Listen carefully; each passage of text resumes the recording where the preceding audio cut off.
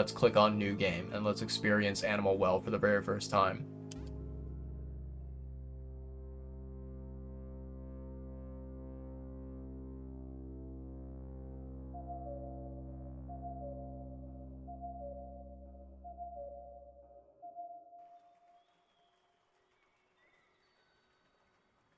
Ooh, okay, okay. Wake up. Interesting. Jump. Okay. Alright, alright.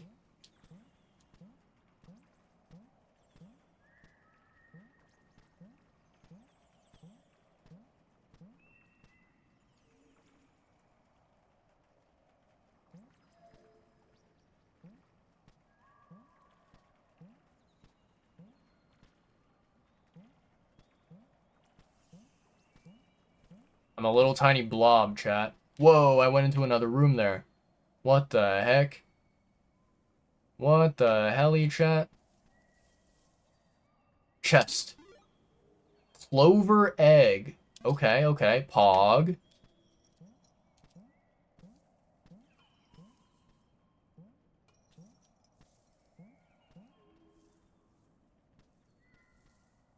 Ooh, what is this?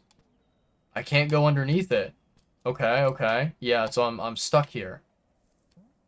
That's a little secret passageway. Oh, the squirrel ran away. We must chase after the squirrel, chat. I love the atmosphere of this place. Let me see here. Options. I'm gonna turn the music volume a little bit up.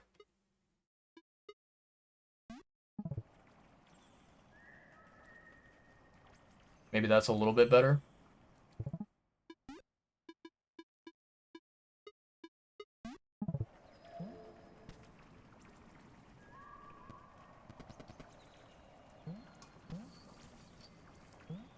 So far, everything feels good, chat. You know, the controls and everything. Oh, interesting. So you can't go into the water. Yeah, so I can't swim, apparently.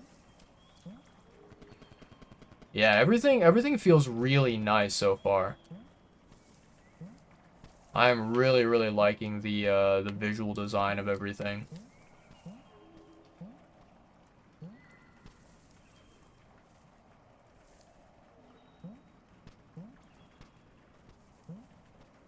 Can I drop down here? Ah, I see. Okay, okay. Dang it. I can't jump over there. Can I get on the ladder and then can I jump? Ooh. Not really. Nope. That was too high. Nope. Can't make it. We're so close. We're like a millimeter away, Chad. But let's go up the ladder.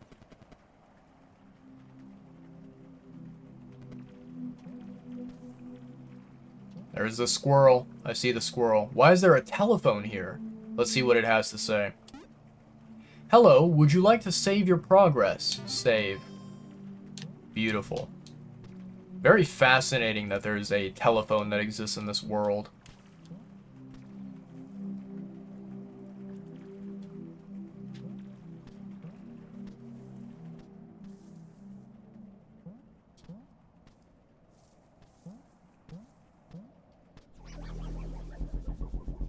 What the heck is that, chat?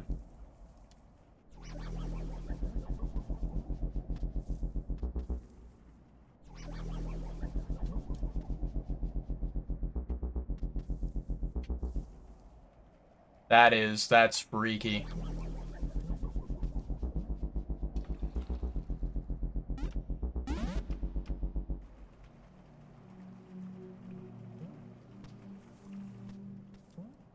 There was something to interact with over there, chat. I don't know what it was. Dang it. Yeah, whatever that creature is, whatever that ghost thing is, it does not allow me to activate that item.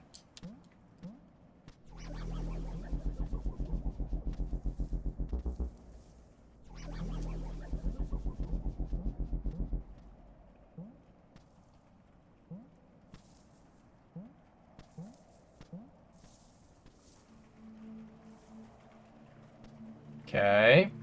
Alright, alright. Ooh, secret passage? Okay, okay. Ooh, wait. What's that, chat? I don't know what I just did, but I did something. Dang it. Frank.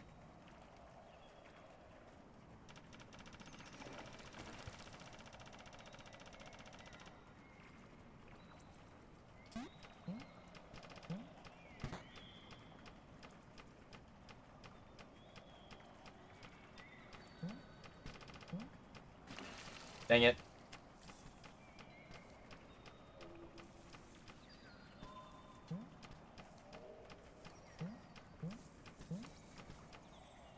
Blocked.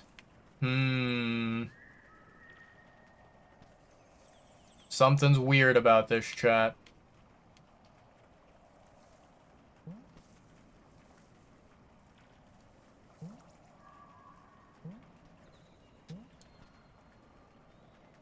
Where the fuck am I? Okay.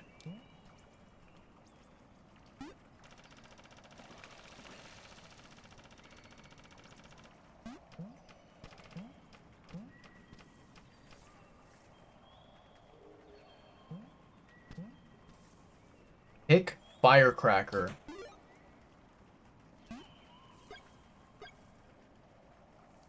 Interesting. So I can hold 3 of them max. There's so many firecrackers. The question is, what do I need these firecrackers for?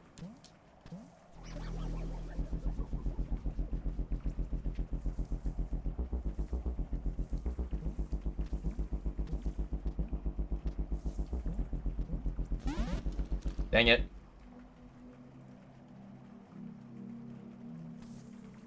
Wait, did I lose all of my firecrackers? No way.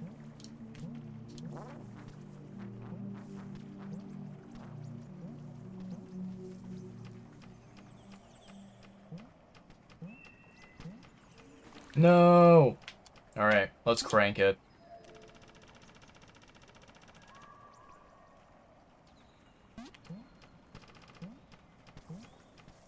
I think I understand now, you know, what is the, what's like the purpose of the firecracker.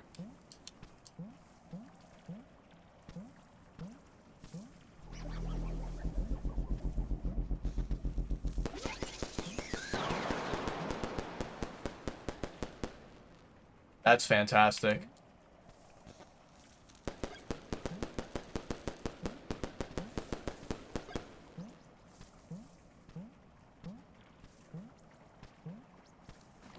Dang it.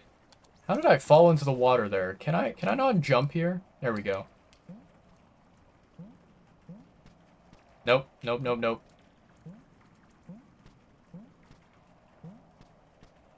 Wait, why am I... Oh, this is frustrating, chat.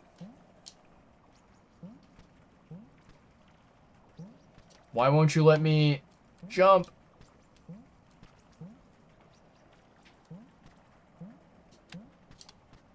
God, that is so frustrating, chat.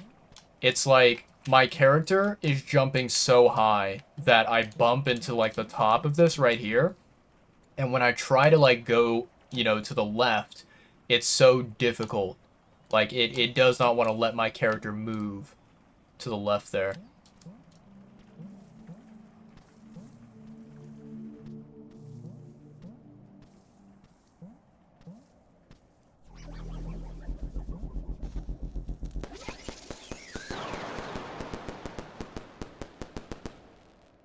Okay.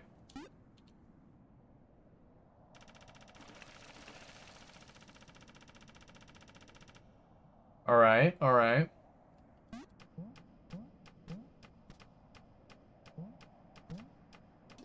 Dang it.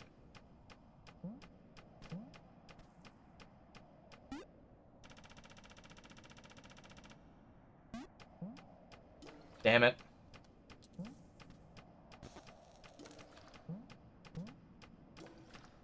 Nah, it's over. Okay.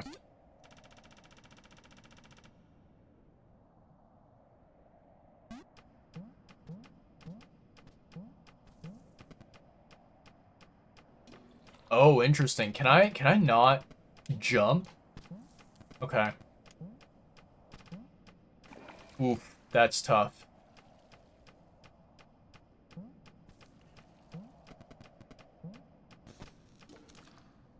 No. I don't think I can reach whatever that is, chat.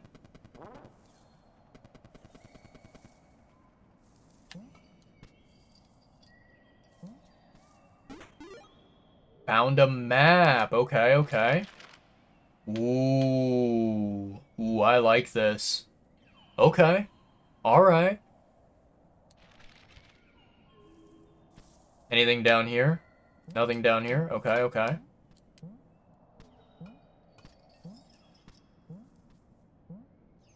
No, let me get up there. There we go.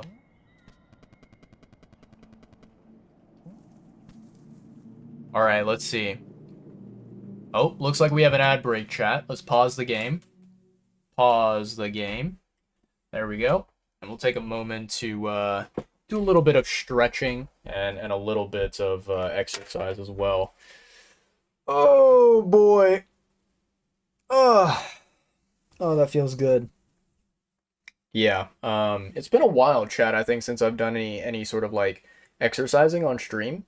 Um, with the last stream that we did was on Monday, the Seamless Co-op stream.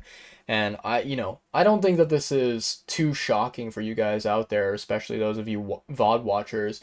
But when I'm doing like a collaboration stream with other people, very likely I am not going to be doing any sort of like exercises whatsoever because I feel like that will just kind of interrupt, the flow of the collaboration stream, and it'll not really be something that works very well when you have other people in the stream that are kind of waiting on you, that are wanting to play the game and do things. So during the Seamless Co-op Elden Ring stream, right, um even though there were ad breaks going on every hour or whatever, I could not, I wasn't gonna tell Drew and Greasy to be like, hey guys, can you stop for 3 whole minutes doing nothing until my ad break is over, right? Like I'm not gonna be doing that to my good friends who are also live streaming on their own and have their own audiences, right? Like I'm not gonna do that to them. All right, 1, 2, 3, 4, 5, and then see here. 1, 2, 3, 4, 5. There we go. Nicely done, chat. Good job. I'm proud of you. Yeah, do a little bit of stretching, do a little bit of hydrating. You guys know the drill. Um, One thing that I did want to share with you guys and talk about. Almost completely forgot about this. So uh, one of my very dear good friends that I love watching their streams, love supporting them. Their name is Quinn, right? They go by Hello Quinn on Twitch. You know, Watching Quinn streams, it definitely sparks a lot of inspiration within me, right? And one of the things that she has inspired me to do, and given me that sort of motivation to look into it, is basically when I watch Quinn streams, I notice that Quinn has a lot of really really amazing comedic sound alerts, that you can redeem with channel points and whatnot. And I've always wanted to do the same thing. I've always wanted to have a lot of cool sound alerts on my stream, but I never really got a chance to set it up. Um, just because I think that it can be a little bit of a time consuming process depending on how many sound alerts that you add.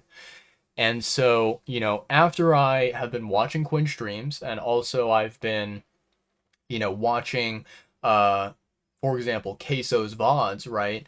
I've become motivated, become energized to sort of add some sound alerts to my stream because I think like right now there are, I want to say 2 or 3 different sound redeems that are available, and I think that giving people more opportunities to redeem sound alerts of different random things would be a lot better.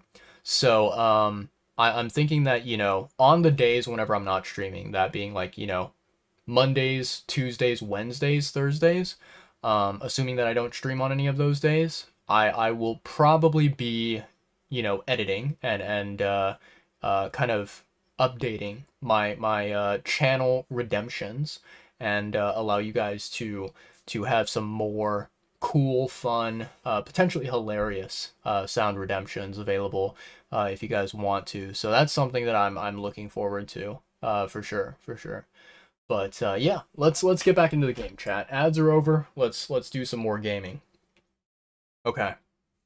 So 12 minutes since the last save. Resume. Okay, so we have a seahorse, we have a cat or a wolf, we have a frog, and we have an ostrich. And then we have 2 squirrels on either side. Okay, okay. Telephone. Save. Beautiful. Okay, so what's over here? I hear a duck.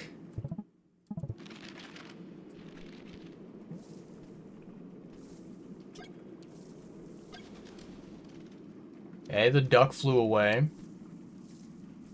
Never mind, the duck's still here.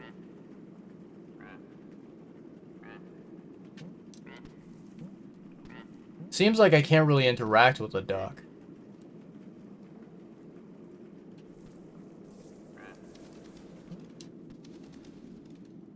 Ooh, okay. There's a puzzle here.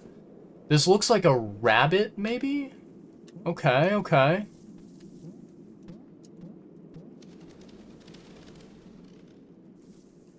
Okay, these are 2 mice, I think, that are facing each other. Okay, okay. This area is blocked. What the hell is this? I'm assuming I'm not allowed to touch any of those things. That would be my guess. Oh boy.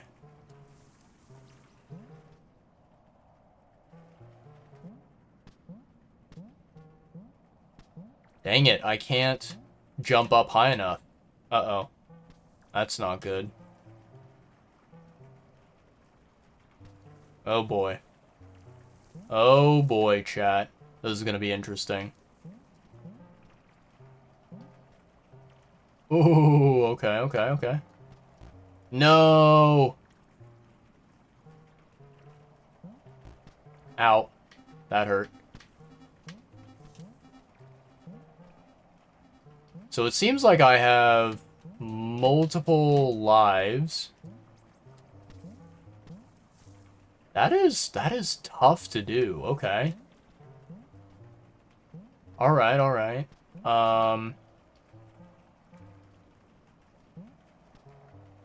Okay, okay, we're safe, chat. We're safe.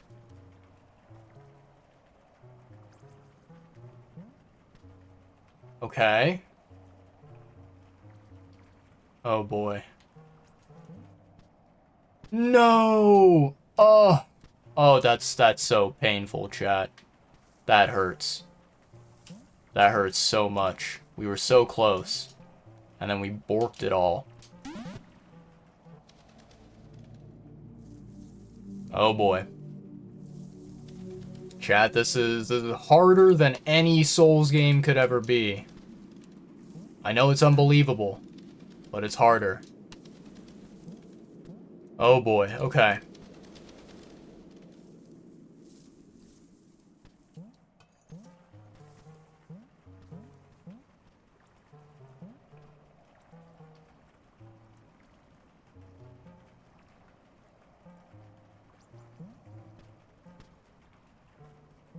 Oh my god.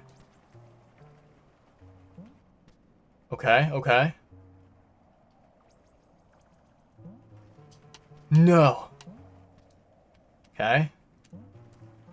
Okay, okay. Let's go. Alright, so now I need to get down from here and hopefully not get hit by anything. Steady, steady. Careful, chat.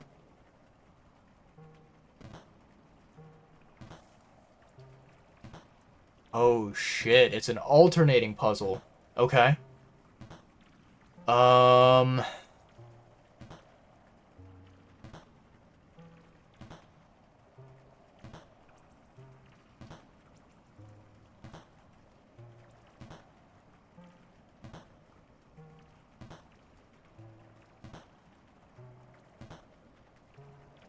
Nope, that didn't work.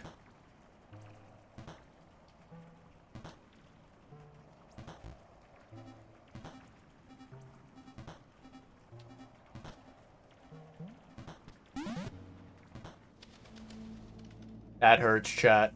That hurts a lot. Okay.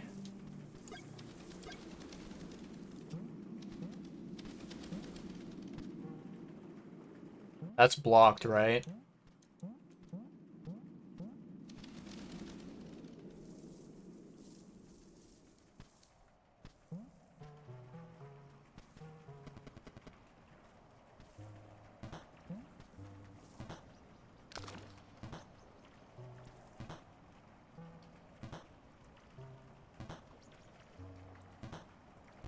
Damn it.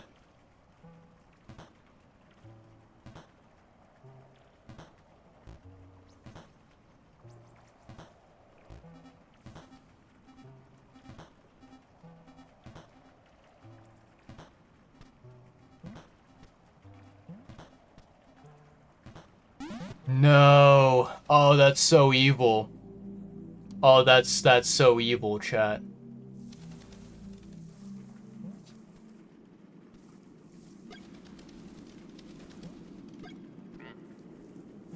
Yeah, I need to basically plan it out to see essentially which blocks I need to land on and what kind of pattern is the correct pattern.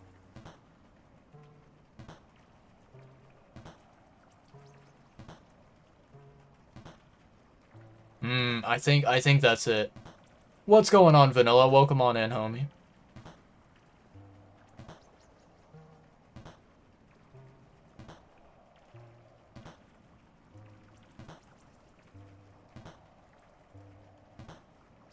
Damn it. Okay, that didn't work.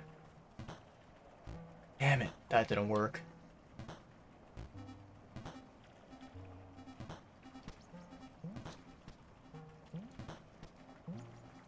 I jumped that too early. Fuck, I got nervous. Okay. Herd Animal Well is a great game. It's promoted by Video Game Donkey. Yeah, so Donkey, if you guys are not familiar with him, he is a very, very, very famous YouTuber. And he, like, basically what happened is he ended up creating his very own company. And his company, they actually publish video games. They help video game developers to publish their own video games. And, you know, I'm assuming that Video Game Donkey's company is probably, you know, as good as, if not better, than some of the other publishers out there. So I think that if a game is published by his company, you can probably rely on it. You can probably, you know, put some trust into the game that it'll be good quality. But yeah, I think Animal Well is the very first game that his company has financially supported and published, you know?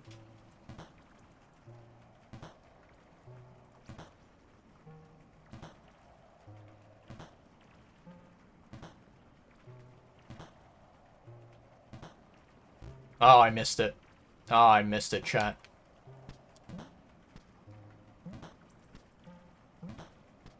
There we go. Okay, we somehow made it.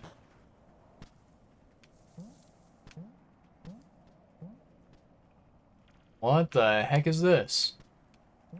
Can I throw a firework?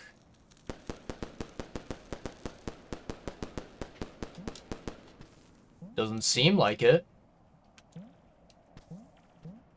Okay. Is there something over here, maybe? Oh, this room is completely dark. Never mind. I don't think I can explore that.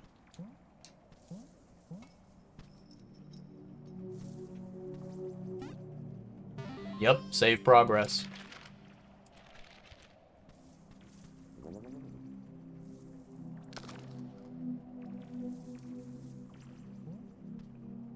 Interesting. So this little critter does not come out to chat with me. Interesting. Okay, okay. Bro went from the top tier League of Legends YouTuber to a top tier gaming YouTuber. Really?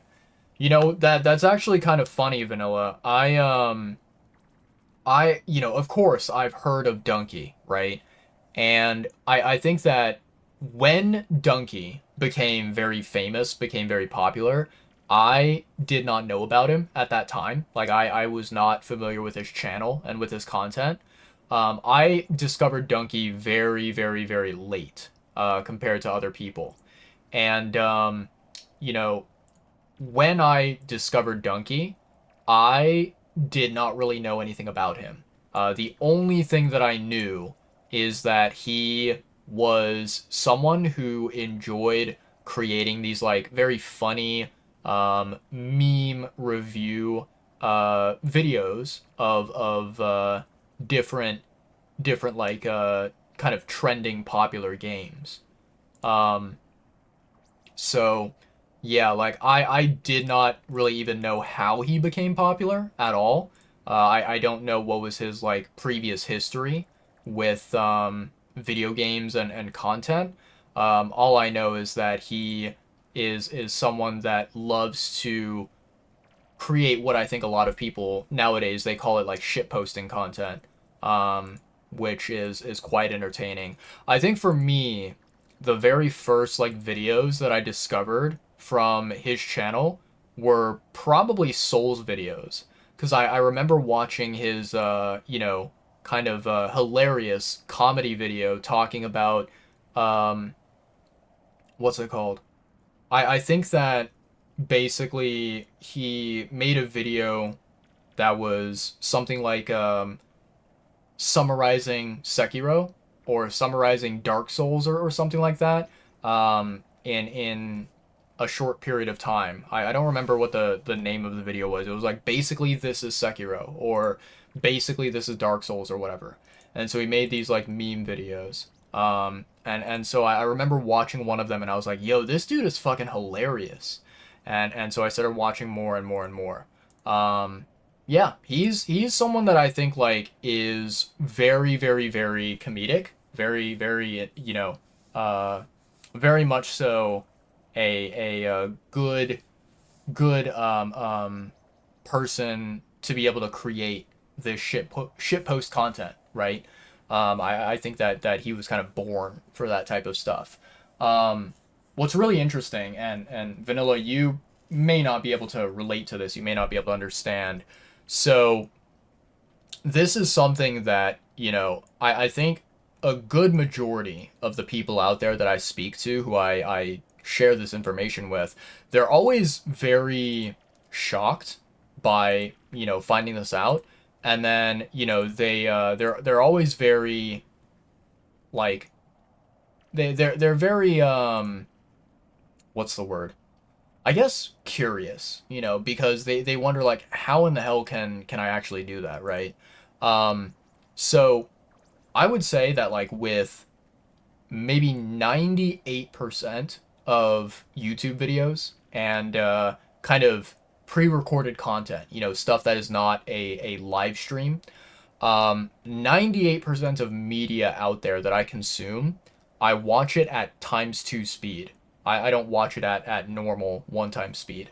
And every time that I tell someone about this, they're like, what the hell? Like, why? You know, isn't it too fast for you to watch things at two times speed? And I always say like, no, it's not. My brain just functions that way, where two times speed is it feels normal to me, it feels natural to me. And so, you know, for example, if we're talking about video game Donkey, right? I really enjoy watching his videos, and I watch them all at 2 times speed.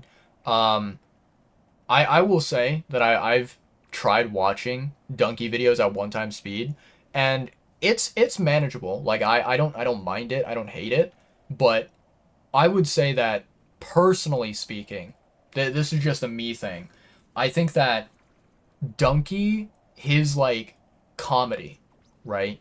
Um, his videos that he uploads to YouTube, this may sound very strange, but I think that his comedy sounds better at 2 times speed compared to 1 time speed.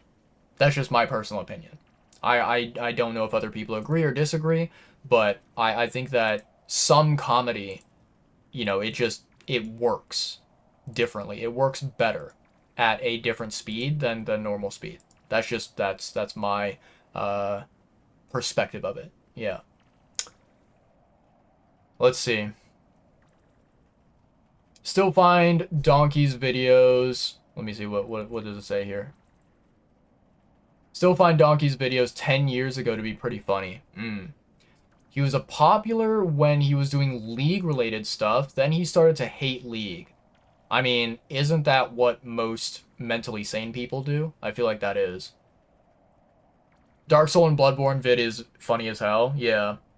Thank you, Dark Souls.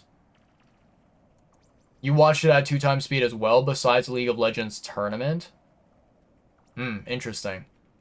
Yeah, I don't know. Like, I personally will never, ever, ever, like, I will never understand League of Legends. I will never understand the appeal of it. I will never understand the mechanics of it. It's just not something, like, I look at League of Legends, and it's kind of like me looking at, a different language, right? Like, fucking Egyptian hieroglyphs, or, looking at Mandarin or Cantonese being written down and trying to understand it. Like, none of it makes sense to me, and also none of it looks very appealing.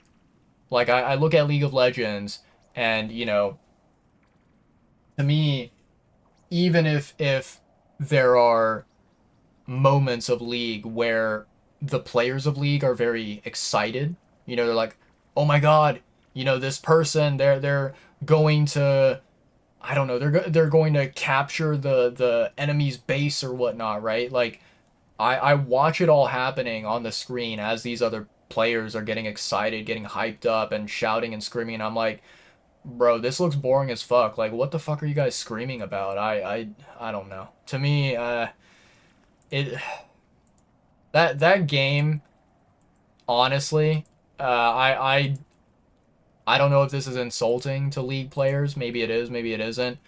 League looks like a game that was intended for young kids, like teenagers or whatever, to enjoy. But then for some reason, a bunch of like 30 and 40-year-old adult men were like, "Nah, you know what? I'm going to learn this children's game and I'm going to make it super competitive and I'm going to scream and shout at this children's game because of how cool that it's going to be." And then like me as an outsider, I look at it and I'm like, you guys are weird. I don't know. League is just, I don't know. It's so dumb. I don't know. I will never ever ever get into League of Legends as an experience. 2 times speed Donkey turns into Looney Tunes. Kind of. Yeah. Yeah, that's a good way to describe it. Kind of. I agree with that. Don't even play League nowadays. That's good. That's good. Yeah, like sometimes, so I have a group of IRL friends of mine, and several of them, like, I think several of them do play League, but I think that, like, maybe the ones that play League, they only play, like, TFT or something like that. I don't really ask them about it, I don't really keep up to date with it, but, like, every once in a while, I'll give you a very easy example. So we have, me and my friends, we have a group chat. And recently, there was, I think there was like a brand new League of Legends merchandise that was released by Riot Games or something like that. And when that merchandise dropped, my friends in the chat group, they were like, guys, check it out, the merch dropped. You can go to this website to try and get your hands on it. And I think there was like some kind of a wait list or something for the merch. And they were all like, several of my friends were all excited. They were like, hell yeah, I'm gonna try to get myself, one of the league items or whatever. And I was just sitting back and I was like, what the fuck is this shit that you guys are spending money on? But yeah, I don't know. To me, I will never ever ever be a league person. It's just not something built for me. But yeah. 95% of league community will tell you to step away from the game. They all agree it sucks ass. Yeah. Yeah. Yeah, it's very very interesting. I think League is the number one video game to ever exist in the world where basically the amount of people that fucking hate the game, it's like the amount of people that fucking hate the game as well as simultaneously play the game and invest their time and potentially their money into it, it's like the highest, right? There's no other game where like, the people that fucking despise the game would go and still invest their precious time and money into playing it. Typically with video games, it's like, yeah, this game fucking sucks. You walk away, you go and play something different. With League, I just feel like it's something so extremely bizarre that like, yeah, people who play League and who suffer them, you know, what's it called? You suffer through League and then you're like, man, I keep losing match after match after match. This RNG is brutal. It sucks. And then you're like, you know what? I want to continue this experience. Like those people that opt to do that, I think that they've got something wrong in their head. I don't know. Maybe they're a severe insane masochist and they love to hurt themselves. I don't know. But yeah. Since your elementary school friends play, hmm. It was a way to maintain friendships back in the day. That's crazy. Yeah. Yeah, I don't know. Like, I'm trying to remember, back when I was a kid, like in elementary school and middle school and whatever.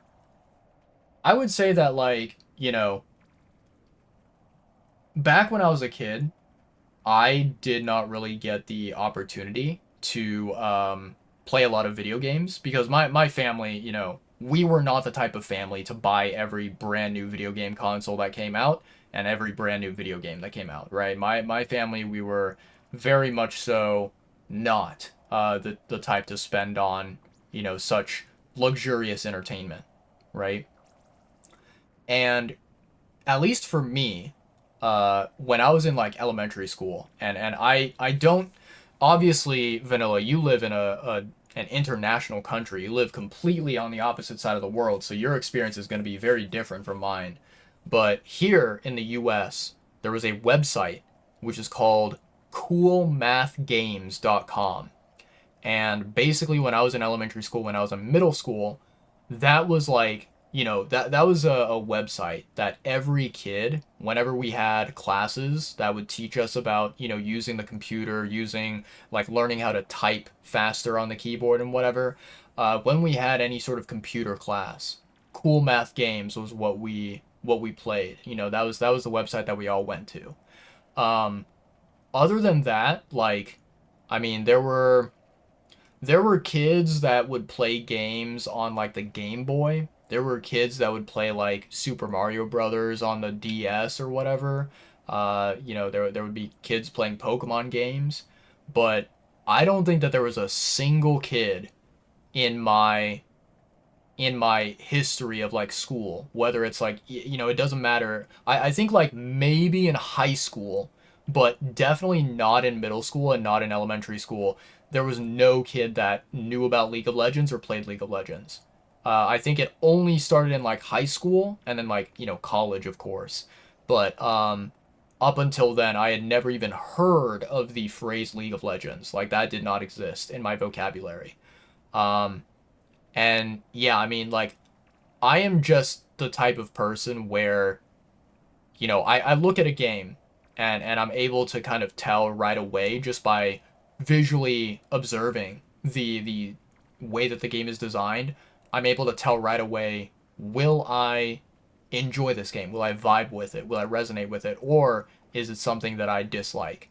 And I think, one of the biggest things, about League of Legends that made me be like, this looks fucking stupid, is this idea where it's like, okay, in League of Legends, in order to move your character around, right, you have to take your mouse and you have to move it to a certain point on the map, and you have to click that spot on the map. And not only do you have to just click it once, no, you have to keep clicking your mouse 20,000 times until your character fucking walks over to that spot and finally, does whatever action that you're trying to do. Like, this whole idea of point and click where your character needs to go, rather than using like an arrow pad or even using like a controller to move your character around, like using a joystick.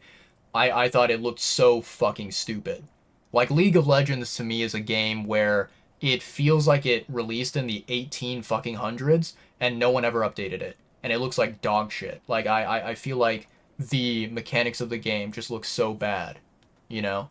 Um, I'm not talking about the visuals, right? I'm not talking about the design of the characters or anything like that. It's just when you step away and you look at League of Legends, you look at the way that you have to move around the map, the way that the map looks, and the way that you control your characters and everything. It just looks so fucking antiquated, so outdated. Because I mean, you look nowadays, we have games that are first person shooters. We have third person shooters as well. We have games that look very hyper realistic, very relatable.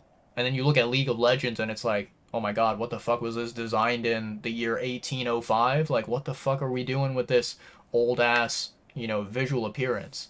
Um, it just, yeah, it I don't know. To me, I looked at that design and I was like, holy fuck, this looks horrible. I don't think I would ever get used to it. You only realized you were so blessed when you grew up, but your parents had Nintendo Wii and Nintendo DSi when you were a kid. However, you chose League instead of Nintendo games because of friends. Hmm. Yeah, yeah, I don't know. Like, I think this is something that I am very fortunate, very lucky about, where, you know, when I grew up,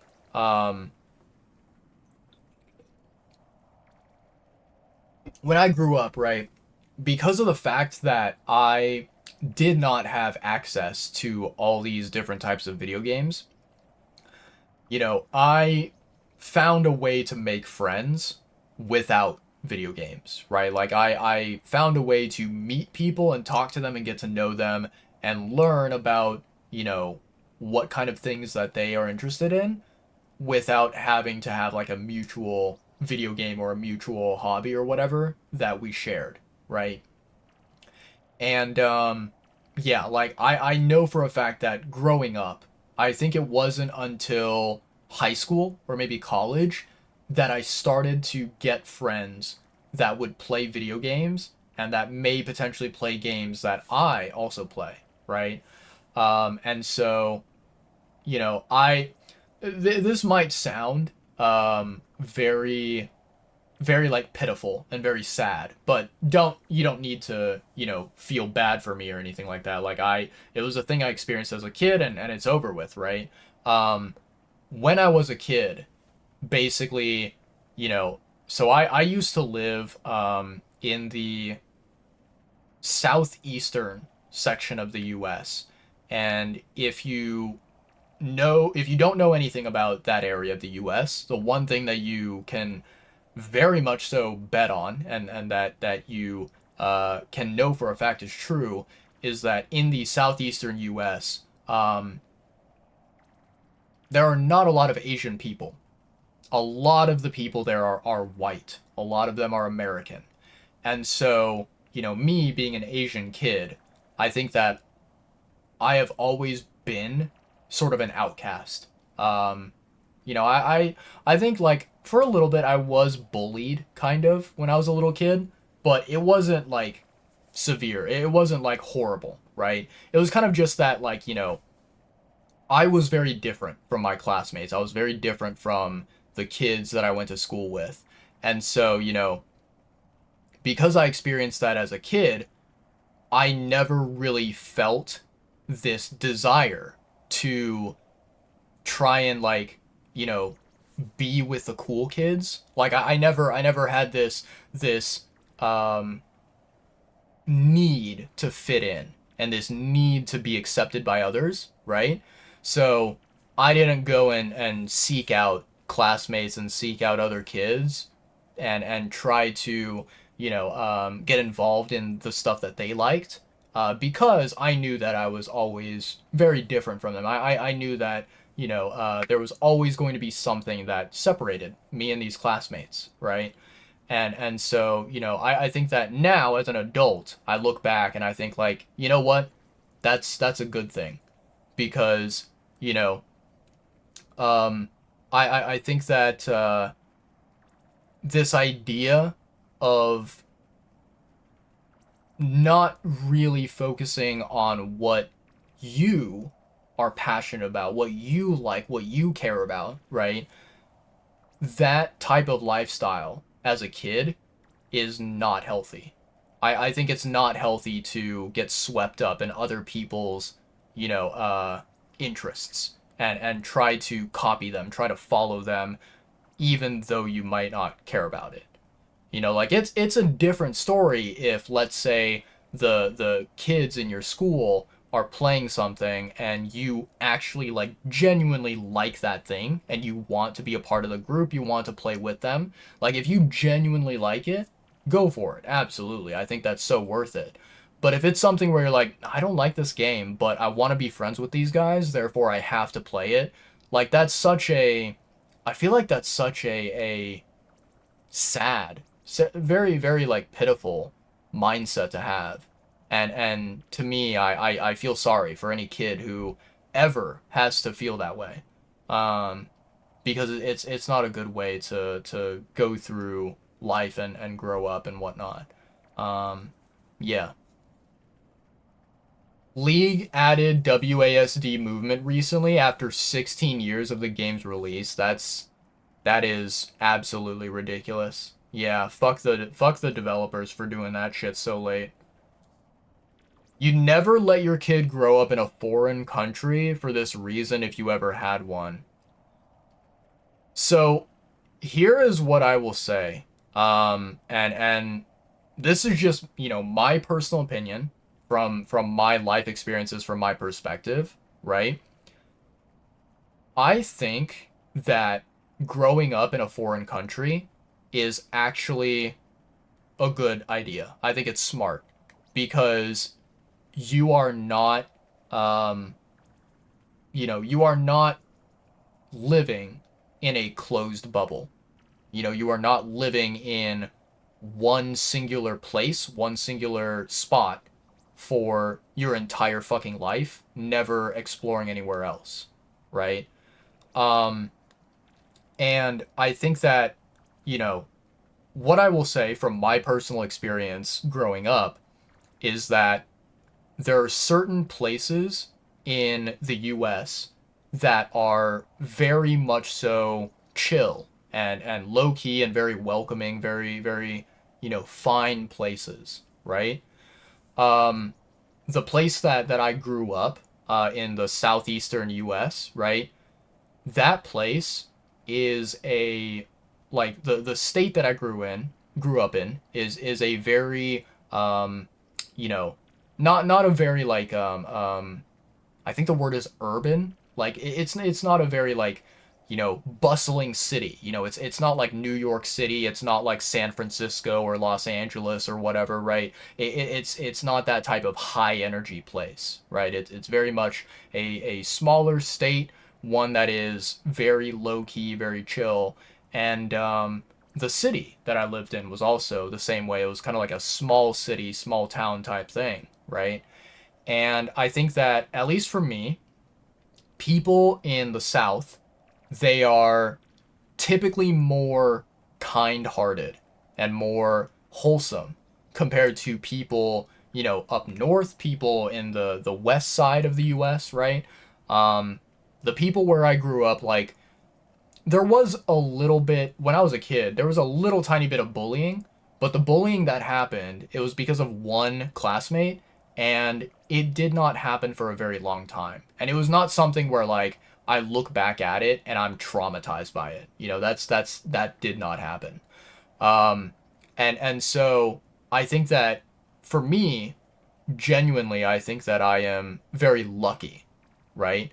Um, I'm very lucky to be able to have grown up in that place and not have experienced a horrible childhood, right? I think that if I had grown up in like Los Angeles, if I had grown up in New York or some other major like big city, big state area, it would have been a different story. And I will say that, even if you do kind of raise a child in a foreign country, there are ways that you can raise a child successfully and protect them.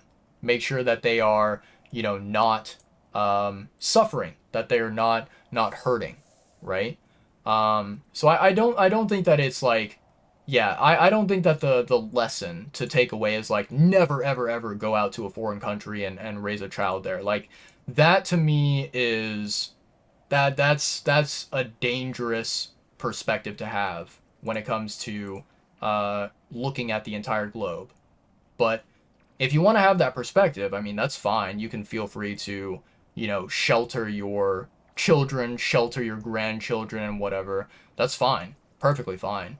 It's just that, like, you are you are limiting your scope of life. You are limiting your life experiences if you think that way. That's just my take on it. What's going on, Press? Welcome on in, homie. Hope you're doing well. I saw you were streaming earlier and you were, again, opening up card packs. Yeah, I hope you had a good stream and got some good cards from what you opened up. Grew up in a city, now you can't live in a non-urban area anymore. Whenever you choose places to do internship, it's always something like Tokyo or Hong Kong. That's kind of interesting. That's kind of interesting. I think that, like, I mean, it's understandable. I don't think that it's shocking at all. But I think that it is a little bit sad because, at least to me, right? So, to give a little bit of background, history lesson, right? When I lived in the southeastern U.S., I used to live in the city that is actually the hometown, like the original founding city of a particular store, a particular retailer by the name of Walmart. So if you know about Walmart, if you're familiar with that retailer, I used to live in the hometown of Walmart, where it was born, where it was created. Um, the area that I lived, like, it was not a big city, it was not a big state, but comparative to, like, other cities that were surrounding my area, I think that it was slightly bigger. And, right now, I live in the Pacific Northwest of the US. I live essentially nearby the city of Seattle in Washington State. And I'm pretty sure that a lot of people out there have at least heard of Seattle. It's a pretty major city, a pretty major area in this part of the United States. So I'm very, very, very familiar with big cities. I've spent many years living in these areas. And I've also spent, a good part of my life living in a smaller city, in a smaller state. Um, I think for me, I could live anywhere. I could live in a big city. I could live in the countryside if I wanted to. And I think that I would be able to find happiness no matter what.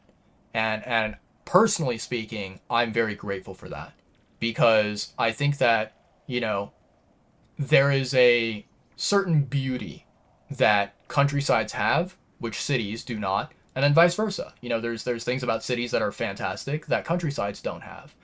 And the idea of experiencing life and then being like, oh man, I can never go back to, you know, I can never go back to experiencing this type of lifestyle or that type of lifestyle. I feel like, you know, it's very natural for it to happen with human beings, but it is also a little bit sad.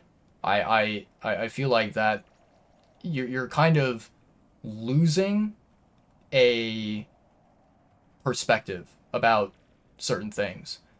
And, you know, it's fine not to have certain perspectives. It's fine to live a life where you prefer certain things, but when you kind of limit yourself in that way by saying like, oh man, I can only live a certain lifestyle and I can't go back to something different because something different is problematic and it's you know something that I cannot tolerate, right? That there's a part of it where it's like, man, the certain experiences that you're missing out in life, it's a little bit sad. It's a little bit unfortunate. Um, yeah, that's at least from my perspective. But yeah. Let's see. Used to actually like League when the player base wasn't so toxic and try hard. Funny thing is, I do not know. I do not know if I've ever heard anyone say that League is not toxic or League is not sweaty. I think that the entire time that I've known about the existence of League, everyone has always thought that it's extremely toxic and extremely try hard. But that's an outsider's knowledge of the game. Went to rural areas in Indonesia and India before for conferences. You couldn't survive with an area without metro system and safe traffic. Hmm. Hmm.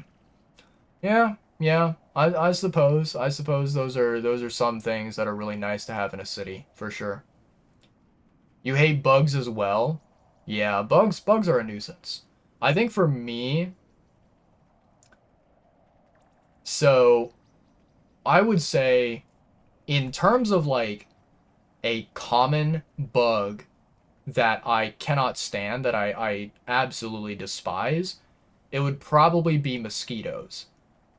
Other than mosquitoes, the only like creatures that I really, really, really hate would probably be, you know, insects like spiders or, you know, hornets, wasps, um, you know, just basically insects and bugs that are not normally around very often, very commonly, right? Commonly found in the the typical like household or backyard, right?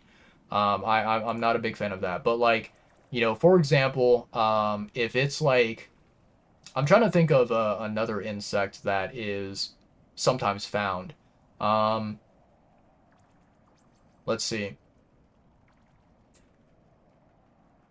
Like, for example, regular houseflies. You know, houseflies that kind of basically they tend to chase after food and tend to go after things that smell good, right? Typical house flies like fruit flies and whatever. I don't mind them. Like I dislike them, but I'm not someone who hates them. I'm not someone who fears them or anything. Um, what else is there? Cockroaches are not preferable. I don't like cockroaches that much. And I think the main reason why I'm not a big fan of cockroaches is simply just because they are very difficult to kill. Very difficult to kill. But I know that they are pretty much harmless. Like they can't bite you, they can't sting you or anything like that. And inflict like serious pain. So when I see a cockroach, it's kind of like, ah, man, how the heck am I going to deal with this thing? You know, do I try and capture it and let it go outside? Do I, do I grab a vacuum and try to suck it up? But I don't know. I don't hate cockroaches. I would say compared to other bugs in the game. You almost died 3 times in Indonesia within 4 days. Hmm. Very interesting. Yeah. I don't know. Indonesia sounds like a very fascinating place to experience. I think that it's probably similar to Malaysia, with at least my experiences. But yeah, I wonder if I'll ever get an opportunity to go there in my life. I'm not sure. You're a person that will scream when you see a cockroach and will throw the thing away if it ever gets touched by a cockroach. Hmm. Yeah, I mean, it depends on what the item is. Like, if the item, for example, is not food related, you know, if it's just like an everyday object, for example, like, let's say a cup, right? If it's a cup that gets touched by a cockroach, I'll just, wash the cup with soap and water, and I'll be good to go. But if it's like food, absolutely, yeah, no, I'm throwing that shit away, without a doubt. Press said, I'll see if I can go shopping tomorrow.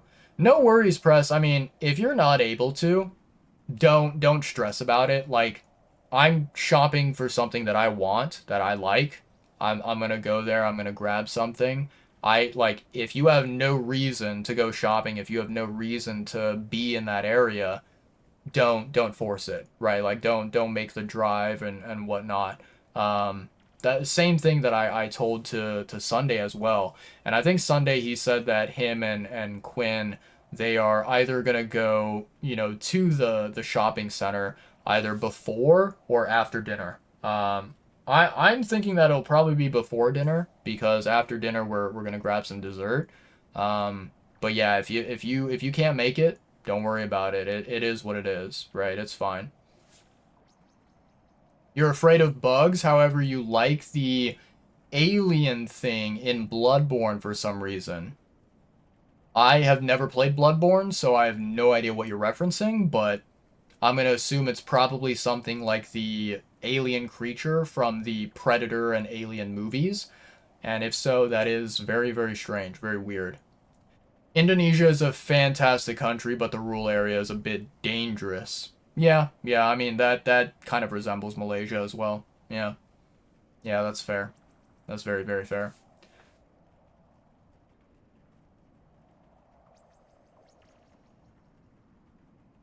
There we go. Bloodborne enemies like Metyr in Shadow of the Erdtree.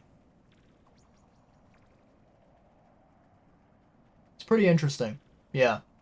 I think Metyr in Elden Ring is one of a kind. I don't think, well, other than other than Elden Beast, I don't think that there is any other enemy, any other boss that kind of resembles Metyr. So yeah, that's fascinating. Um, but yeah,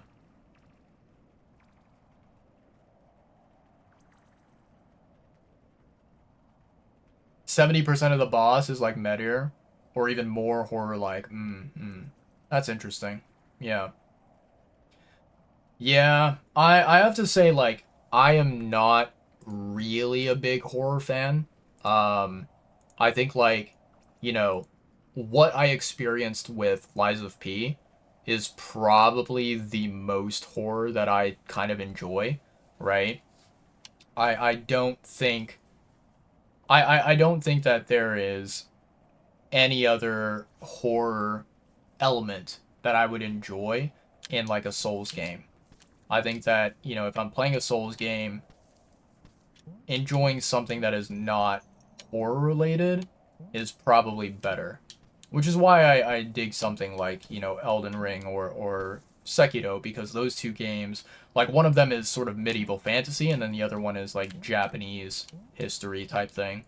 Um, but yeah, I don't know. I mean, Bloodborne looks cool. I don't think that it looks terrible or anything like that, but yeah. Okay, so I can't go down from here. Okay, interesting. The headless in Sekiro scared your ass, though? Really? Really? I don't think I was scared by a single thing in Sekiro. I don't think so. I think, like, you know, things in Sekiro, they looked, very, very, you know, interesting, um, in my opinion. But I don't think there was a single thing that I was, you know, actually legitimately freaked out by. Okay, so I can't light that candle. That's fascinating. What the hell is this, chat?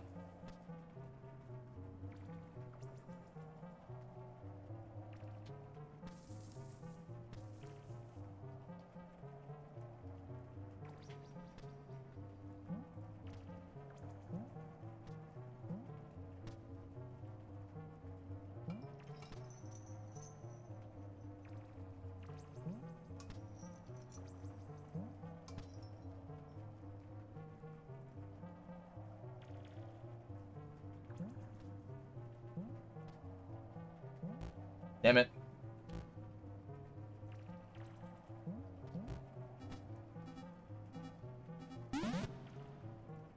I hate that. I hate that. We're doing so well, chat. So well. Let's retry that. Let's do that again.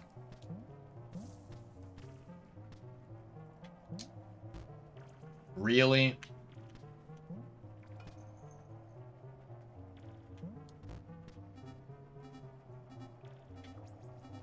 How am I already losing a life? Or already on, like, 1 HP?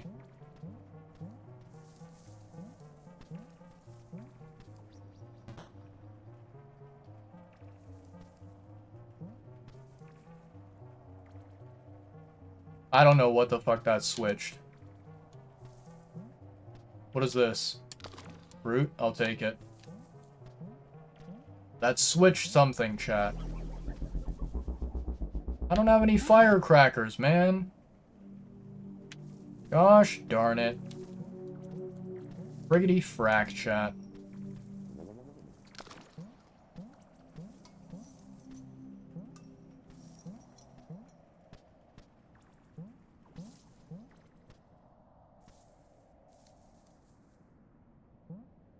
Yeah, I need some firecrackers. Nope.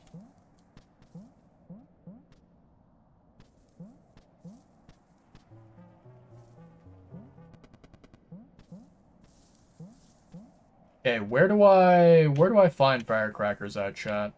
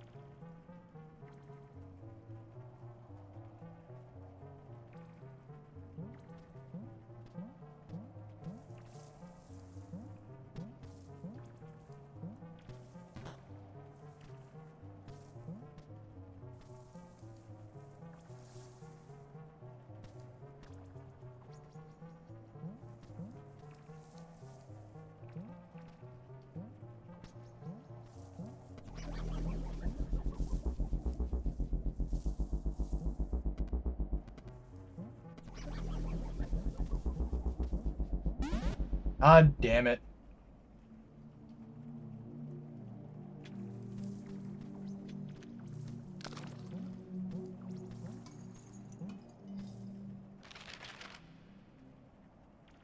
This is bad, chat. I think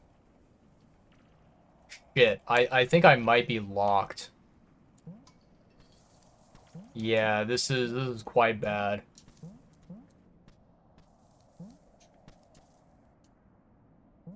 It's too dark to see the map.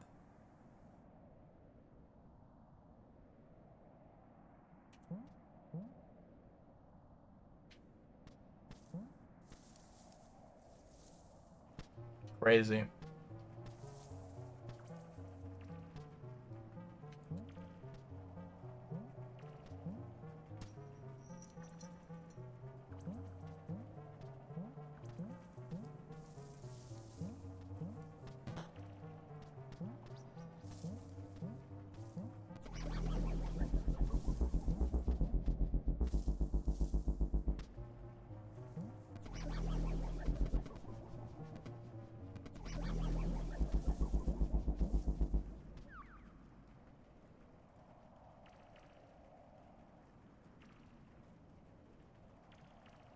Oh god. Okay, let me pause the game chat. We have ads going on right now. Oof. Yeah. I am not really sure what direction I'm supposed to be going in and what you know, what areas I should be visiting in the game right now. But I mean, so far the vibe of the game is really dope. The game is really cute. Yeah, yeah, I like the visual design of it. It looks very very much, you know, reminiscent of the kind of pixel era of video games. And I really like that.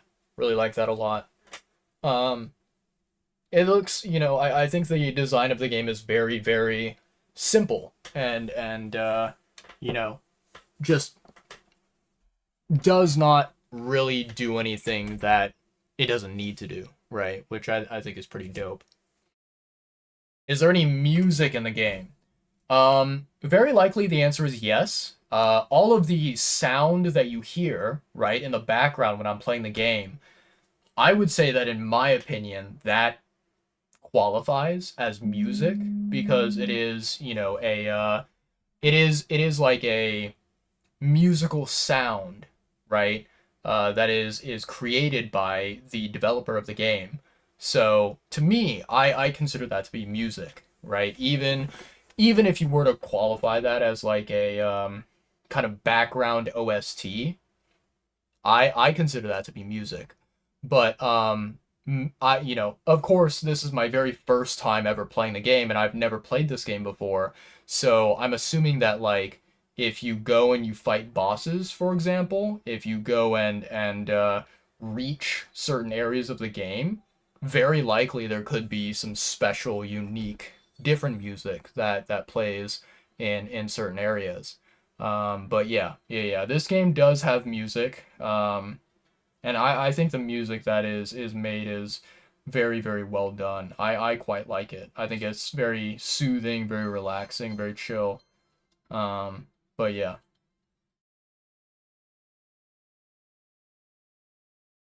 All right, chat. Right now I'm kind of opening up the um what's it called? Opening up the good old Pokemon packs in the TCG app right now. Let me see.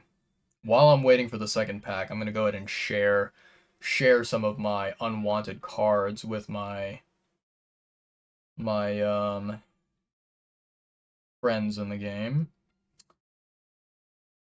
Missing one card. Rotom Dex. Interesting. Do I ever use that card? I wonder. Look at the top card of your deck, then you may shuffle your deck. I don't know if I use this card. Probably don't. What is he missing here? Couple of cards. Okay, okay. Um. Ooh, I only have one copy of that. I can't give him that. Charmander? Or Chimchar, sorry. Chimchar. Different fire Pokemon. Can give him that. Darumaku. What do I want to give you? Let's see. I'll give you... Oh, wow, getting low on that. Typically what I tend to do, chat, is I look for cards that I have 3 or more copies of, and I just give away those ones. One of the things that they did in the TCG app, which I personally don't like this, like I understand why they implemented it, but I don't like it, is they made it to where when you... So in the game, right, when you're doing like combat, when you're doing a Pokemon battle with another player, with the AI or whatever, um, you can have these special effects that you know, kind of they visually, I don't know, they like, to put it very simply, this is a dumb explanation, but they make your card look prettier. They make it look special, you know, by adding some kind of visual cosmetic effects to it, right? And I don't remember what the specific name for it is, but it's just like, yeah, something very dumb that they add to the card when you're in combat. So in the past, right, the way that it used to work is, in order to unlock those special effects on your cards when you're in combat, you have to basically take duplicate copies of your card, and you'd have to merge them together. So if you have like extra copies of a card, it would take 2 or 3 of those copies, merge them together, and then you would get the special effect. And it would also cost, I think, like a little bit of stardust or some other material or whatever it's called. Um, Now they've changed that system to where you no longer need to merge any of your cards. You can just like spend Stardust or Sparkle Dust or whatever in order to get the effect. I understand why they did that. Like, I can see the logic behind it, but also what that did is it made it so stupid, because now, like, in the app, right? There are some cards that I have like fucking 8 or 9 copies of, and I don't need 8 or 9 copies because you only need 2. You can only have a max of 2 copies of a card in each deck. So why the fuck do I need more than 2? So it's like, now these cards that I have 8 or 9 copies of, I can't get rid of it because, you know, no one else wants these cards. These cards are common cards, very like low rarity, low quality. No one wants them. So now I'm stuck with those cards. I can't get rid of them. I have extra copies that are sitting around doing nothing. So I don't like this change. I don't like this system that they implemented with the, you know, visual cosmetic effects. I think that they should have kept it the same as it was before and not changed a damn thing. But I don't know. Maybe some players out there were complaining, saying like, "Oh, I want these special visual effects. I want my cards to look pretty when I'm battling." And so they changed it to where like now you don't have to spend any copies in order to, you know, gain an effect or whatever. And yeah, I mean, I guess if that's what the players want, then sure, give the players what they want. But it just, now it's so fucking stupid to me. I don't understand what I'm supposed to do with like 10 copies of a common dumbass card that I don't care about. Um, but anyways, yeah. Like, what they could have done that may have been a better solution is they could have simply just made it to where, like, if you get, like, let's say that you open up a card pack, right? If you have um more than 2 copies of that card already, you are not able to pull it in a card pack from now on. Like, it's excluded from the pool of cards that you can open up a card pack and pull out, right? They could have done that, but I'm assuming that they didn't want to because it would make it easier for people to fill up their Pokedex, and that would be another problem for them to fix. But it's just like, I don't know. The old system that they had was working fine. There was no problem with that old system. They just decided to change it because potentially one or more people were complaining, and in my opinion, they made the system worse than it was previously. Um, let's see. What's a new card? Stage one. Stage one. I'm gonna give them this card because I don't think I'm gonna be using this card much. And even if I'm still pulling the Mega Evolution pack, so I might potentially get another copy of this card later on. It's fine. I have 2 copies. What do I want to give you? A series. What are you missing from Space Time? Oh, I only have 1 copy of that card. Never mind. Uh, could give something from there. Wisdom. Secluded, I don't have that one. I only have 2. Okay, okay. Let me go back to here. What are you missing? Magikarp, I don't want to give that away, because that evolves into Gyarados. Fuck is a Lombre? Wait. Wailmer is a basic card, but it costs 3 fucking energy to use its move. What the fuck? Nah, I would never play a card like that. Nah, no thank you. Yeah, I'll give you Wailmer, sure. We still have like I think there's like 10 different people on my list that I need to give cards to. Holy shit, 9 cards of Pidgey. Yeah, take one of them. Get rid of Pidgey. Fuck that card. Why the fuck do I need 9 copies of a stupid ass bird? What are you missing? Some cards from there. I only have 1 Glaceon. I can't give that to you. Nope, not that one. That one's an EX. I'm not giving away that. There we go. That's a 3. Brionne. Yeah, I'll give you an extra copy of Brionne that I don't need. You pretty easy, I think, because you have not a lot of cards unlocked. Let's see. All of these I have only 2 copies of. Nope, not secluded. All of these are EX cards. Ooh, okay. Let me give this person something from here, maybe? What do you not have? Dubwool. Sure, I'll give this one away. It's a stage 1 and it has 3 cost attack. Eh, don't really care. What do you not have? Full. Ooh, okay. I'll give you Manaphy. I have 3 copies of that card. Get rid of that. Thank you. Let's see. Nope.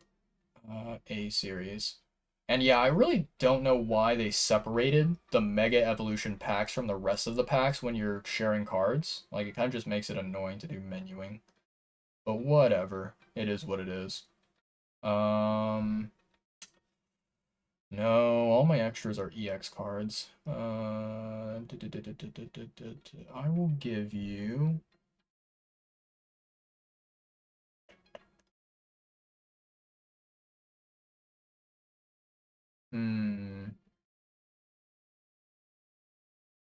What is... This one's Duskull.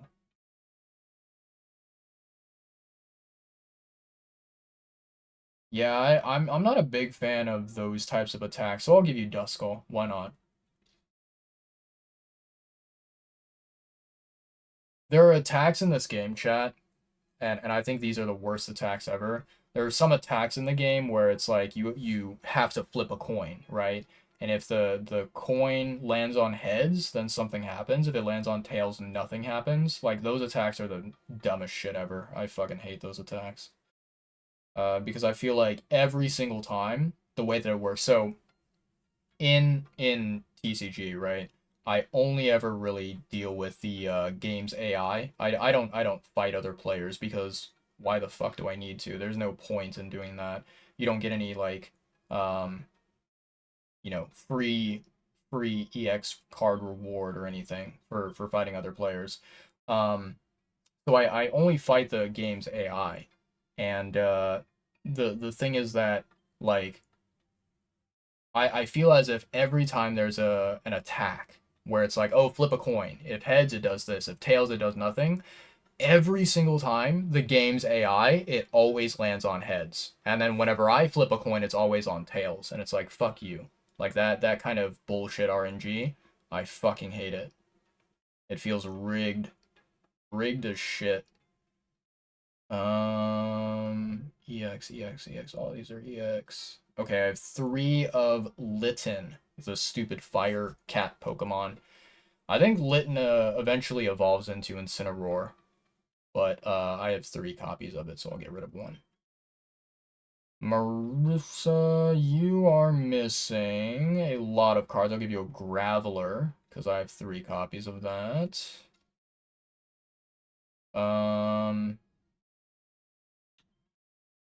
See, what are you missing? Probably not really anything I can easily give away, right? I might just give you a Dragonite, because that's also another thing, chat. There are some Pokemon that exist where in order to use their attack, you need multiple of different like types of energy, like 1 fire, 1 water, 1 electric or whatever, right? Those Pokemon are absolutely garbage in my fucking opinion, because you like I personally, this is just my opinion, I will never ever ever use a deck of Pokemon that has multiple types of Pokemon and multiple types of energy that I can attach to them. Because, to give an example, right? Let's say that you have a deck that has multiple types of Pokemon: fire, water, electric, metal, psychic, whatever, right? And so your deck has multiple energies that it can give out to you each turn.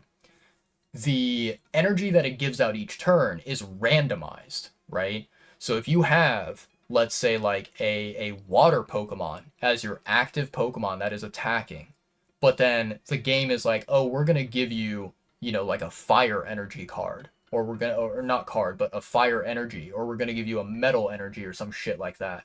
It's like, okay, well, then I can't attack. I need a water energy to use a fucking water attack. So, like, why would you ever create a deck like that? It's so dog shit. I don't know. The concept of that is dumb. Let me see here.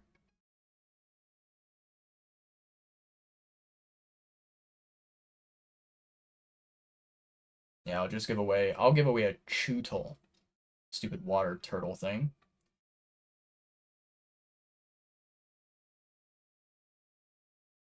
What do you need?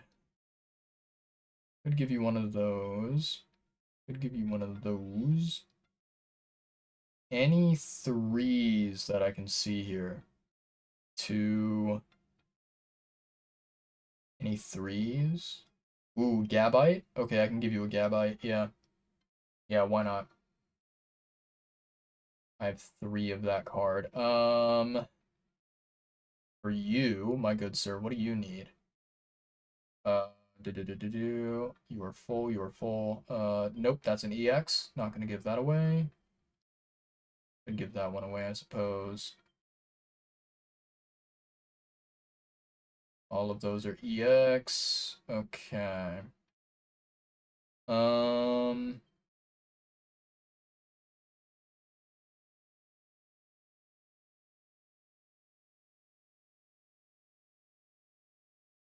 Sure. I'll give you a Sableye or Sableye. I don't know how the heck you pronounce it. Some weird psychic Pokemon. What about you? Anything unfilled here? I will give you a Ghastly, because I have 3 of those, and I don't fucking care about this Pokemon. Okay. You. Ooh, yes, get rid of this. Linoone. This Linoone Pokemon, I think it's literally just like a fucking ferret. I have like 5 copies of that card, so yeah, let me get rid of one of those. What do you want? Ooh, you can have a Doduo, which I have or 4 copies of that card. Fuck that. Don't need that. I think I remember last time you already had like everything unlocked. Yeah. Let's see here. I will give you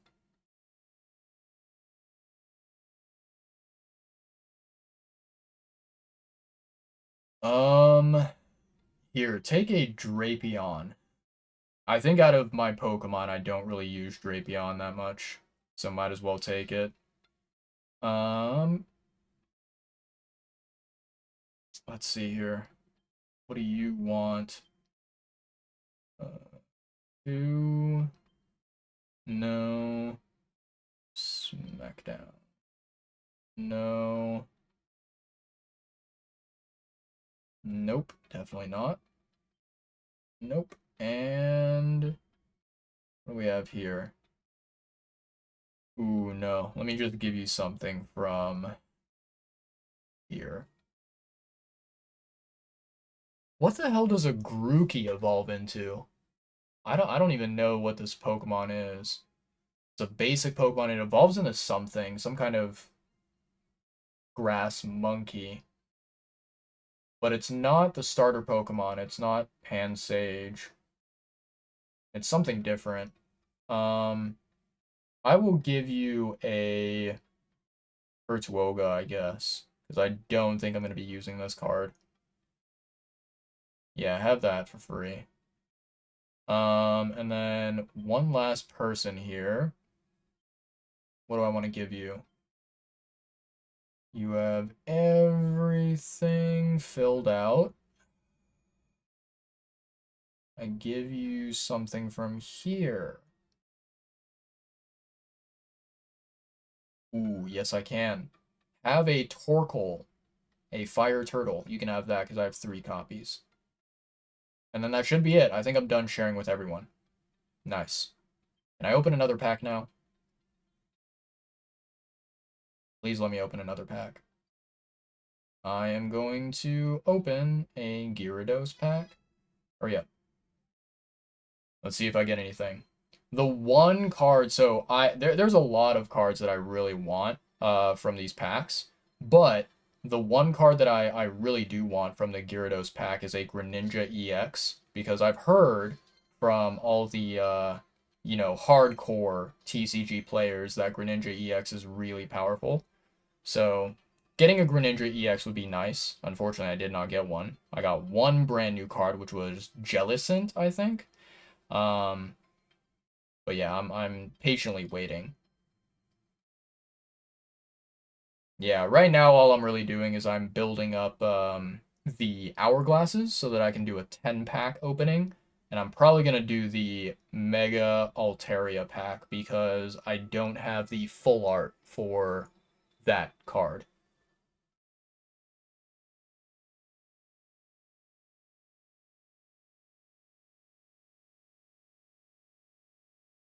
Okay, cool. I'm closing the app. I'm donezo. I'm out of there. Sorry, chat. Let's see here. Press typed a couple of things. What do you say, Press? Let me see here. What cards do I need? That's a great question. There's a lot of cards that I need, Press. I would say, this is just me personally.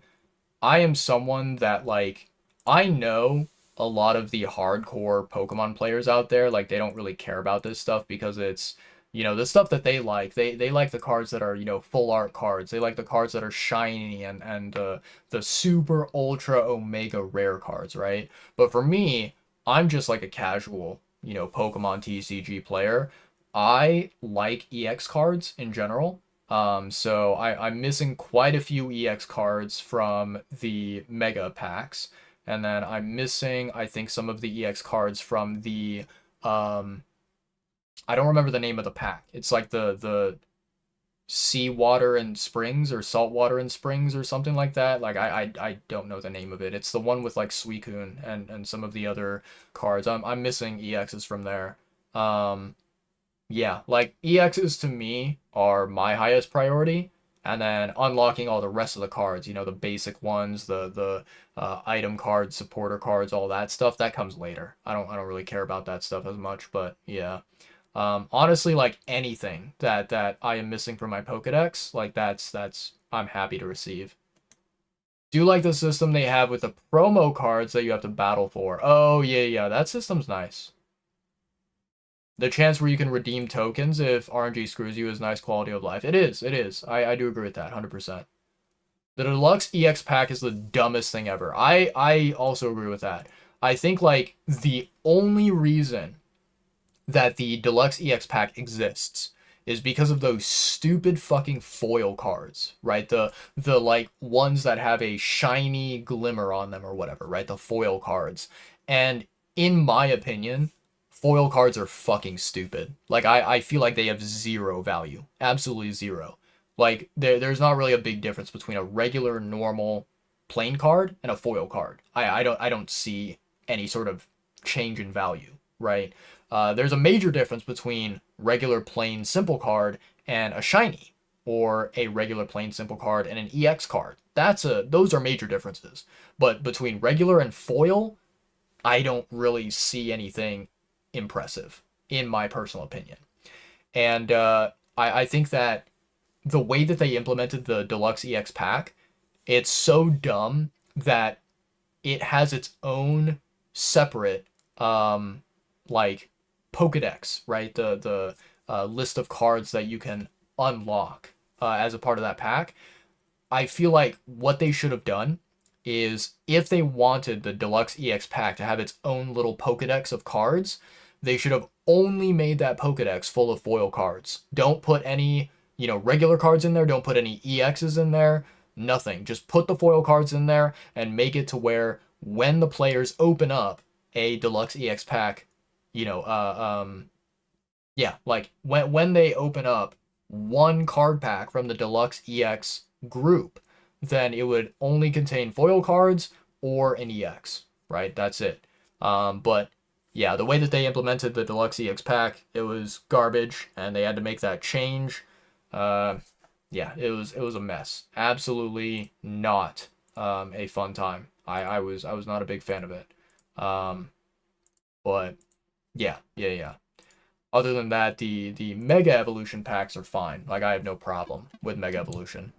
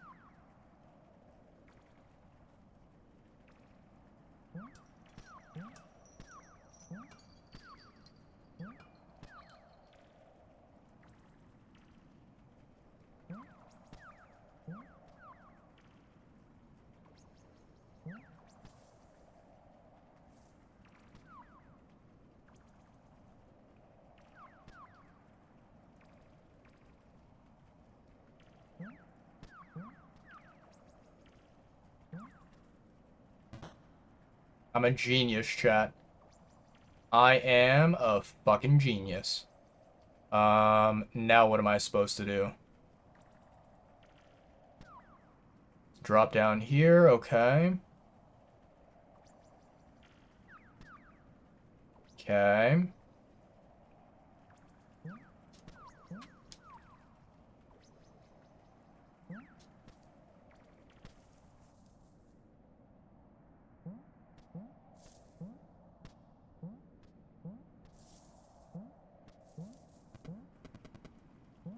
Okay, okay, new room, chat, new room.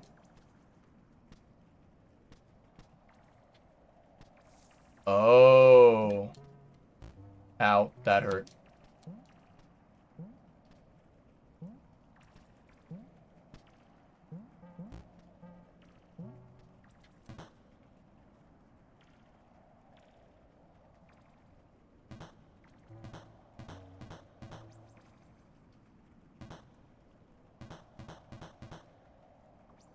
I am not sure what this does, chat.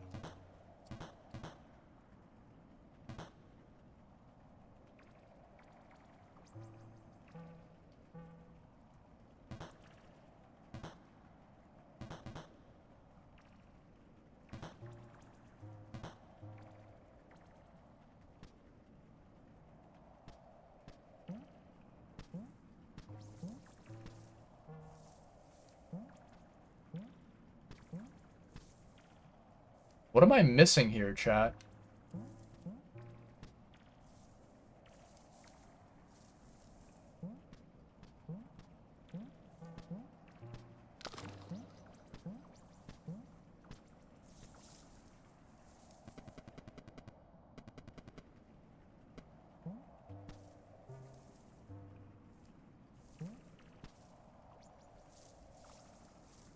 I think we're in trouble.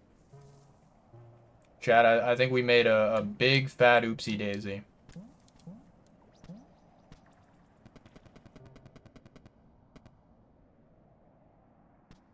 Maybe we did, maybe we didn't. Hold on. What's over here? Oh shit.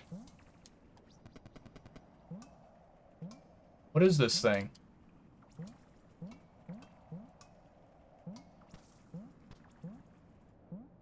I don't know what that thing is, chat.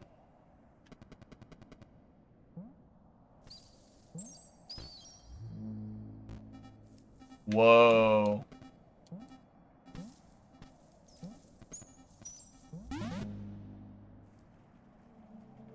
Okay.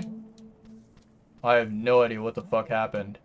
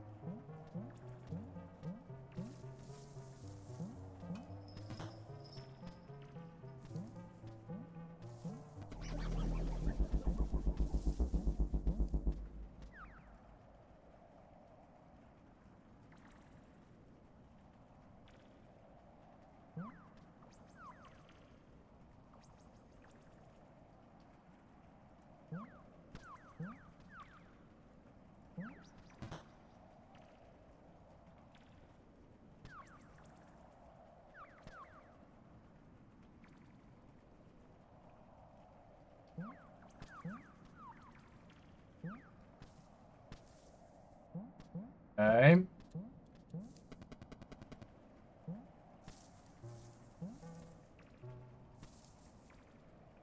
Alright, let's pay attention to these mouse heads.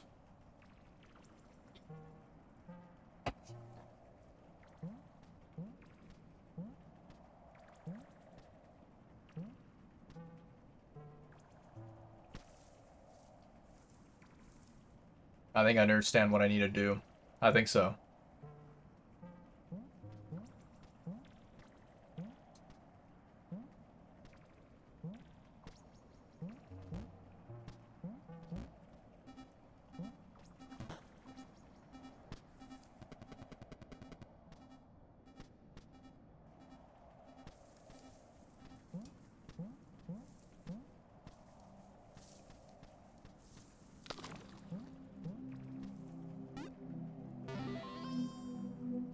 Okay, save progress.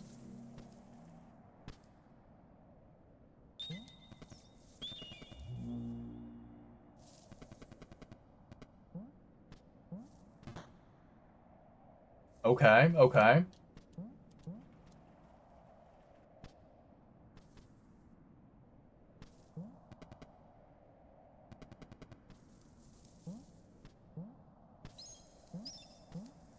Oh my god. Why is my character sometimes, like, not able to jump up properly? I don't get it.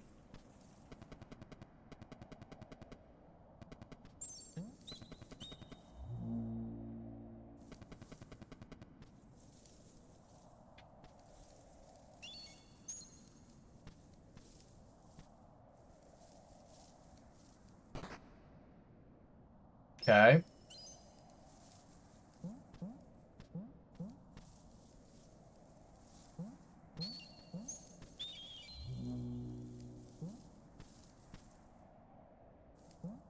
We found the squirrel, chat. It's blocked. Okay, what to do now?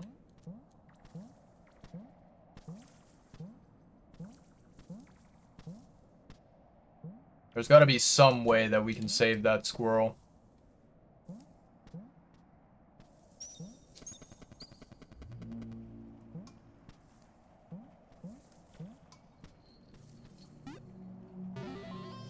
Okay, we're saving right there.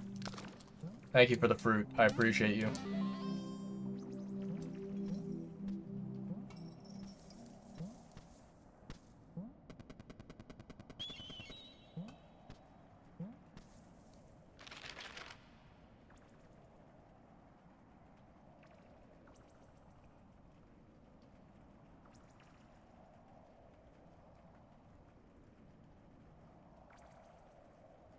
Is there some kind of a boss that's like right underneath us, maybe?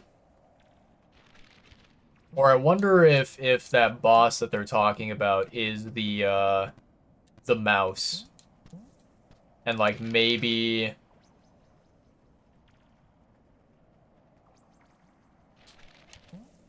let me see here, chat.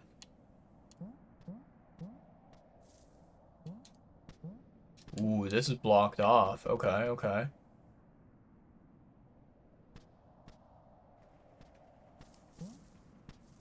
So, one of the things that I am very, very confused about, chat, is essentially I am not sure.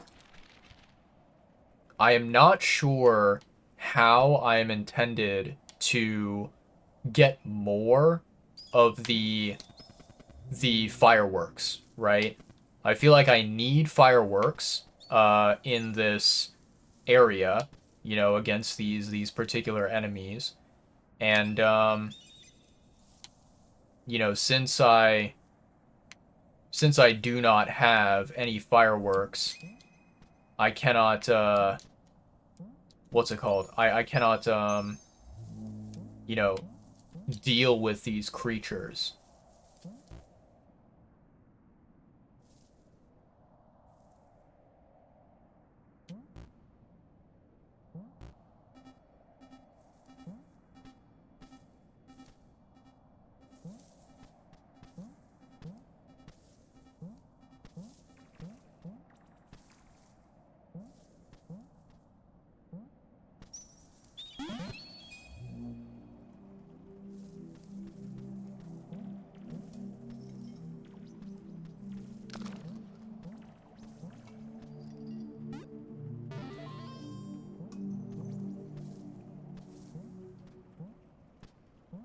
Hmm.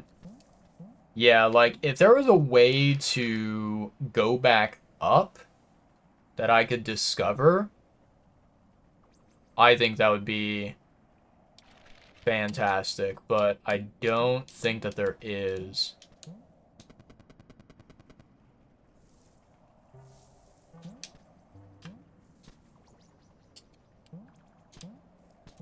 I can't even jump up here. That is, that's aggravating.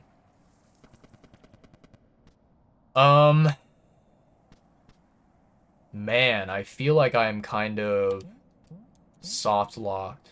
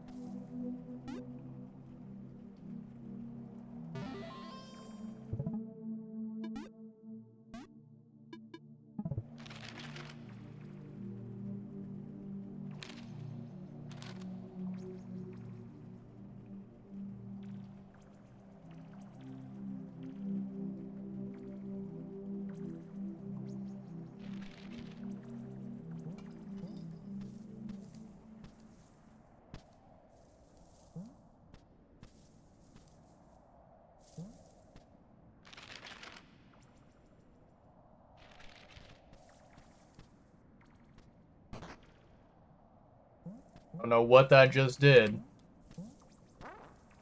but I think we found a way forward.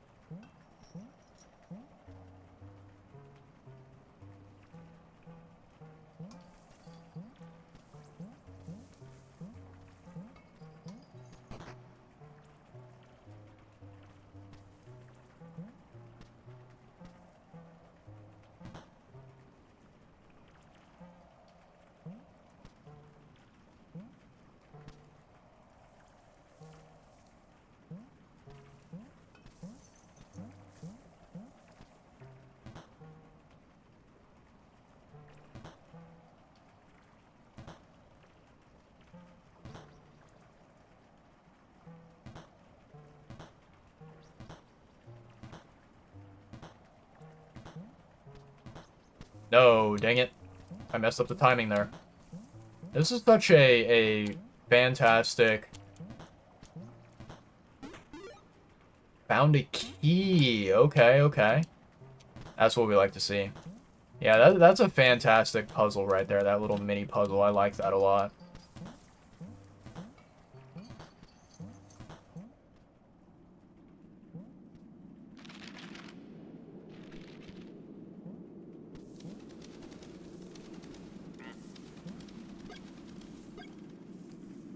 Beautiful. Okay, I have firecrackers now. I have the firecrackers. I still don't know if the firecrackers can actually do anything regarding the ghosts, but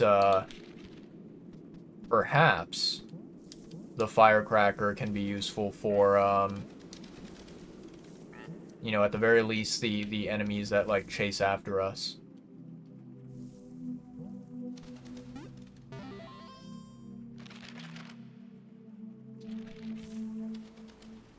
The hell is this? Penguins. There's a fruit here. Okay, okay.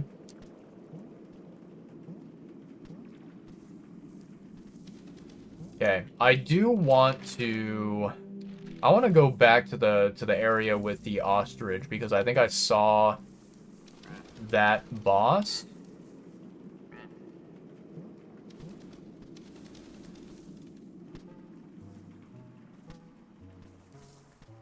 And I don't know, like, what we're even intended to do with that boss. Like, are we supposed to throw firecrackers at it? Are we supposed to solve a puzzle to defeat it?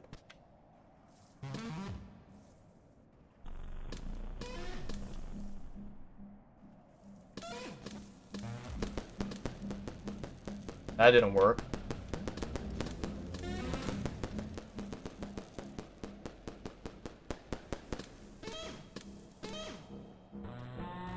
Oh, wow. It can sneak its head in.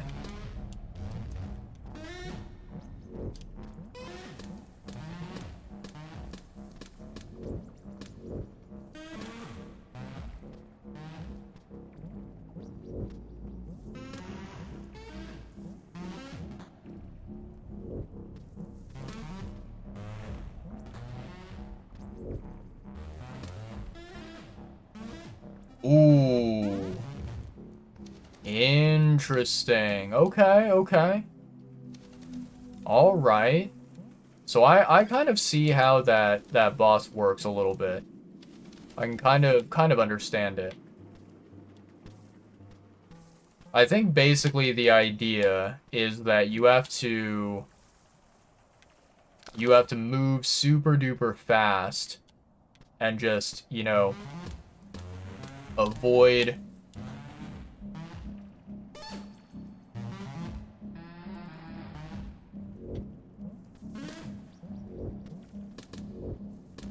out.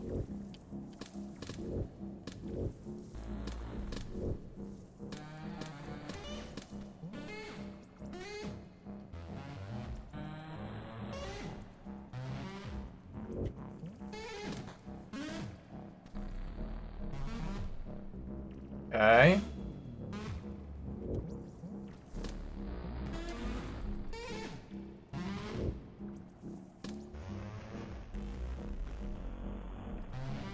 Ooh.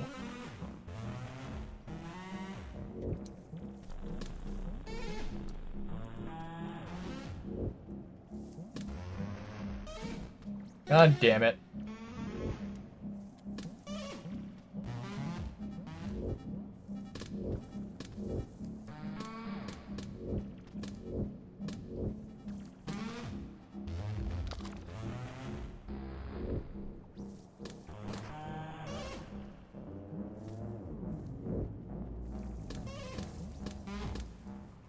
Nice. Okay, we got out of there.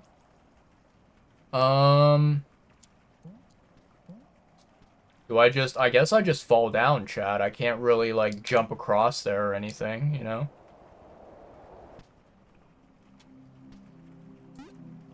Save progress. There we go. There we go.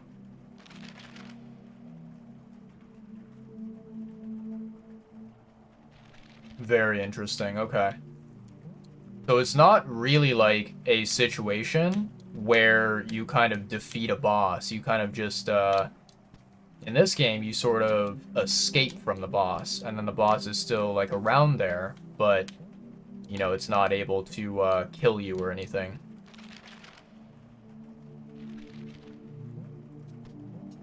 Can I not jump up there?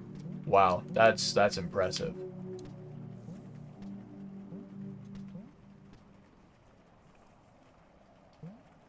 How the heck am I supposed to reach that, chat? How the heck do I reach any of this?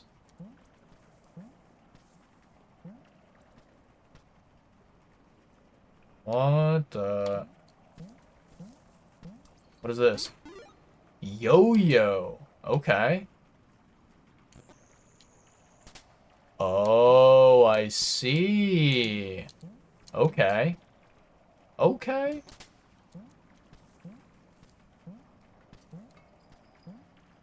Interesting.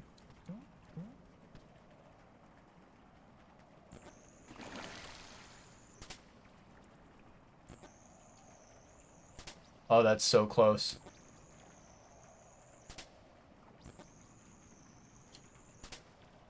Why does it do this to me, chat? It's literally right there.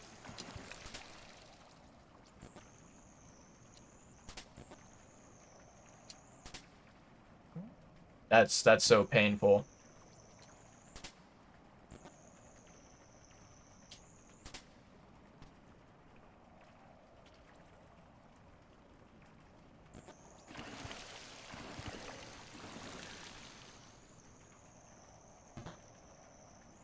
There we go.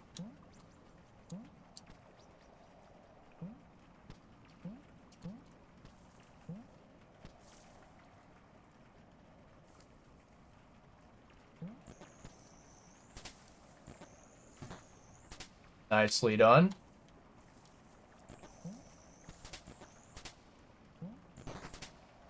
Nicely done. Okay.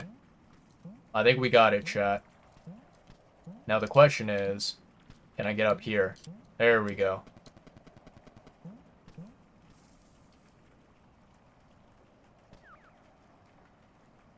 Okay.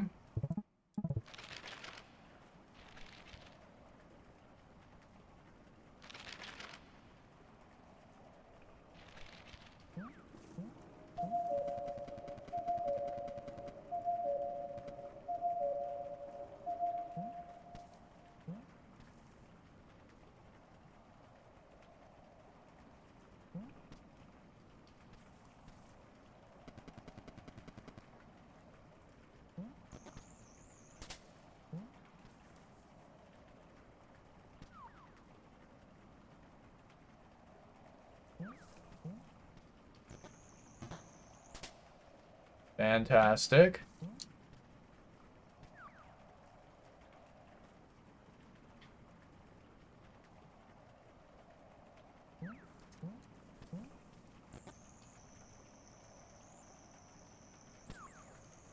Dang it. That was so close, chat.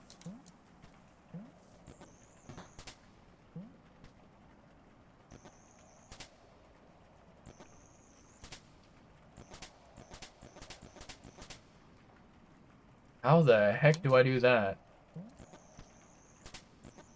Wait.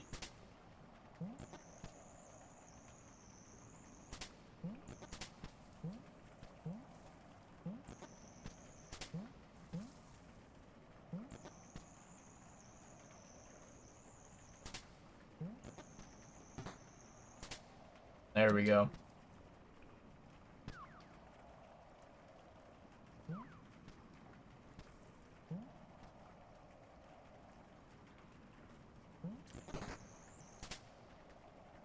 Okay, okay.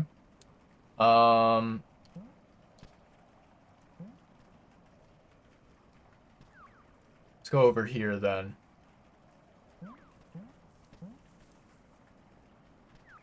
There we go, chat. Oh, we're gaming now.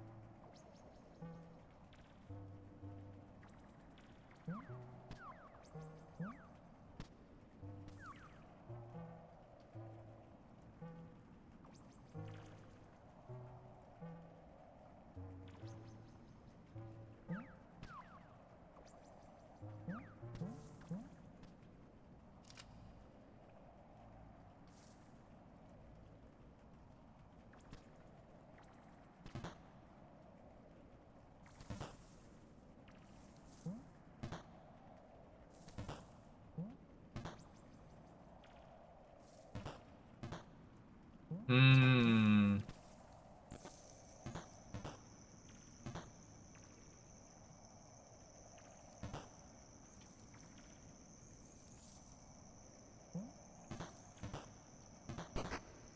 Aha.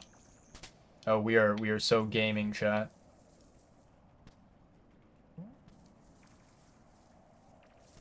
Hello, Mr. Squirrel. I don't know why you're running away from me, but I will find out the secret. Okay, what the heck is over here? Why is it dark? I don't like this.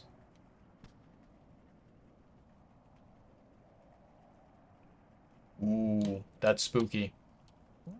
Dash spooky, chat.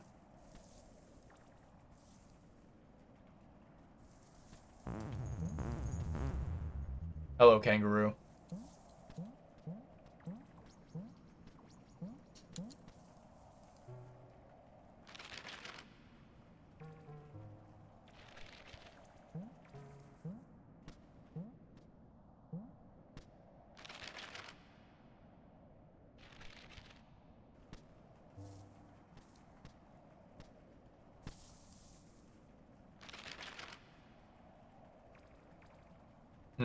Okay.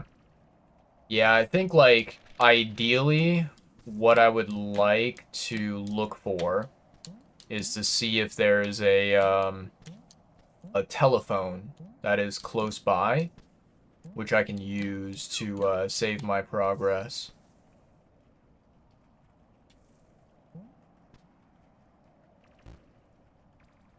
Oh, interesting. Okay.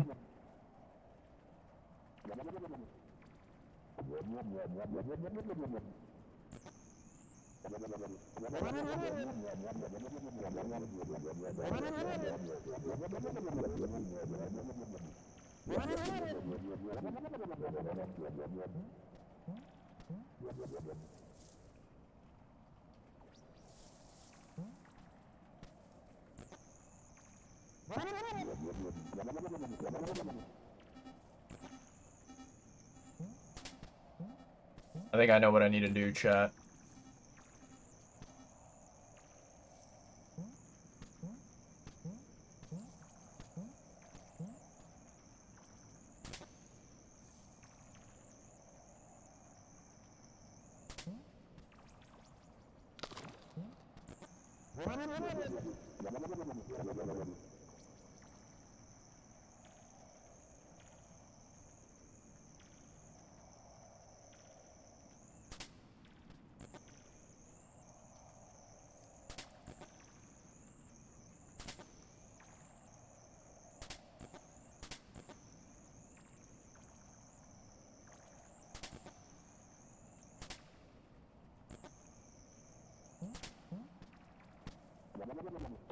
Damn it.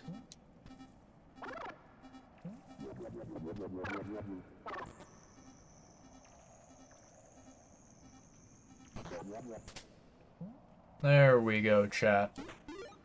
A key. Okay, okay. We're gaming.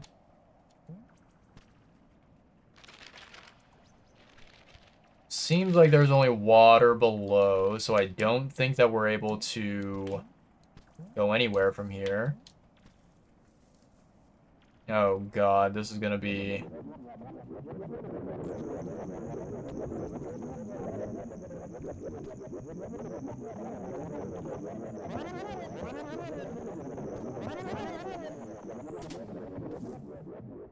Okay.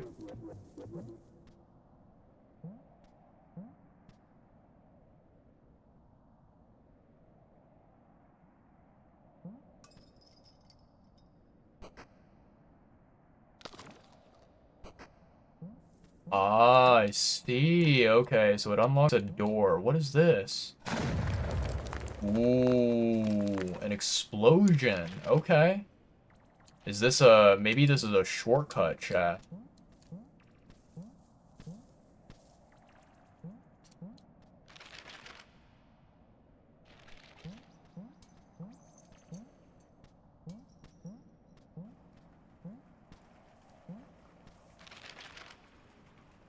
Hmm. Okay, let's go back. So if I try to go back this way...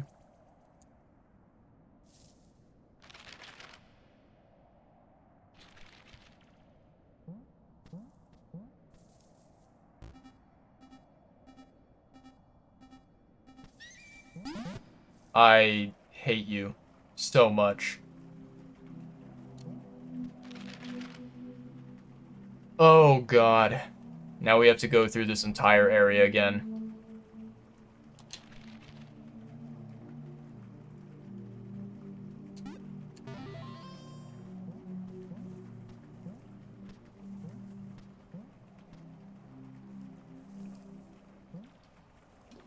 Really? Come on. Stop dropping into the water like a buffoon.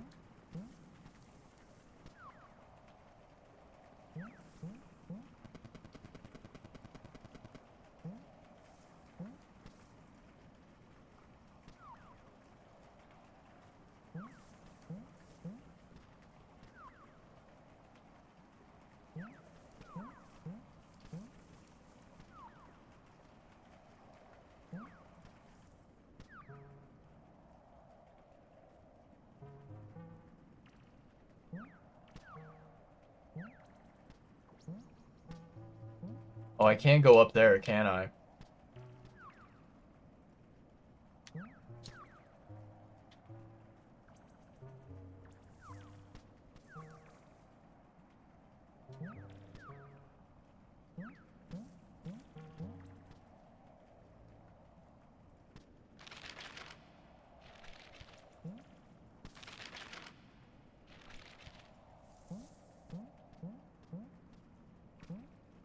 Okay, we do have ads starting soon, chat, so I'll pause when the ads happen.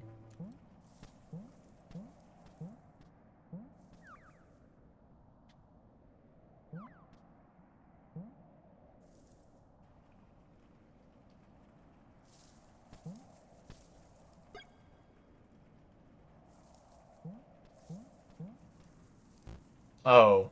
Oh, it's these guys.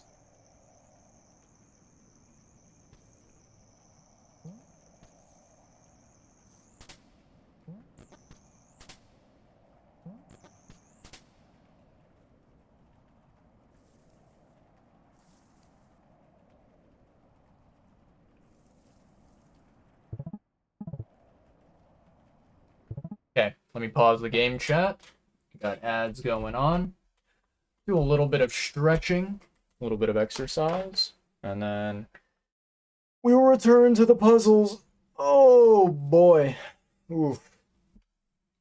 I will say, I think that, like, this game is really, really, really cool. The way it's designed, where, you know, every single room that has a mechanism inside of it, there's some kind of a puzzle that you need to solve. And some of the rooms are interconnected, some of them are not.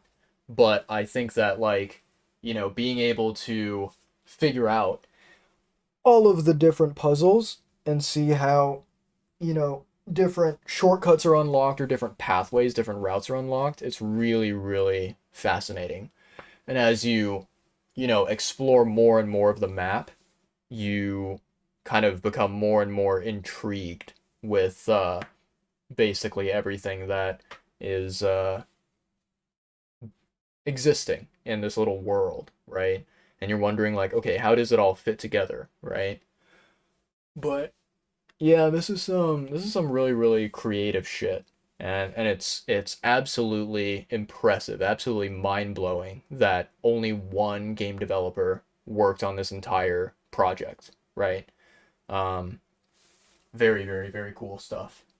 Very cool stuff indeed. Okay.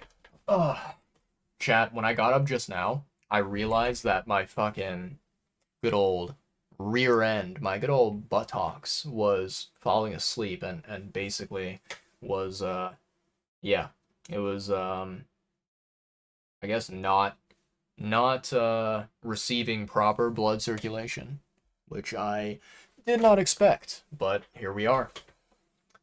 Okay, let's see here. 1, 2, 3, 4, 5, and then 1, 2, 3, 4, and 5. Ah, beautiful chat. Absolutely beautiful. Ah, you love to see it.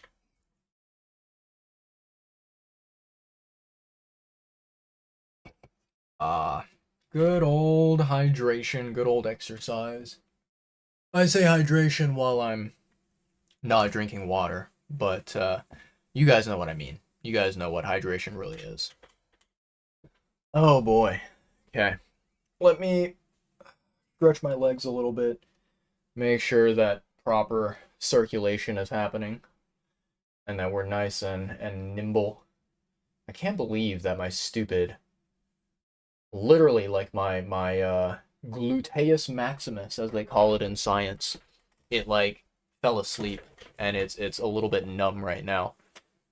I think this might be the first time it's happened, but it's kind of funny. All right, chat. Here we go. Let's lock in. Back from the ads, continuing on with the puzzles. Um, okay, let's see here.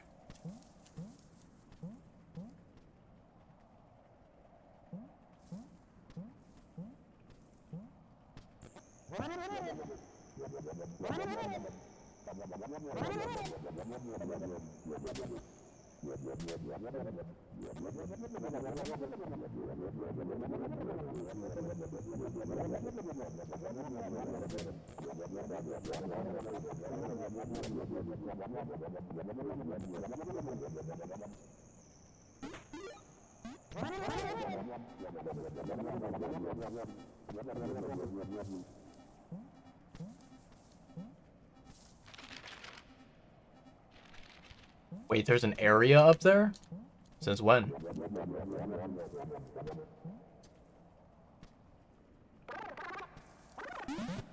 Damn it.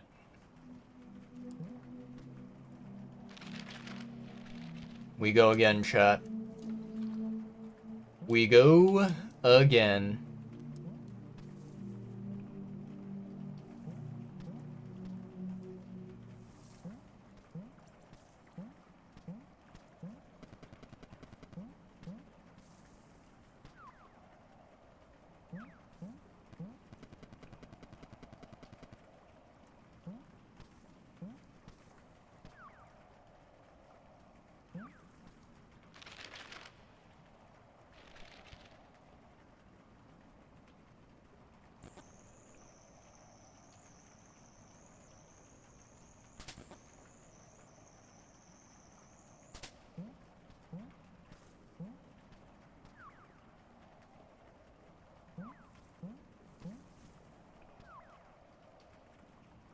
It always makes me so nervous when I'm riding those white birds because, you know, I'm thinking to myself, I'm like, man, I feel as if sometimes I go so fast that it gives me this fear that I might be moving, you know, at a speed where essentially I'll fall off of the white birds.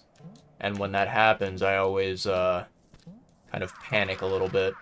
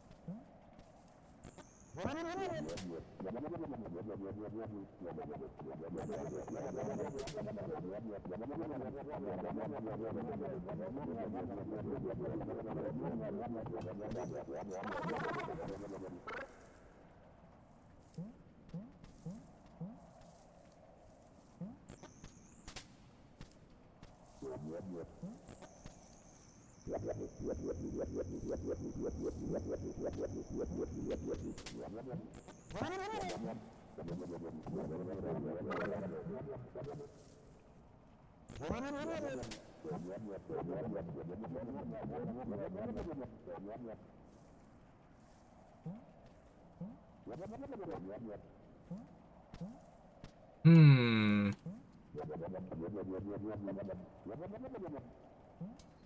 Aha. I figured it out, chat.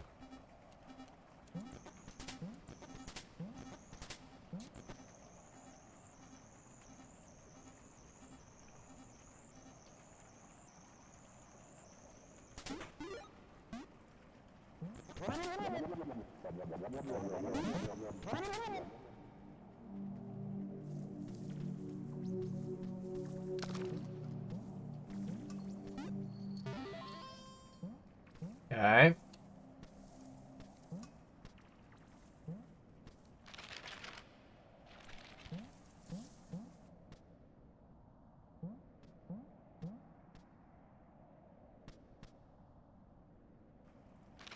Alright. So where do I need to go, chat? I need to go down there, it seems like.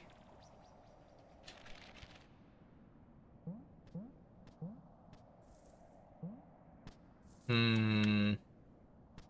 Okay. Let's try going down there first.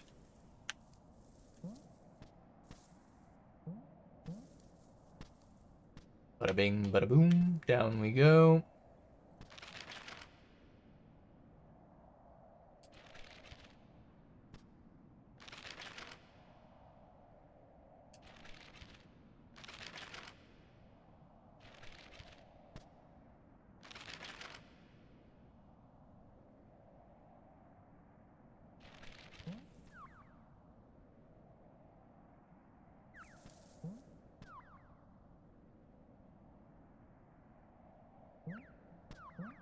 Interesting, okay. That's kind of fascinating, chat. So they put in this mechanism where basically you are not able to fall downwards because of that bird that's there.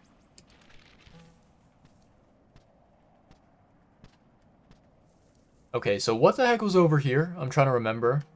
Oh yeah, it was like pitch black darkness, right? Yeah, I remember.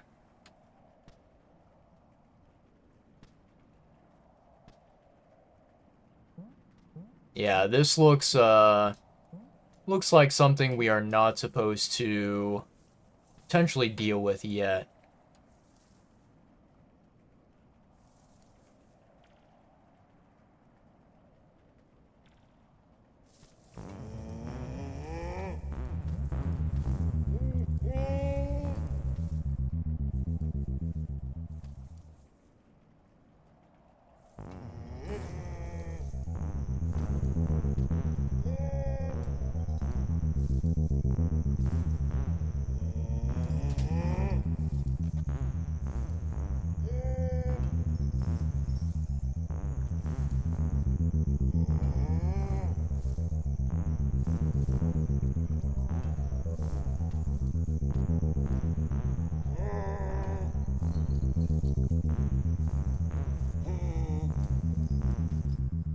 Hmm.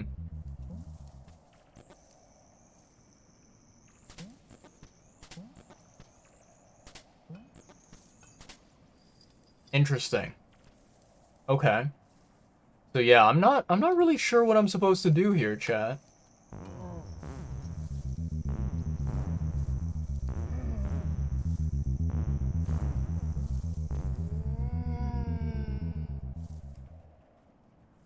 Yeah, I'm not really sure what the intention is there because I don't think I have the height that I need in order to, in order to get across there. Huh. Um, hmm.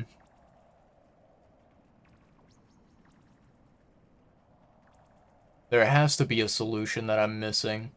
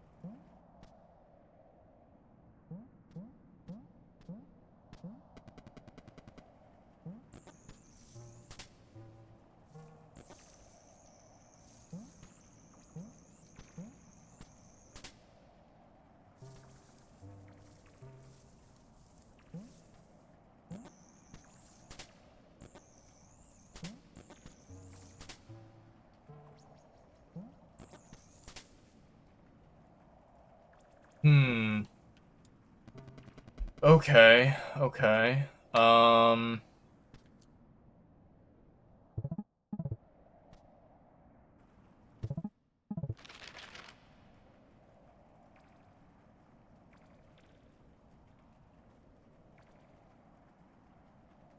Man,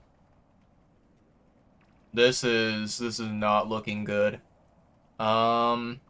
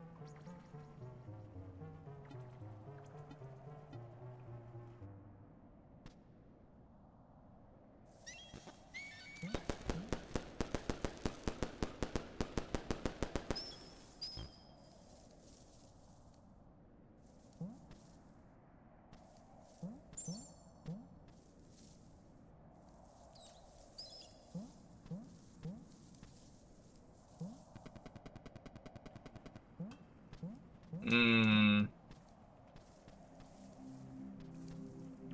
No fruit here.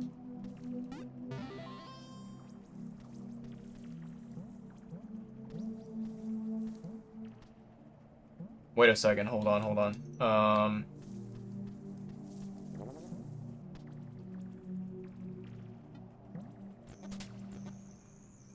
Nope, that doesn't do anything.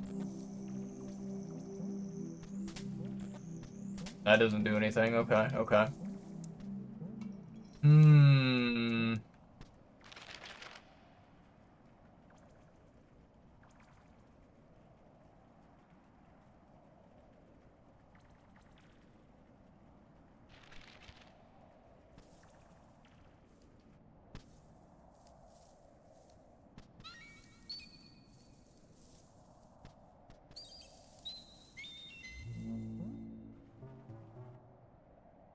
Oh, there's not another firecracker here.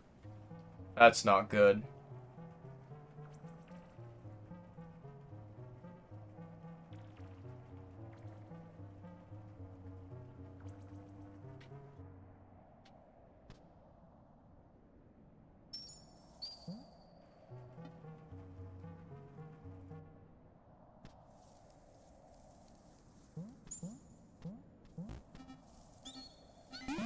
I didn't realize that there were spikes on the top there. I shouldn't have jumped. Okay. Um... So this is gonna be kind of annoying, chat. But I think what we need to do is we need to find firecrackers. And then after we find firecrackers somewhere, we need to, I guess go back to that area with the ghost rat.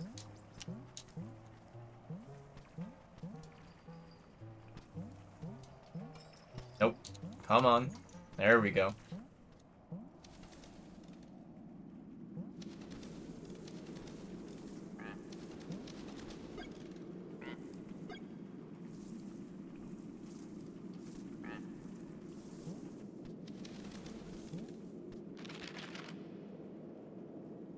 Hmm.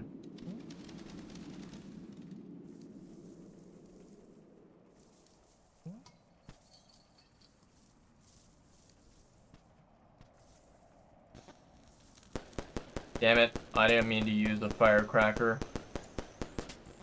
That was my fault, chat.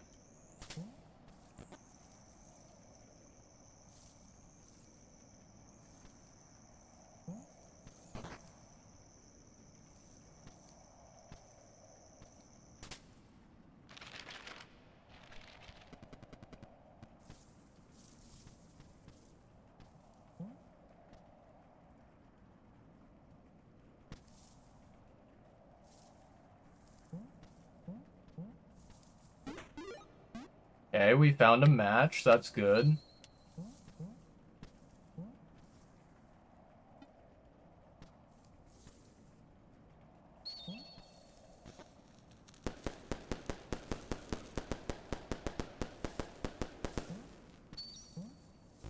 Damn it.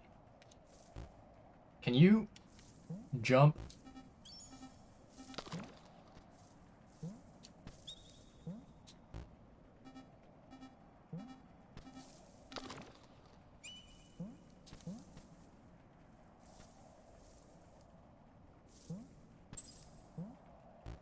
Oh, God.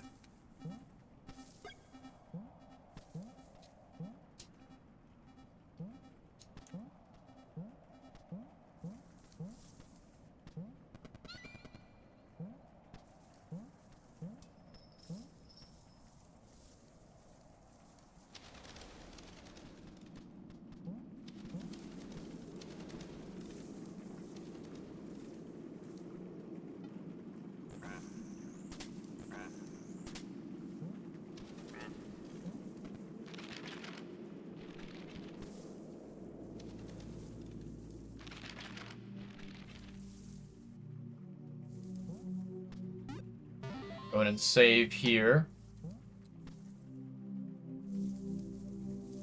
Am I liking the game so far? I would say yes. I really do like this vibe. The big question that I think is very, very useful to ask is essentially, is this a good stream game? I think that's like what I need to take into consideration, because there are good games that exist out there, and those good games, some of them are really good for streaming, others are not so much great for streaming, which is very, I think, useful to recognize.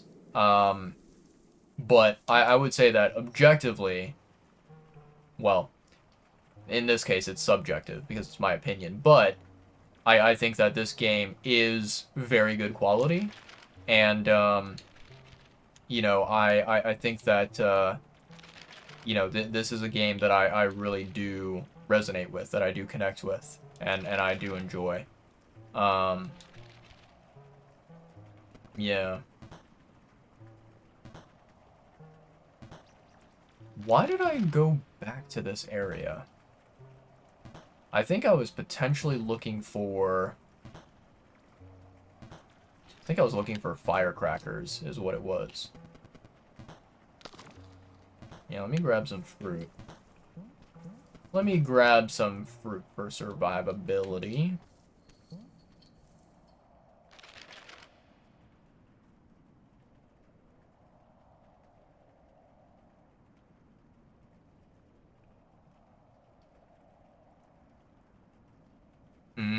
Oh, wait a second. I wonder if that is something that I can do? Let me see here.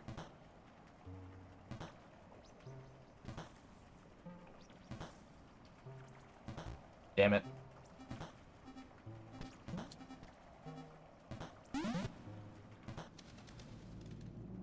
Wait, what just happened? Whoa. That was trippy. Okay, let's retry that.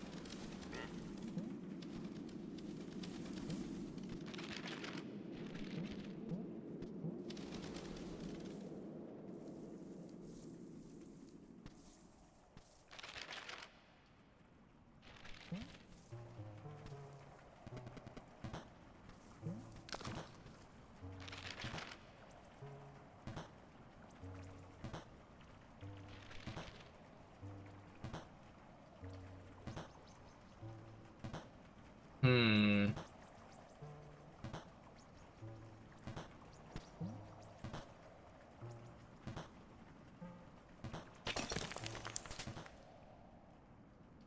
There we go. Planet Egg. Very interesting. Planet Egg.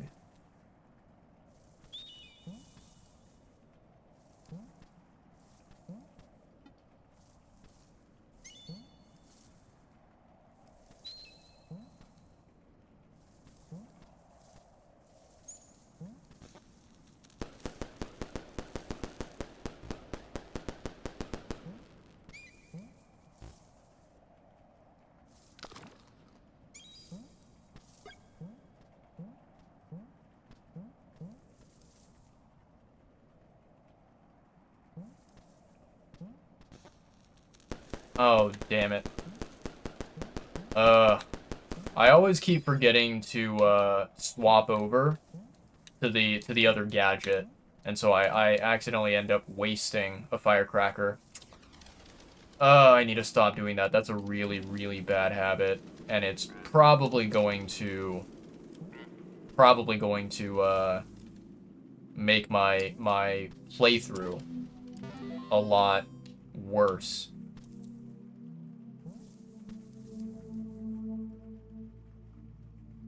Puzzle games are not good for streaming for sure. Getting stuck fucking sucks, but enjoying it is the most important.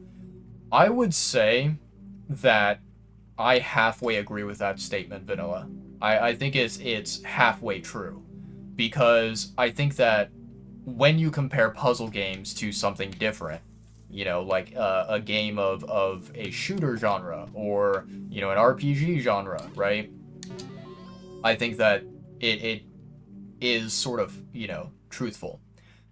However, what I will say is that, you know, it does also, I think, depend on one, the streamer who is playing the game, and two, the viewer as well. And the reason why I say that is because there's a streamer that I really enjoy watching. He is very like well known for doing challenge runs in Souls games, right? I think right now he is practicing a Bloodborne run, and he also plays other games as well. Like he was doing a kind of I think it was like a deathless challenge for Black Myth Wukong. So, you know, this streamer very well known for Souls content, and that's kind of what he has branded his channel around. But he also does do play variety games, right? Um, every Monday, the variety game that he plays is called Baba Is You, which is a puzzle game. And it's kind of sort of similar to Animal Well in a sense. I would say that Baba Is You is more focused on puzzles involving words rather than, you know, these puzzles, which are kind of environmental puzzles. Um, in my personal opinion, even though, you know, as you mentioned, puzzle games are not the most, you know, interesting game to watch, I really enjoy Banjo's streams. I think that his Baba Is You streams are quite fun. And I think one of the reasons why potentially is because during puzzle game streams, I feel like maybe the streamers are able to interact with their chat a little bit more and kind of have conversations and just like, you know, banter and whatnot and have a good time. Um, and I think that, you know, Banjo, he's not perfect at it. Like, I think that he has improvements that he could make, but he does do a pretty decently good job of providing good commentary and good narration during his Baba Is You streams. So, you know, number one, it depends on the streamer that is playing the game. There are streamers out there that can make puzzle games very fun, very enjoyable. Number two, it also does depend on the viewer, right? If you as a viewer dislike puzzle games, then it may not matter who the streamer is. It could be the most famous celebrity in the world that you enjoy. If you don't like puzzle games, you might hate puzzle game streams, right? No matter who it is that's behind the camera. So it's kind of, you know, yeah, kind of situational, kind of a thing where while it is generally, broadly speaking, it is true that puzzle games are not as good to stream as other games, there are rare exceptions, rare situations where that is untrue, and puzzle games can be a lot of fun.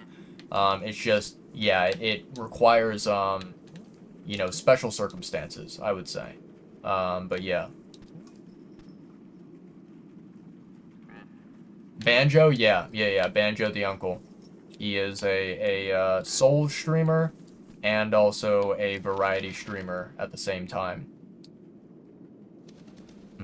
Okay. So, I already grabbed that item, meaning I don't need to go there anymore. Um,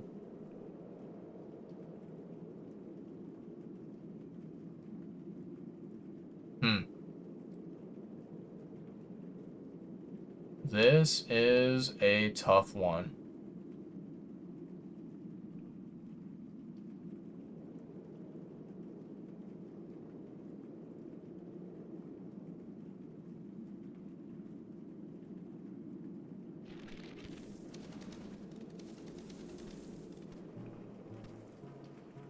Suppose we could drop down here.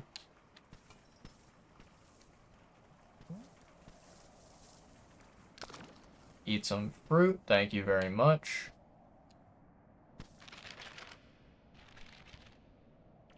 Okay. Can I actually use the yo-yo here? No, I can't. That does not work. Okay. Um, hmm. tricky, tricky, tricky.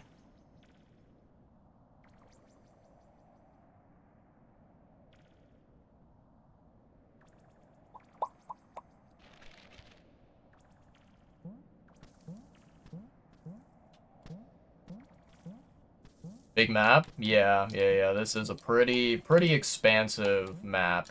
And if you've played games like Hollow Knight, for example, I feel like big maps are pretty standard in these types of video games. But it's always very impressive to see how much work the developer or multiple, game developers put into, crafting the world, crafting the experience.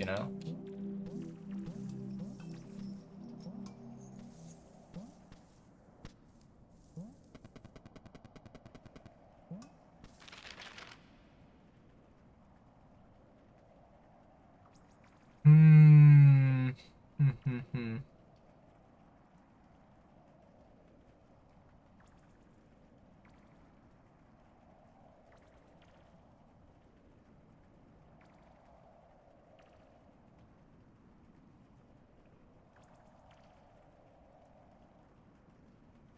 That is tricky. I have an idea, maybe. Possibly. No idea if this idea works or not.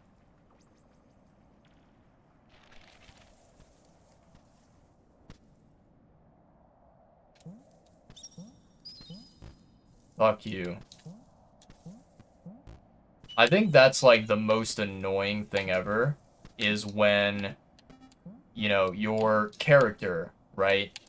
They can move around, they can jump and whatever, but their jump is always like one tiny fucking millimeter too short. And you're not able to like reach your destination properly.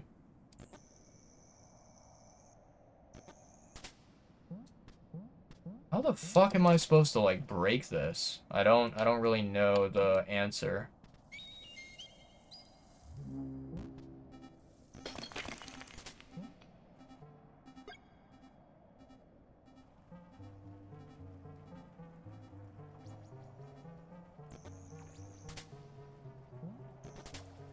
Like that doesn't work.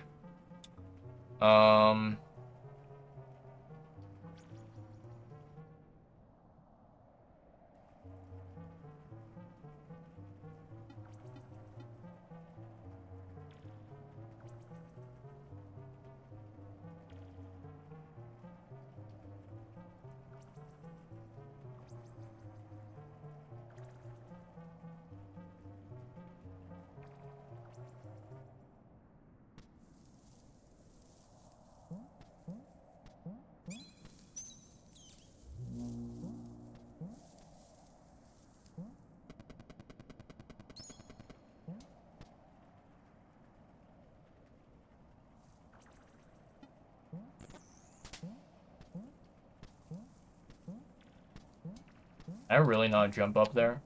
There we go.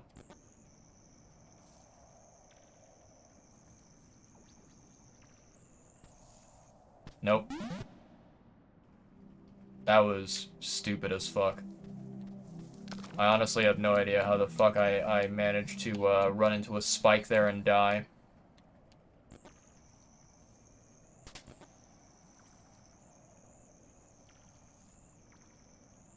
I actually don't know what I'm supposed to do with this object. I feel like it's something important, but I don't know how to interact with it.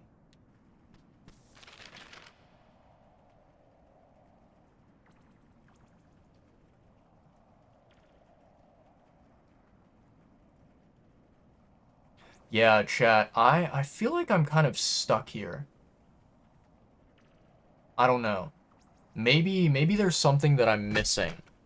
But essentially, if you take a look at where my character is currently standing on the map, the room immediately to our right, it is a room where essentially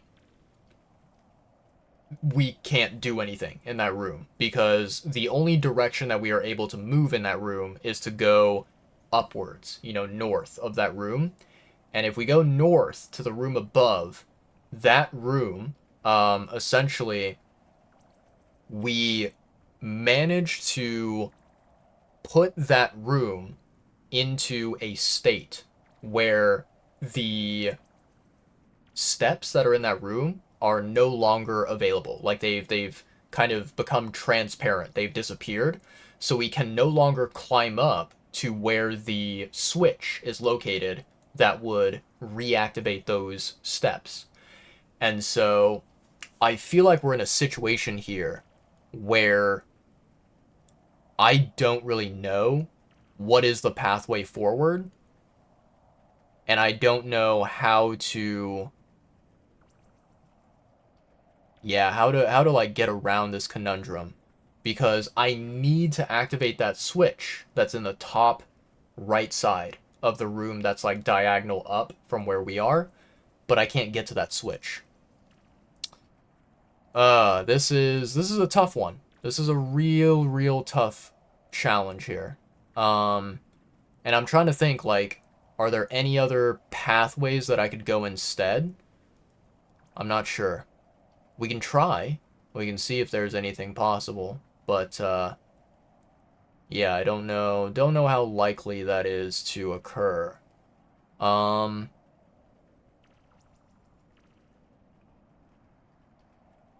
let's do a little bit of exploration and see if there's anything. Talking about Hollow Knight, have I played Silksong? The answer is no. No, I have not played Silksong. I will be playing it on my channel in the future, but I wanted to wait until basically, wanted to wait until there was like no more, no more hype around it, where essentially when Silksong came out, literally every single fucking human being and their mother was playing Silksong, especially on Twitch. And so I was like, yeah, I do not want to join those people, because, you know, I feel like, if every single human being is streaming that damn game, then who the hell is going to want to come and watch me play it, right? People would rather go and see the bigger streamers play it, the popular people, right? So, yeah, I kind of just thought to myself, I was like, you know what, I don't need it, you know? Um, yeah, so I thought to myself, I was like, you know what, let me try, um, let me try playing Silksong later on, whenever I feel like I'm ready to experience it, and, when that time comes, hopefully the hype will no longer be pushing every single streamer to play that game. But I will absolutely be playing Silksong on my channel at some point in the future. I just don't know when that's going to happen. Okay, you know what, chat? Let's take this pathway here. This dark pathway where I can't see a goddamn thing about where I'm going.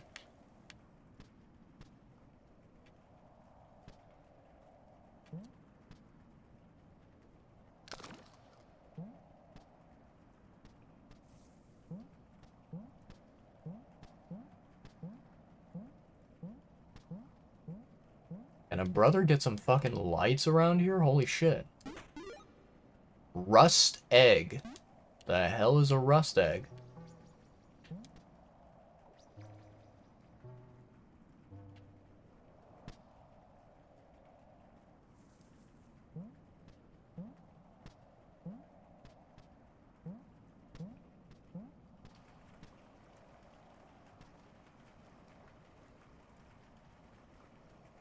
Lever.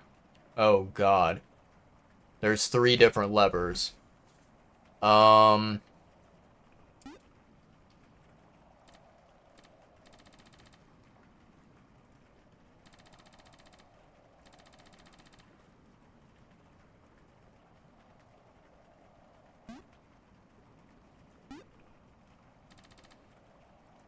Oh, I see the puzzle.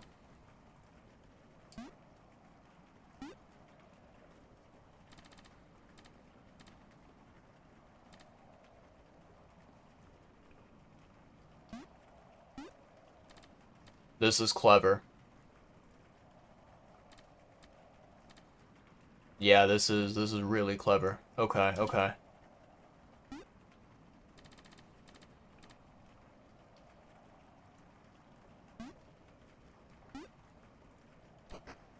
Ooh, yeah. Yeah, that's really nice. I like that. Jade egg. Why is there a shark just stuck in a tube or some kind of big fat fish? It's kind of funny. Alright, so I got all of these eggs. I have these items. Now what do I need to do? Hmm. Yeah, I'm kind of lost, chat. I don't know what I need to do here.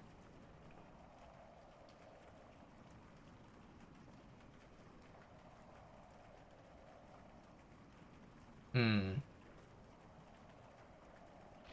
Interesting. Cool puzzle? Yeah, yeah, yeah. I really like this puzzle. This is my type of puzzle that I enjoy. So Vanilla, what about you? Silk Song. What are your opinions, your thoughts? Have you played the game? Have you not played it? If you have not played it, what is your reasoning for not playing it? And then if you have played it, what did you think of it? Did you think that it was great, or did you think it was underwhelming, disappointing? Very curious. 100% SS. Does that stand for Steel Soul? Because I think that's the only Hollow Knight acronym that I can think of. Okay, okay. All right. Yeah, so I don't know if you have spoken with Lemon about Hollow Knight, but as far as I'm aware, Lemon believes that Hollow Knight is a very overrated game. He is not a massive fan of Hollow Knight, and I don't believe that he is that interested or that like motivated to play Silksong. Um, I find that very interesting because on the one hand, it is Lemon, right? So I understand um, why he has this kind of debatable opinion, right? But on the other hand, it's a little bit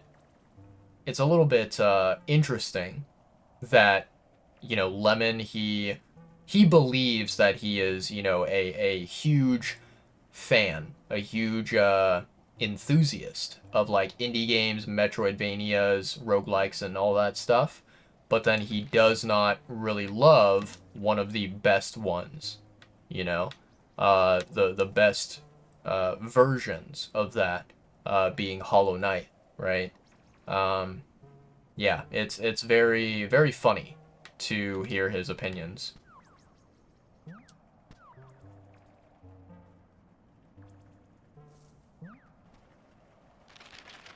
Okay, where am I even going, chat? I don't even know where I'm supposed to be going here.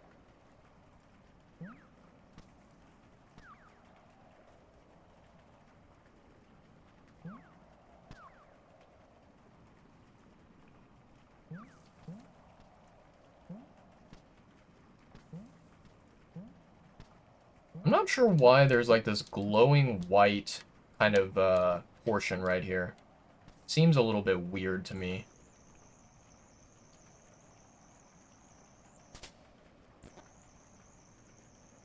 Hmm.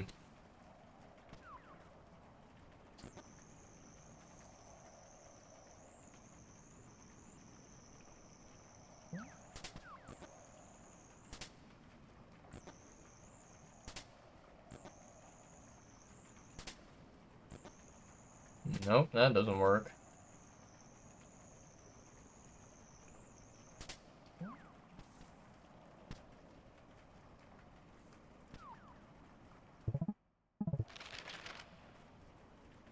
Okay, so we're back here. Not gonna lie, chat. I am confuzzled. I've explored around, and I don't really know if there's anywhere else for me to go here.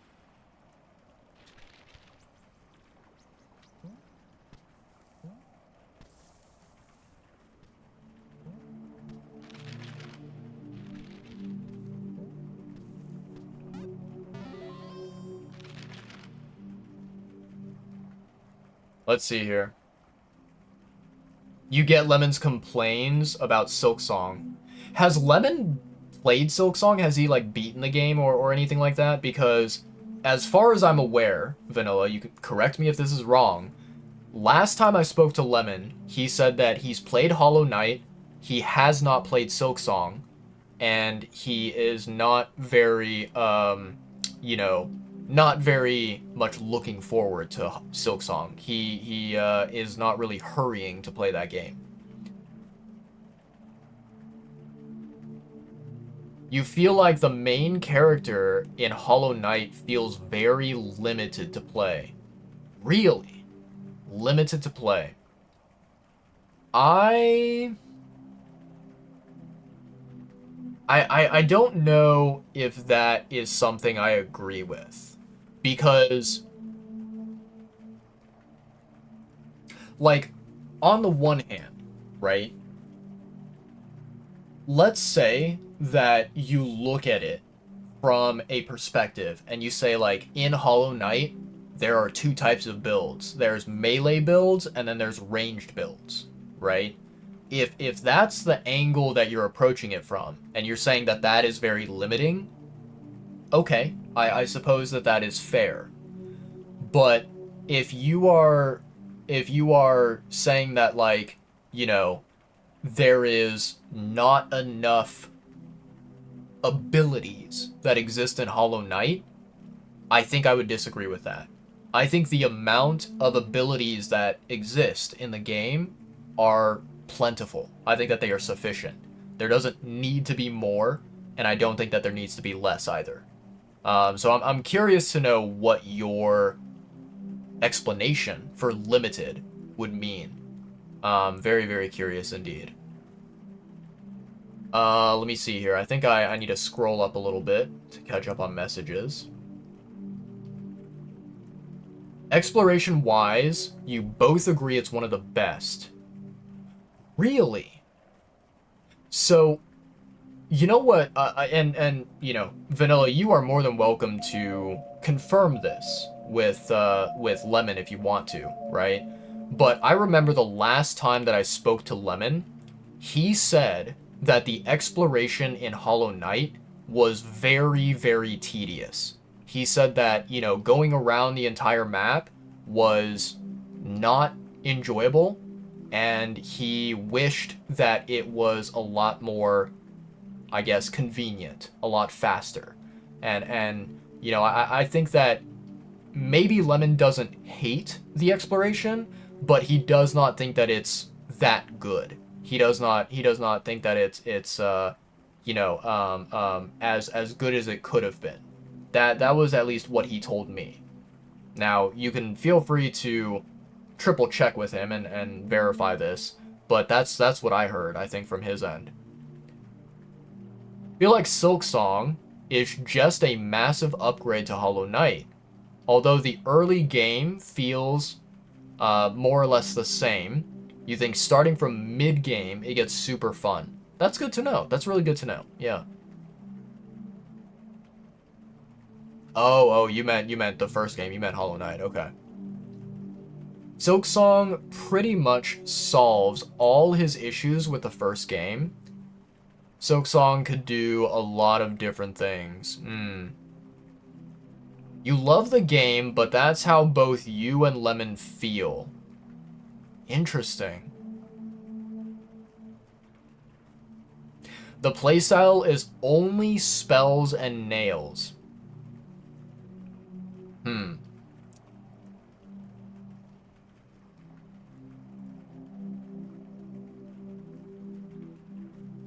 I'm gonna be honest, Vanilla. If I'm going to be,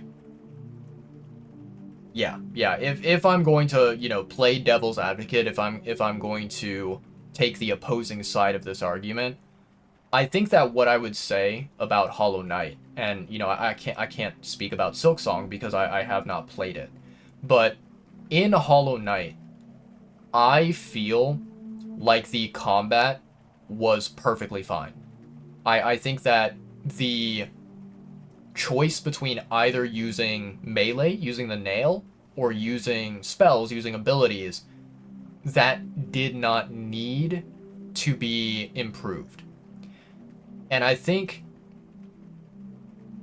that the reason why I would argue against having more variety, I think that there are probably two reasons, right?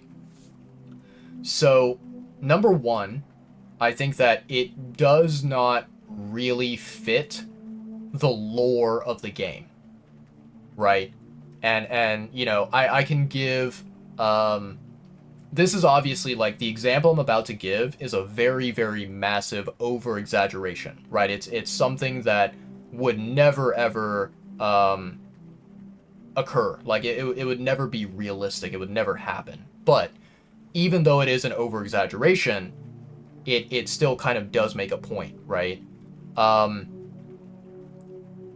if let's say that you were to redesign Hollow Knight and you were to add in, like, let's say, for example, you were to add in a similar system to what Elden Ring might have, right? Where it's like, oh, here, you can have sorceries in Hollow Knight, and you can have incantations in Hollow Knight, and you can have, all these different fancy combat capabilities in Hollow Knight, right? I feel like that overcomplicates things. It makes things so much more sophisticated than it has to be, and I feel like the game does not benefit from that. Um, you know, Number one, it does not fit from a lore perspective.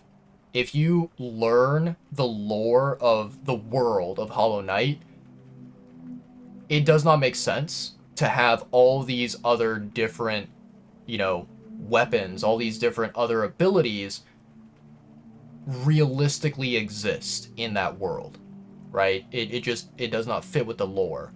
And then I think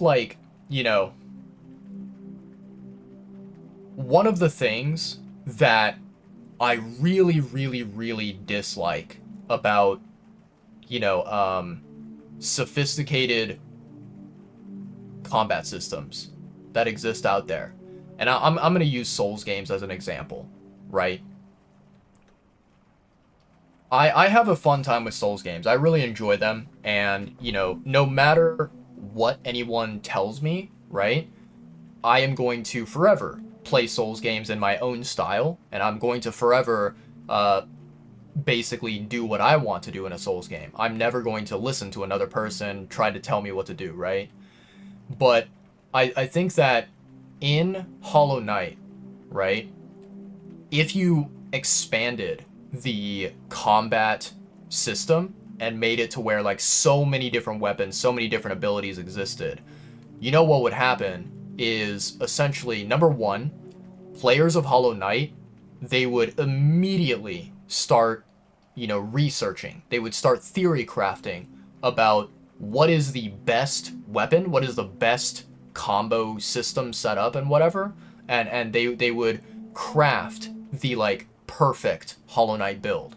And then when they do that, when they create this, perfect build in Hollow Knight, it kind of ruins the experience for every single other player, because then every single other player, they're going to be, playing the game, and they're going to try and use whatever weapon, whatever ability that they want to, and then they're going to learn that there's something out there that is so much more meta, so much more powerful, and then they're going to feel disappointed. They're going to be like, oh man, my, preferred playstyle is not the most meta, it's not the most powerful.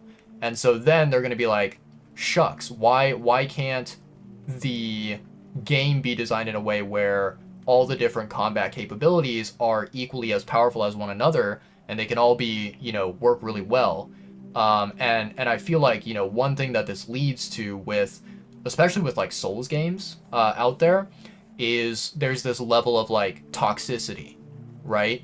Where you kind of look at another player, and another player might approach you and be like, oh, you're using that type of build. What a scrub. What a noob, right? And they kind of they feel very, egotistical. They feel like, oh yeah, I'm better than you because I'm using a better build, right? So that type of mentality, that type of behavior, I do not want to experience that in Hollow Knight, right? That's why you look at Hollow Knight, and as you mentioned, there's like the nail, the melee system, and then there's the spells. I know plenty of people, plenty of players out there have played the game and done nail only gameplay, and they had a fun time, they enjoyed it, they obliterated bosses. And then on the other hand, I also know people who did the opposite. They did spell, ranged builds or whatever, right? And they had a fun time with the game. And I feel like in Hollow Knight, there's not this sense of like rivalry or toxicity with like what type of build, what type of abilities that are used. So I think that adding more things to the combat arsenal in Hollow Knight, it's not necessary. And the the benefit of it, I don't know. I don't think that the benefit of adding more things to the combat system, I don't think that it's like such an amazing, insane benefit that it immediately erases any type of potential problem, potential issue that arises, right? I think that, like, if you add more combat things to Hollow Knight, you would have to find a way to balance everything. You would have to find a way to make it where, all these different combat capabilities are logical, and that they are not overpowered, that they, are, like, for example, discovering these combat abilities, these weapons, right? Putting them in different places around the map of Hollow Knight. That is also another thing that needs to happen if it were to occur. And that just, it kind of adds more time that players have to invest into the game in terms of exploration, in terms of, collecting, right? So, yeah, I don't know. I think that, like, it's not a necessary thing, right? Yeah. And I don't think that it is, the current combat mechanics in Hollow Knight, it should not be considered as like a downside or a negative thing, because it's not. It is not. We've got ads going on, so I'm gonna pause there. I'm gonna stop yapping there, and then after the ads are over, we will continue on with the discussion. 3, 4, 5, nicely done, and then 1, 2, 3, 4, 5. Oh, very nicely done, chat. Good shit. Good shit. Oh boy. Yeah, that feels good. Ooh. Okay. Yeah. I'm trying to think, chat. Is there anything else interesting that I can share with you while we're in the ad break? Let me see here. Do do do do do do do.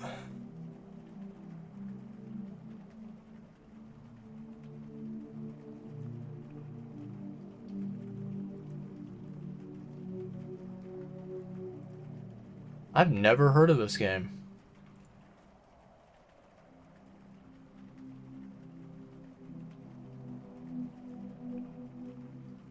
I mean, let me search this game up on Steam. What is this game called? He said that it might not be available yet. Let me see. What is this one? New style tactics RPG, where motion equals action. Defeat big weirdos in between the human and demon worlds as Faye and her misfit companions while navigating university life on a mysterious island. I mean, this definitely does look like a Pete game.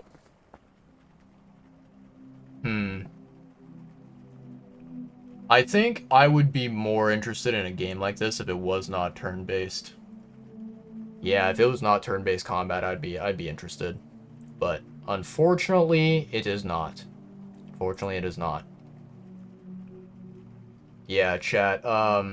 So I recently heard that Steam was having like a sale on certain games, and some of the games that are on sale are ones that I have on my wish list that I've been wanting to purchase. I think the two big games that I've been really looking forward to obtaining and playing is Stellar Blade and Marvel's Spider-Man 2, right? And you know, the big problem with both of those games is that they're kind of newer games. So unfortunately right now, like those two games, I think they're only like 20% or like 25% off, and both games are still over $40, which is very expensive. So I have to wait a little bit longer. I wish it was cheaper. I wish I could pick them up now, but I have to be patient. I have to wait probably a lot longer instead. All right, we're back from the ads. Let me continue chatting with Vanilla about the topic. So Lemon said that Hollow Knight map is a bit bland. Silksong has 7 different kind of nails, different weapons and playstyle. I mean, hey, if it works for Silksong, that's great, you know. I don't think that it's necessary, but yeah, I mean, if Silksong is different than Hollow Knight, then that's good, you know. Hollow Knight is more focused on exploration. I suppose that's a fair observation of it. I don't think that is necessarily wrong. Yeah. Yeah, that's fair enough. I will say that, like, you know, I love Hollow Knight. I think that it is a very, very, very high quality game. In my personal opinion, I think that I enjoyed the combat of Hollow Knight, and for the exploration, I did not really care that much about it, right?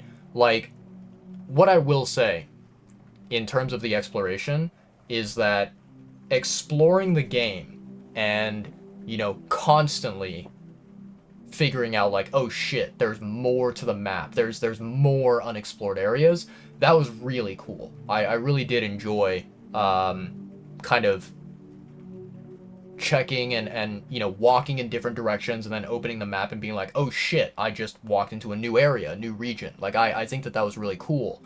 But at the same time, as you mentioned, right, I think both you and Lemon probably agree with this, the exploration is tedious. And so, like, I think in the moment, you know, when I was actually playing the game actively, when I was in the middle of Hollow Knight, I did enjoy the exploration in a sense. But looking back retrospectively, you know, now that I've finished that game and I no longer play it, I think that I enjoy the combat a lot more than I enjoy the exploration. That would be my takeaway from Hollow Knight. Lore-wise problem could be solved because Silksong added a lot of options to combat anyways. So here's what I would say. I would say that you know, like obviously you mentioned, right? Silksong added like several different options for combat, okay? Those options for combat, they make sense for Silksong, right? Like they it's logical, it's realistic. In Hollow Knight, it may be different. Like, okay, here's what I will say. If your argument was like, hey, I want to take all of the abilities in Silksong and then like retroactively put them in Hollow Knight, okay, sure. I can get on board with that. I won't disagree with that. Sure. We can go ahead and do that. But if you're saying like, oh no, man, I want things to be added into Hollow Knight, like I want rocket launchers, I want snipers, I want sorcery, I want incantations, I want all this, you know, all this weaponry, all these abilities that exist in other video games to be put into Hollow Knight, I think that's a little bit too far. But if you're like, no, let's add the stuff from Silksong back into Hollow Knight retroactively, cool. I'm on board with that. Sign me up. Where do I fill out the form? Right? I'm more than happy to agree with something like that. I just think that like as long as the combat matches the lore of the world building, cool. I'm down. And they found a way. You know, they found a way to do that in Silksong, right? They added these new combat capabilities without making the world building feel fake and unrealistic. So yeah. Hollow Knight is more focused on exploration. Yep, I read that. Lore-wise, yep, read that. Let's see. Part of the fun is crafting a build, though. Don't care about what someone else optimal build is. So that's the thing, Vanilla, right? Like, your statement is absolutely correct, right? Like this idea of do not care what other people, you know, say or what other people do with their playthrough, right? I think that is very correct, and I agree with that. I there's nothing wrong with what you said. The problem is that, like, even though, like, okay, I guess the way that I would explain it is, you know, let's talk about League of Legends, for example, and this also applies to, you know, any game. It can be League, it can be any video game that you think of that has this type of situation. You can tell people, like, you can go around the world preaching as if it's a religion. You can say, ignore other players, do not listen to what they try to tell you to do, right? Do not listen to the, you know, rude, insulting, toxic behavior that other players may do. And you can do that, absolutely. But saying that does not erase the toxicity, right? It does not make the shitty players and the bad behavior and whatever disappear from this world. And so what I was saying about, you know, this meta type of OP, this like toxicity of like, oh, my build is better than yours, you suck as a player, that type of thing, I do not want to create an environment where that type of behavior, that type of mentality can exist, can basically come about, right? I want to prevent it from happening in the very first place. Because as far as I'm aware, like right now, in Hollow Knight and Silksong, there's not really any of that behavior at all. Like I at least I don't see players going out there being rude and insulting to each other, saying like, oh, you suck at the game, you're playing it wrong, you should play it my way. Like I don't see that. And so I want to make sure that that never happens. I want to make sure that we never, ever, ever create any type of environment where that could occur, right? It's sort of a preventative thing, rather than being a situation where like, oh, we created an environment where it's possible to do that, and now we have to, you know, now we have to go around telling other people, ignore the haters, ignore the toxic people, play your own way, right? And we have to protect players from that type of horrible experience, right? But yeah. There's no issue with Hollow Knight, just that you and Lemon feel there's not much variety in gameplay. Yeah, that's fine. That's fine. Like, I think that you know, it's definitely very normal, right? And very expected to be like, it was a good game, but there was an element of the game that was not as strong as a different element, right? Like the exploration was better than the combat, or the combat was better than the exploration, right? Vice versa. It doesn't matter. It's totally normal to do that. I just think that, it's something to me.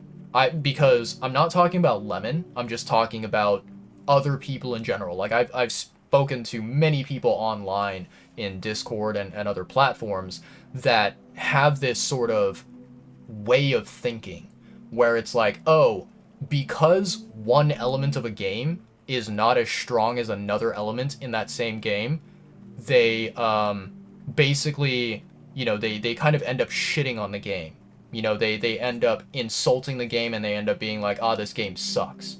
And that type of mentality is not good. Like, you should never ever, I think, shit on a game just because one small part of it was not as, SS tier quality as like another different element in the same game. It's fair to be like, yeah, I didn't vibe with it as much, but to like dismiss a game, or to, just trash a game because of that, I feel like it doesn't make a lot of logical sense. So yeah. Let's see, Vanilla, you said, might have to leave for now. Hope I have a good time playing name. Appreciate it, Vanilla. Appreciate it. I'll see you later. Yeah, Vanilla, I know you have to leave, and do please go and deal with the priorities that you need to do. Like, your stuff is very much more important than whatever nonsense that I'm just yapping about, right? But I do want to respond to the messages that you left. So if you do end up leaving, that's fine. That's perfectly fine. I want to talk about this topic because it's a very good topic. Love Hollow Knight, but after Pantheon 5, you don't feel like playing it anymore. Whereas Silksong, you could have fun on multiple playthroughs trying different builds. That's fair. Yeah. Funny thing is, Vanilla, I don't think I've even completed Pantheon 1. I think, like, in Hollow Knight, I stopped without doing any of the late game content. I just did not, I was not gamer enough to do it. And I don't think I'm gamer enough now to do it. Like, I was like, yeah, this is some sweaty gameplay stuff that I don't really have an interest in going for. I love Hollow Knight. I think it's a fantastic game, but I think that in comparison to something like a Souls game, I enjoy Souls games more than Hollow Knight. So I was like, it's time for me to move on. But yeah. Like, to me, I do not ever think that, a Pantheon playthrough on Hollow Knight is something like I would be absolutely mind blown if anyone out there was like, yeah, Pantheons in Hollow Knight are so much better than playing Hollow Knight Silksong. Like, I that would be absolutely insane to me. I would not know how to react if I heard someone say that. Stellar is kind of expensive. Yeah, Stellar and Spider-Man both are expensive here in the US. Like, in my personal opinion, I typically, like, games that are $40 or more, I rarely ever buy them for $40. Like, I typically wait until they're like maybe $30 or $35 at most. But yeah, 40 is a bit too high in my opinion. Don't think Hollow Knight exploration is tedious though. You love the exploration so much, that's why you also love Dark Souls 2. Interesting. Yeah, like, I think, you know,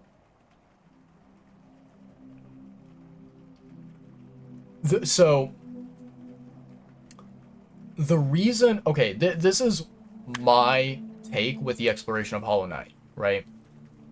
I don't think that the exploration is bad, right? Okay, here's the way that I would phrase it. Because, okay, when you play a game like Hollow Knight, and you play it for the very first time, you've never played it before, you hopefully have avoided all spoilers, and you are not going into the game knowing exactly what to do, right? When you are playing a game like that for the very first time, you do not know what the map is going to look like. You do not know how big the map is going to be, right? And so you're playing the game, you're exploring, you're having a wonderful time. You are captivated by the mystery behind the game, right? And exploring the game is a lot of fun. I recognize that, and I love Hollow Knight for that. But I think the point that I was trying to make is that now, as I have already played Hollow Knight, I've already gone through the entire game. I've already beaten the full thing. And I know what the full map looks like. I know what all the different passageways are, all the different routes are. I am not very inclined to go and replay Hollow Knight from the very, very beginning and redo all of that exploration from zero again. Like, I personally am not that interested in doing that. Because if I replay the game a second time from scratch and I already know what to expect, I already know which areas are what and what passageways are where, like, it removes that sense of wonder, that sense of mystery, right? And I don't have that excitement, that enjoyment anymore of discovering something new, right? So looking back retrospectively, I would say that the exploration is tedious. But in the moment, during my very first playthrough, I did not think that. I thought that it was a lot of fun. I thought that it was, you know, something that I really appreciated. Um, but yeah. Let's see here. Anything else that I missed? Hollow Knight is still like 10 out of 10, though you would still say there might be some things that you would like to add to Hollow Knight, whereas Silksong is 11 out of 10. Interesting. Very interesting. Yeah, I wonder what I'm gonna feel about Silksong, because I have a feeling, like, I have a feeling that Silksong for me is going to be no lower than an 8 out of 10. I feel like 8 out of 10 is the minimum score that I'm going to be able to give Silksong because of how good it's going to be. I wonder if it's going to be a 9 or a 10 out of 10. Because, like, for me, I would say that Hollow Knight was probably an 8 out of 10. And it was like, it was close to being considered 9 out of 10. But I would consider it to be a solid 8 out of 10. And so if Silksong is truly, truly better than Hollow Knight, then it would very likely end up being a 9 out of 10 or a 10 out of 10. Very few games, I think, in my opinion, are 10 out of 10. You know, this is probably something that a lot of people out there can understand and can probably relate to. For me, 10 out of 10 games are games that I consider to be my personal favorite games. And even if these games are, you know, are experiences that other people criticize, I love the game so much that I look at the positives. I look at the amazing things about the game, and I say, like, you know, whatever flaws, whatever criticisms that there are about the game, they don't ruin the experience for me. And I consider those games to be my top favorite, my personal favorites, right? Very few games, in my opinion, are 10 out of 10. Very, very few. And so I wonder if Silksong will be able to reach that level. I'm expecting either an 8 or a 9 out of 10. I'm really, like, crossing my fingers, knock on wood, right? I really hope that there's not a lot of frustrations that I experience, because, you know, like, I'm gonna be very brutally honest right now. Um, Ghost of Tsushima, that is the most recent game that I've played, which my very first ever playthrough that I've gone through. Um, that was the most recent one before this one, before Animal Well. And don't get me wrong, I had a blast with Ghost of Tsushima. It was a fantastic experience, and I'm very, very, very happy that I played that game. However, I think that my expectations for Ghost of Tsushima were a little bit too high. And, I thought that I would love that game and that I would not have very many things to complain about. Right? I thought that it was going to be a near perfect experience, 8 or 9 out of 10, right? Turns out that is not the case, right? Um, just as a quick sort of reminder for those of you out there who did not hear me talk about Ghost of Tsushima whenever I played the game and I finished it on stream, um, the TLDR, right? The long story short is that in Ghost of Tsushima, every single aspect of that game except the combat was a 9 out of 10. Absolutely magnificent, fantastic stuff. The combat specifically, only the combat of Ghost of Tsushima, I gave it a 7 out of 10 because I wish that it was better. I wish that it was vastly improved. I thought that there was a lot of flaws, a lot of annoyances with the combat in Tsushima. And there were so many things that I think the developers could have and should have fixed in the game that did not work properly. So, Ghost of Tsushima is a game where when I first initially started playing the game, I really wanted that game to be, a 9 out of 10 or a 10 out of 10.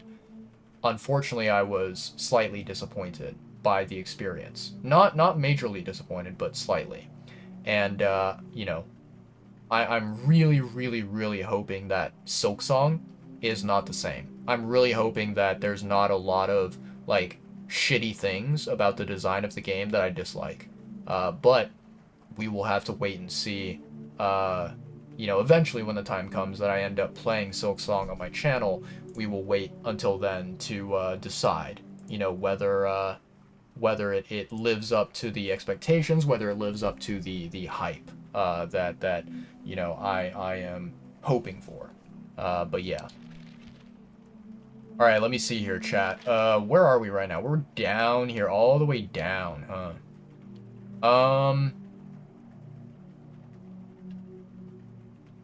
Oh boy. Okay. This is probably going to be a long journey, but I think I'm gonna go all the way to the top, chat, because essentially, I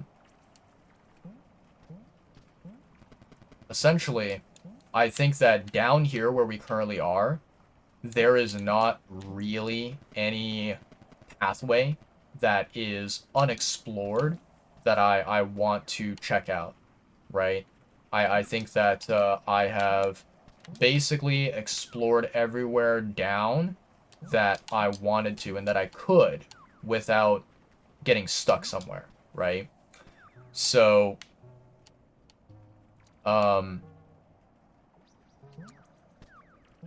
with that being the case, right? With the exploration down below being quote-unquote completed for the time being, I think that the only way to go, the only direction that we have not yet explored is up top. Where do I go from here, chat? Yeah, we want to go up there. Right, okay. I'm so glad we unlocked those double doors. Because yeah, those double doors are a really, really nice shortcut.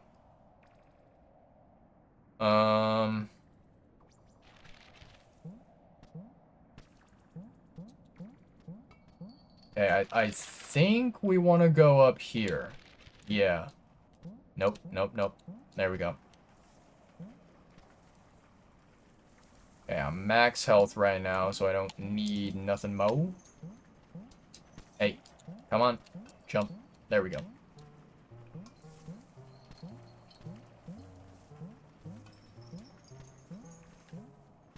Nope. Come on.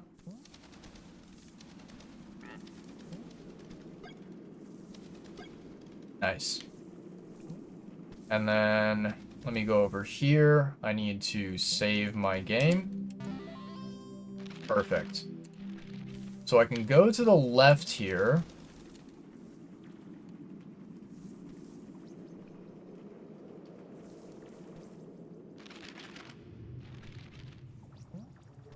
Hello, squirrel. Ow.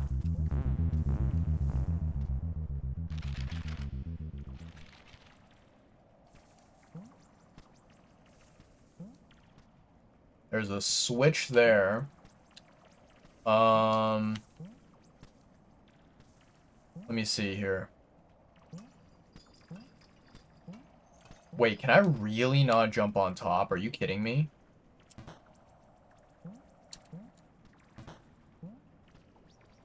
Okay.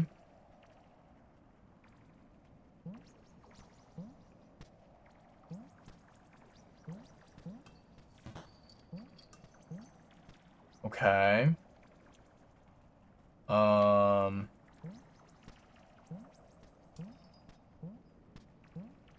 No, how did I miss that?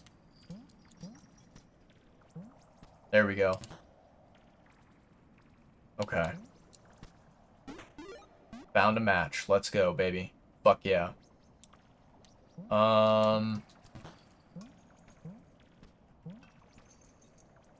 Is there a pathway over here? Nope, that didn't work. Oh, wait a second. Oh. Oh, shoot. How the heck do I get over there?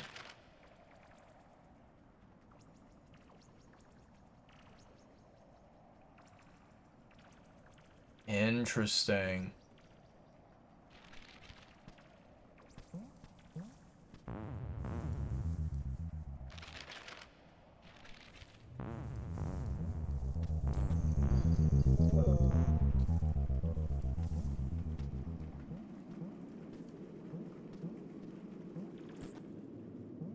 Aha. Virtual egg. Okay, okay. Nice. Alright, we're gaming, chat. We're so gaming here. Let's fucking go.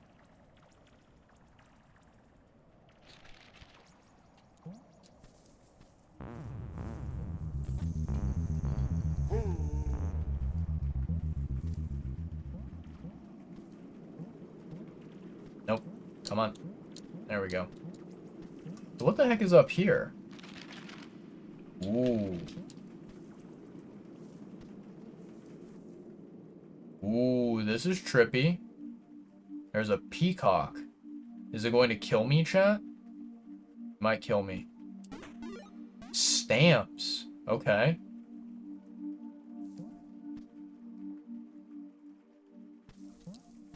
So far, the peacock is not killing me.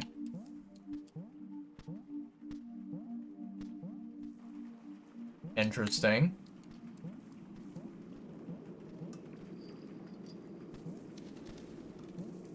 God damn it. Okay.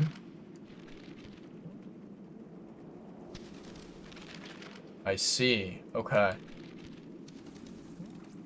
Okay. So we go up here. Go up here. Go up this ladder. Nope. God damn it. So, jumping over here, there's nothing that we can reach over there.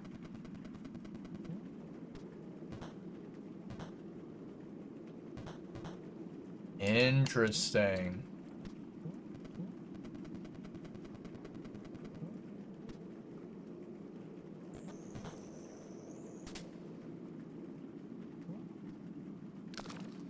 Okay.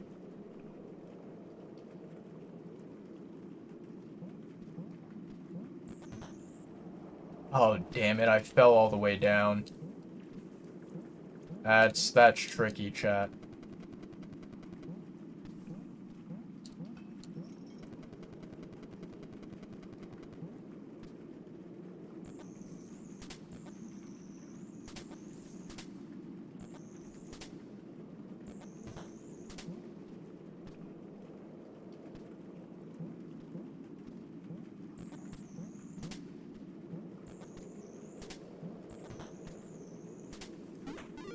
Okay, found a match. Alright, alright. That place is locked, though. Hmm.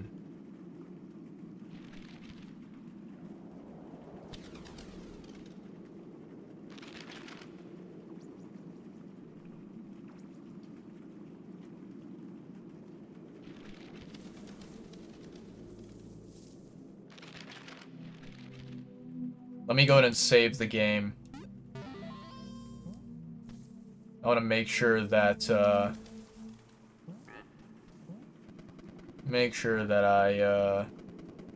not losing any important progress. Oh shit, chat. There's capybaras. Pog. There's capybaras. That's the YouTube thumbnail react face. Pog champion. Pog. Capybaras. Okay. Oh, it's one of those. Okay. Um.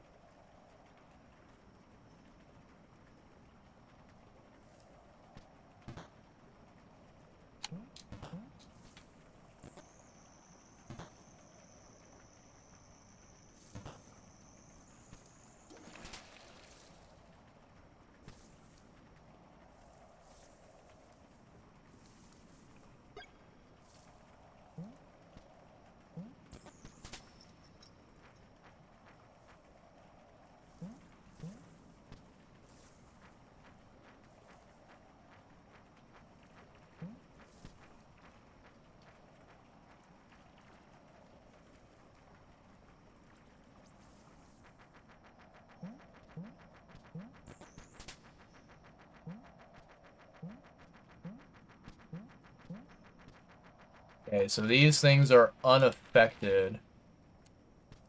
Oh, there's a chest. Give me that chest. Nope.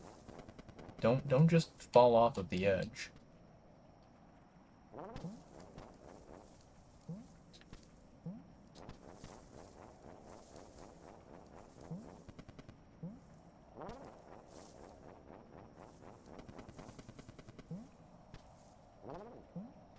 Aha. Found a key, baby. Let's fucking go.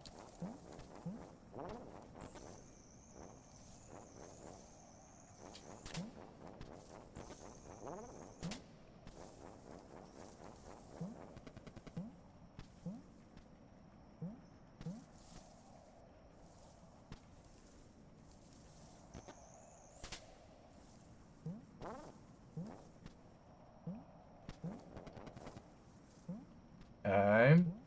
I don't know what that little creature is. It's like a chinchilla or something. Maybe like a wombat.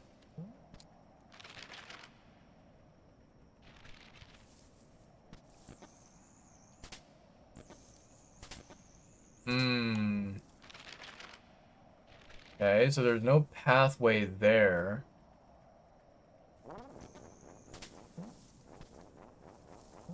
Okay. So I guess we... Oh, god damn it. How did I fall down there? That's so annoying. Oh, chat. There we go. Aha.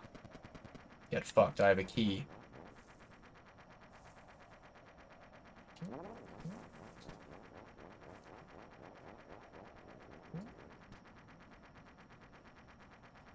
Oh god, I have to wait until all these guys move, huh?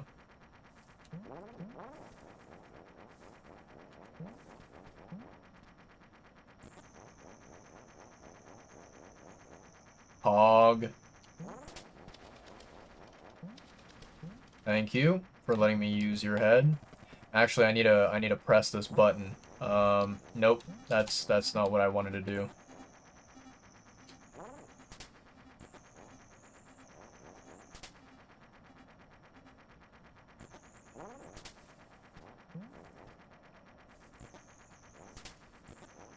Damn it.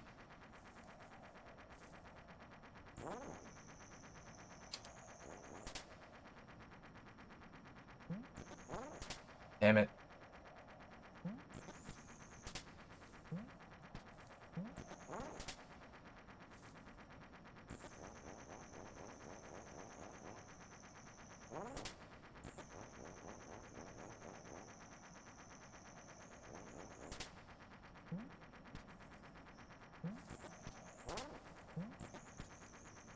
Okay, okay. Damn it. Oh my god, chat.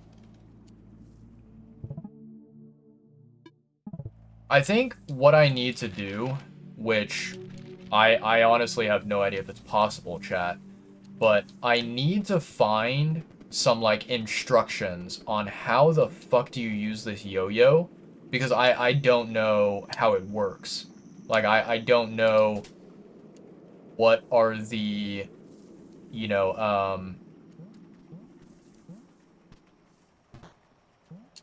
yeah, like, I don't know what are the ways that I can potentially control, this, you know, this yo-yo. And I feel like I need to understand it, I need to know. Otherwise, you know, I am going to,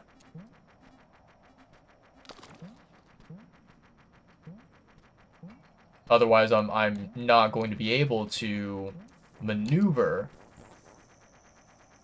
the thing accordingly.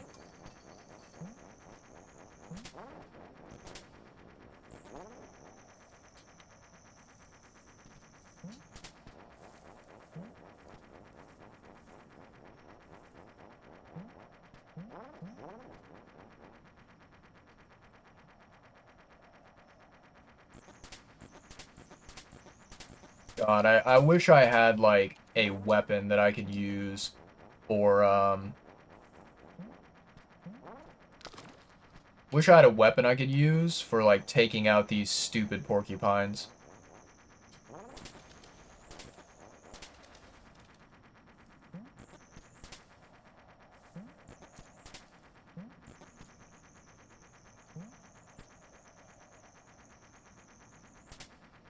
Yeah, I don't see a way that I can do that. Okay. Blocked. The heck is this area?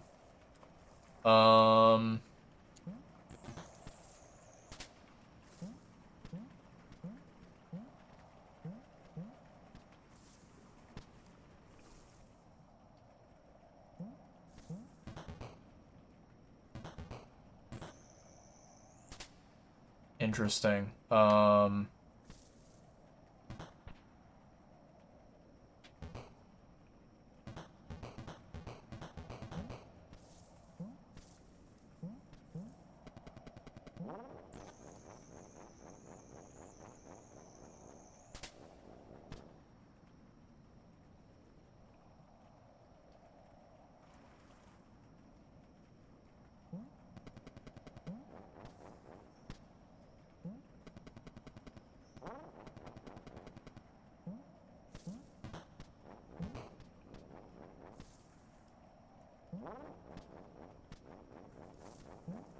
I'm over here, Big Chungus.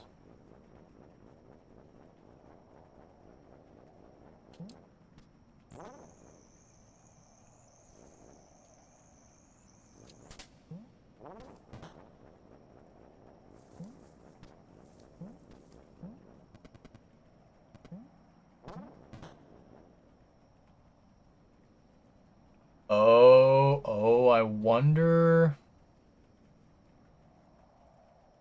Is that what you're supposed to do?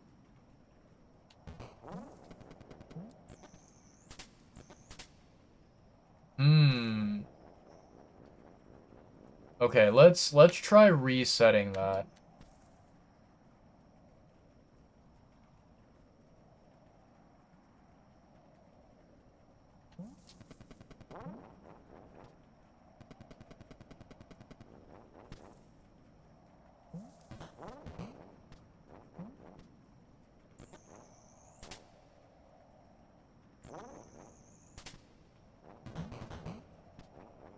Damn it.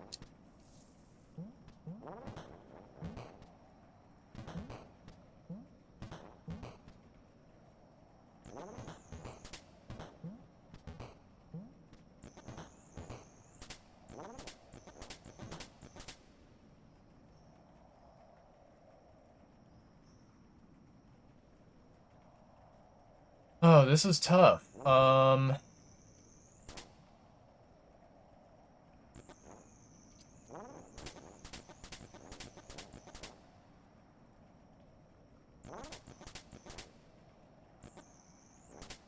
Nope. No, damn it. Got it.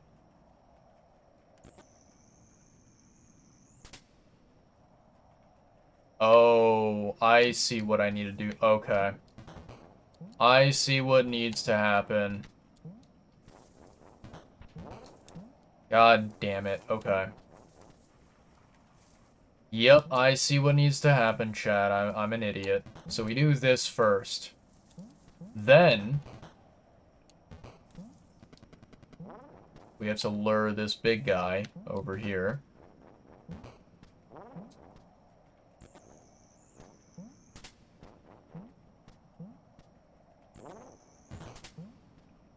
There we go. We got it. We figured it out. I'm a genius, chat.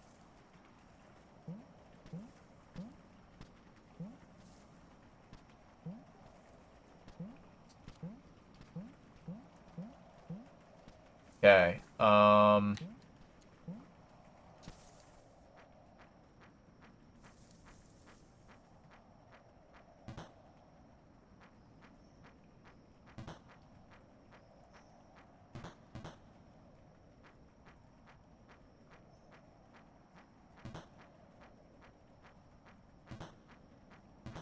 oh, I messed up.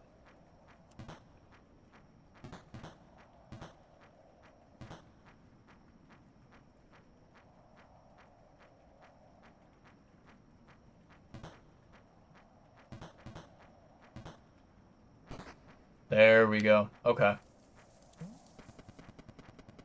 That was a pretty cool puzzle. I like that. Alright, so we did that. I think now we have to go up this ladder here. Yes, please save my progress. Thank you. This is my favorite room, by the way, chat. Definitely not because of the adorable capybaras. Absolutely not. That is not the reason. How dare you suspect me. But yes, this is my favorite room. Blocked. Damn it. Why is everything cool blocked in this area, chat?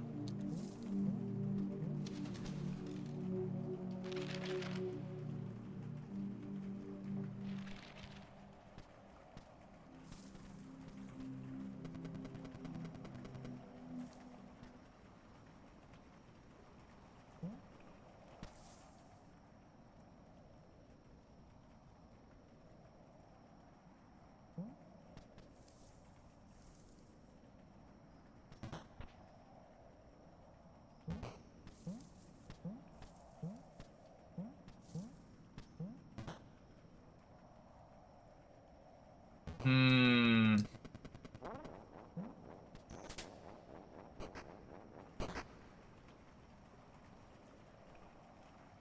Alright, we did it, chat. We made it. We're alive.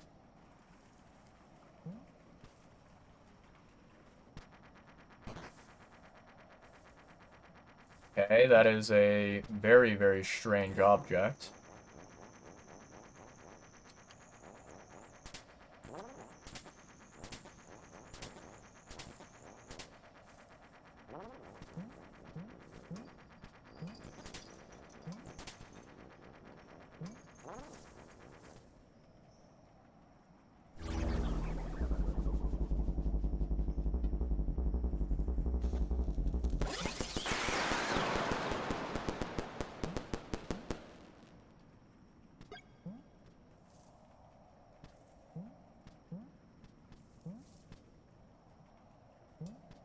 Where the hell am I, chat?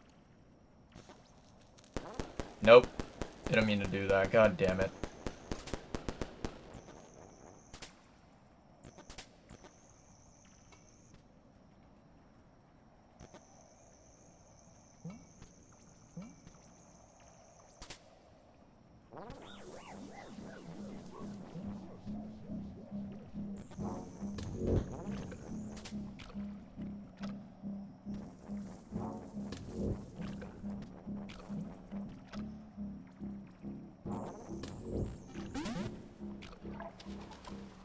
Holy shit. Okay. Okay, so that's kind of like a boss right there, chat. Okay. How do I get back there?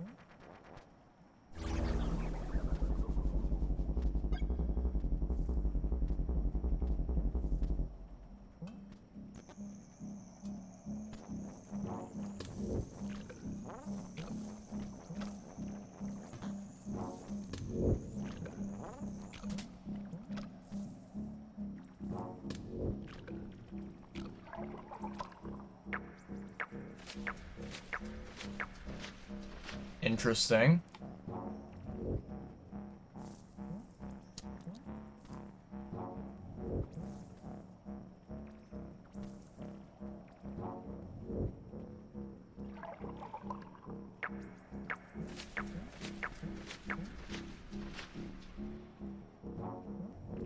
No, damn it.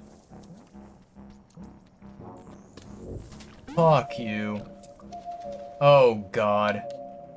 I panicked there, chat, and I thought, like, oh shit, you know, when I was on that floating platform, I thought it was gonna grab me with its tongue. So I was like, let me, try jumping now, and it was a horrible, horrible idea. Okay, that is definitely, without a doubt, one aspect of the game that I am not really a big fan of, and that is, the... what's it called? The fact that, like, when you die in this game, right? When you end up dying in this game, you lose all of your firecrackers. And I think that that is... oh, God.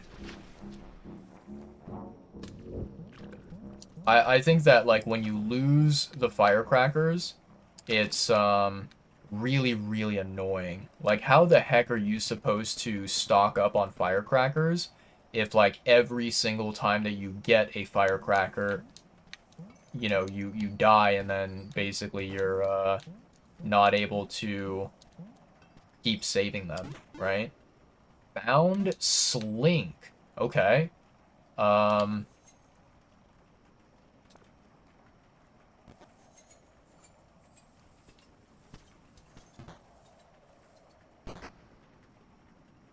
Cool. Okay, okay. Alright, alright. That's pretty cool. I like that. Really nice feature there. Can't go down here. I have to go down here. Oh, shit. Okay.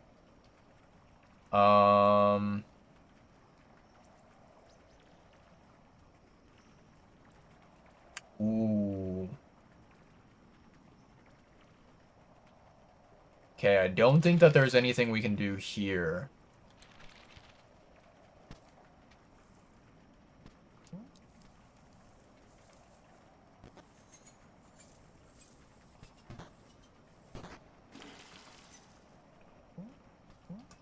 I like this slink feature. Nice. Okay. Brand new area, it looks like. Or maybe this is an area we've been through before. Doesn't look like I can go up there. Okay. Give me some fruit. I hear a noise, chat. I don't think I like that noise.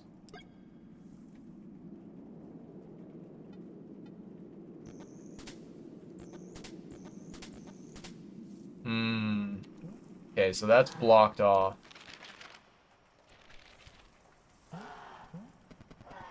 What's that horrifying noise?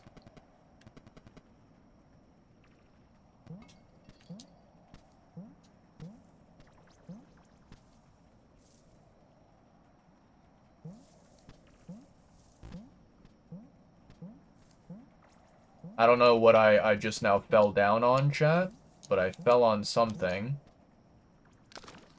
And it hurt me. Yep, like that, just now.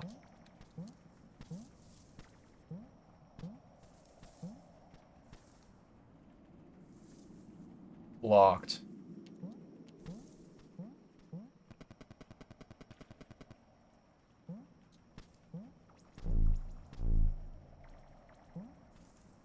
That's pretty cool. Fuck you.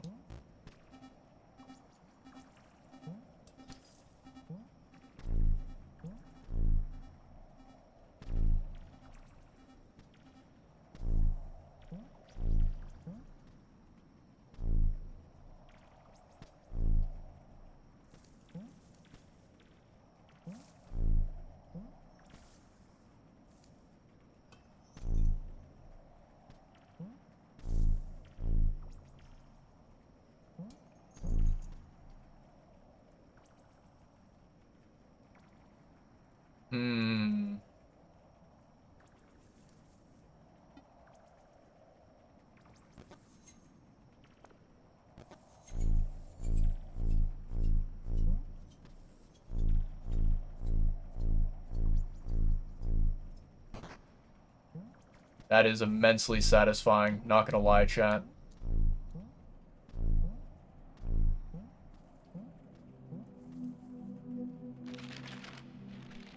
Okay, so this is definitely a new area.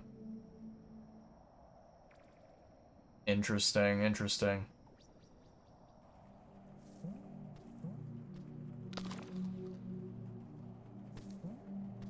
Telephone, let's fucking go. Hell yeah.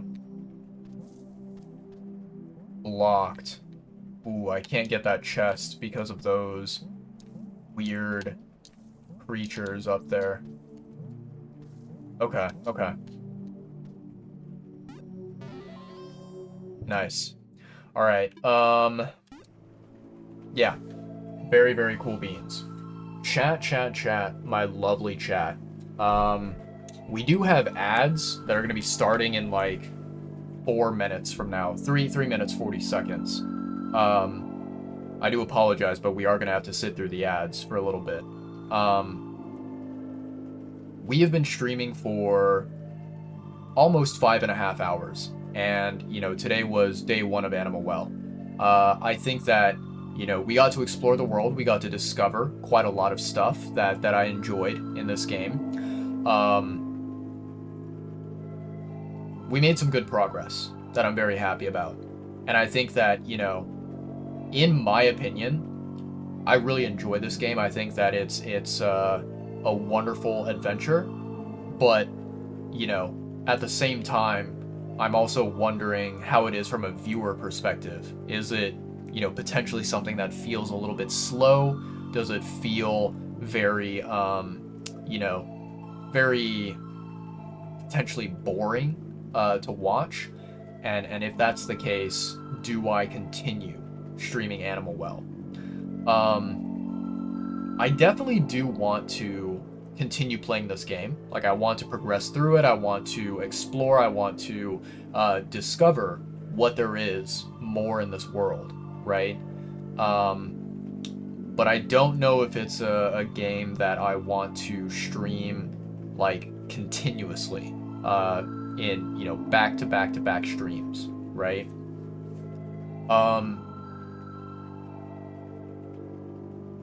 Yeah. So here's what I'm thinking, right? And I do want to emphasize that plans may change, okay? I may wake up tomorrow or the day after and I might be like, you know what? Fuck it. I want to do something different, right?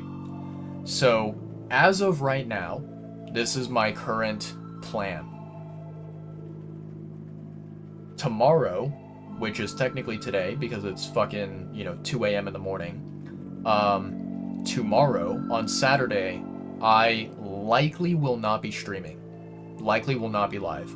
I will probably be busy, you know, working on homework and spending time with friends IRL. Assuming that nothing changes and that I don't stream tomorrow, Sunday I will come back and I will stream again. And I think that on Sunday we can play more Animal Well. We can do day 2 of our playthrough, right? As for future streams beyond Sunday, I may not potentially stream Animal Well every single live stream, right? But what I will do is, you know, let's say that, hypothetically speaking, I stream on Sunday and I play Animal Well, and, you know, that's considered day 2 of our playthrough. The next time that I stream Animal Well, let's say that it's on Friday, or let's say it's on Saturday or something, that will be day 3, and I will keep track of, you know, how many streams that we've done, and I will make sure that, like, basically all of these Animal Well VODs, I'm going to save them, I'm going to export them to YouTube, and make sure that people can watch those VODs on YouTube if they want to. So that's what I'll probably do, but there is a chance that, like, you know, maybe next Friday, I'm like, you know, I feel like I want to play a more exciting video game. Let's bust out, you know, Dark Souls 3, or let's bust out, you know, Elden Ring or something like that, right? So there may be days where I kind of change my mind and I think to myself, you know what, I think we can save Animal Well for another time. So that's very likely what I'll end up doing, where we won't play this game every single time that I go live, but we will play this adventure, you know, this first ever blind playthrough. We will do it slowly over time, very surely. We will make baby steps through the game, and eventually at some point, you know, probably sometime in like 2026, you know, the adventure will be over. We will have finished the entire game. But yeah, that's kind of what I'm thinking. Right now there is an ad break going on, so I am going to do my exercise as I owe you guys. So I'll take a break, do some stretching a little bit, and enjoy the ad break. After the ad break is over, we will very likely, you know, try and see if there's anyone that we can raid and say hello to. Because, yeah, I definitely should be getting some sleep for tomorrow. Have a big day ahead, spending time with friends, as well as, you know, doing homework, submitting that stuff. That's gonna be a lot of fun. But yeah, that's basically it. Oh, chat. Oof. Oh boy. And when the ad break is over, I can show you guys something that may be potentially interesting. Maybe some of you out there care about it. Some of you maybe don't, which is perfectly fine, because you don't have to. It's not something that is that important. Yeah. By the way, chat, you know what? I'll wait until after the ad break is over. I was gonna mention it now, but never mind. I'll wait until we're all back from exercising and stretching and you know, taking care of ourselves. Oh boy. Yeah, so, you know, one little story that I can tell you while the ad break is going. We have about a minute left. So, chat, as hopefully a good amount of you know out there if you are regular watchers of my channel. Typically every Friday I like to get what's it called? I like to get McDonald's, right, and enjoy some McDonald's for a meal. You can call it like late lunch, you can call it dinner, right, early dinner, late dinner, whatever. But I like to get some McDonald's. And today I went and I got some McDonald's. It was very fast. Unfortunately, they kind of messed up my order because you know, typically, and some of you out there, you might hear this and be like, what the hell, like, how dare you eat a burger like that? But for me personally, when I go to McDonald's and I order my burgers, I always basically customize my burgers so that they do not have ketchup or mustard in them, because I am not a fan of either of those two condiments. I think that ketchup and mustard are very, very, very low quality condiments. I would say that like ketchup, I'm okay with. Like I can eat foods with ketchup and I don't hate it. But mustard is something that I absolutely dislike. I think the flavor of mustard is disgusting and I'm not a fan of it, right? So when I get my burgers from McDonald's, I typically get it with mayonnaise, because they unfortunately, I don't really know why, but they don't offer like honey mustard or ranch on the burger, which is like, why wouldn't you? You know, that to me is better. But mayonnaise is like the only substitute that they allow. And so I typically get mayonnaise on my burgers, and I also ask for extra pickles as well. So today I went to go and you know, get McDonald's. I placed the order in the mobile app, and then I went to the store to like pick up the food, and it was, you know, the food was ready surprisingly quickly. And so I grabbed my food, walked back home, and when I opened up, you know, the food, I ate the French fries, I ate the burger as well, and I shared, you know, the French fries and burger with my family. We realized that both the burgers had ketchup on them rather than mustard and sorry, it had ketchup on it rather than mayonnaise. Quinn, I see you out there. You and that redemption. You better get some sleep, sir. Appreciate you, Quinn. I'm gonna be ending stream very, very soon here, very soon. So I appreciate you a lot. Thank you for coming in with the redemption. And I did mention this earlier in the stream, Quinn, but I soon to be, I don't know, not announced. Is announced the right word? But soon to happen, I will be adding some hopefully fun little sound redemptions to my channel, because I got a lot of inspiration from watching Quinn streams. But yeah, you just love mustard. Yeah, you are the number one mustard enthusiast around here. I know for sure. But yeah, ooh, let's go. Hell yeah. Quinn is the number one reason for me trying to upgrade my streams and get a little bit better. When I grow up, I want to be like Quinn. Quinn is a very, very skilled, very talented streamer out there. So if you're not following her, go follow her, chat. I can't wait until tomorrow, or technically it's today, because it's 2 a.m. in the morning, but what is time? Anyways, time doesn't exist. I am going to be hanging out with Quinn. I'm going to be hanging out with Sunday as well. We're going to have an awesome time. It's going to be great. So yeah. Stop it. Nah. Quinn, just to give you a heads up, and you can feel free to, you know, message Sunday and relay this to him, if you need to. I'm thinking that, you know, Sunday mentioned, I think 6 p.m. for us meeting up for food. I will probably go to the shopping area that I want to go to, and I'm pretty sure you know exactly where I'm referring to, but that shopping area, I will probably go there before we meet up for food. Like when Sunday messaged me, he said that you guys might go to the shopping place either before or after food. So I'm not sure what your guys' plans are, but I will probably go before food. because I don't know what time that shopping place closes, and I don't know if it's a good idea to wait until after food to shop. But yeah, that's my game plan. But we can talk more about it, you know, via Discord, via text, whatever. You guys know where to reach me.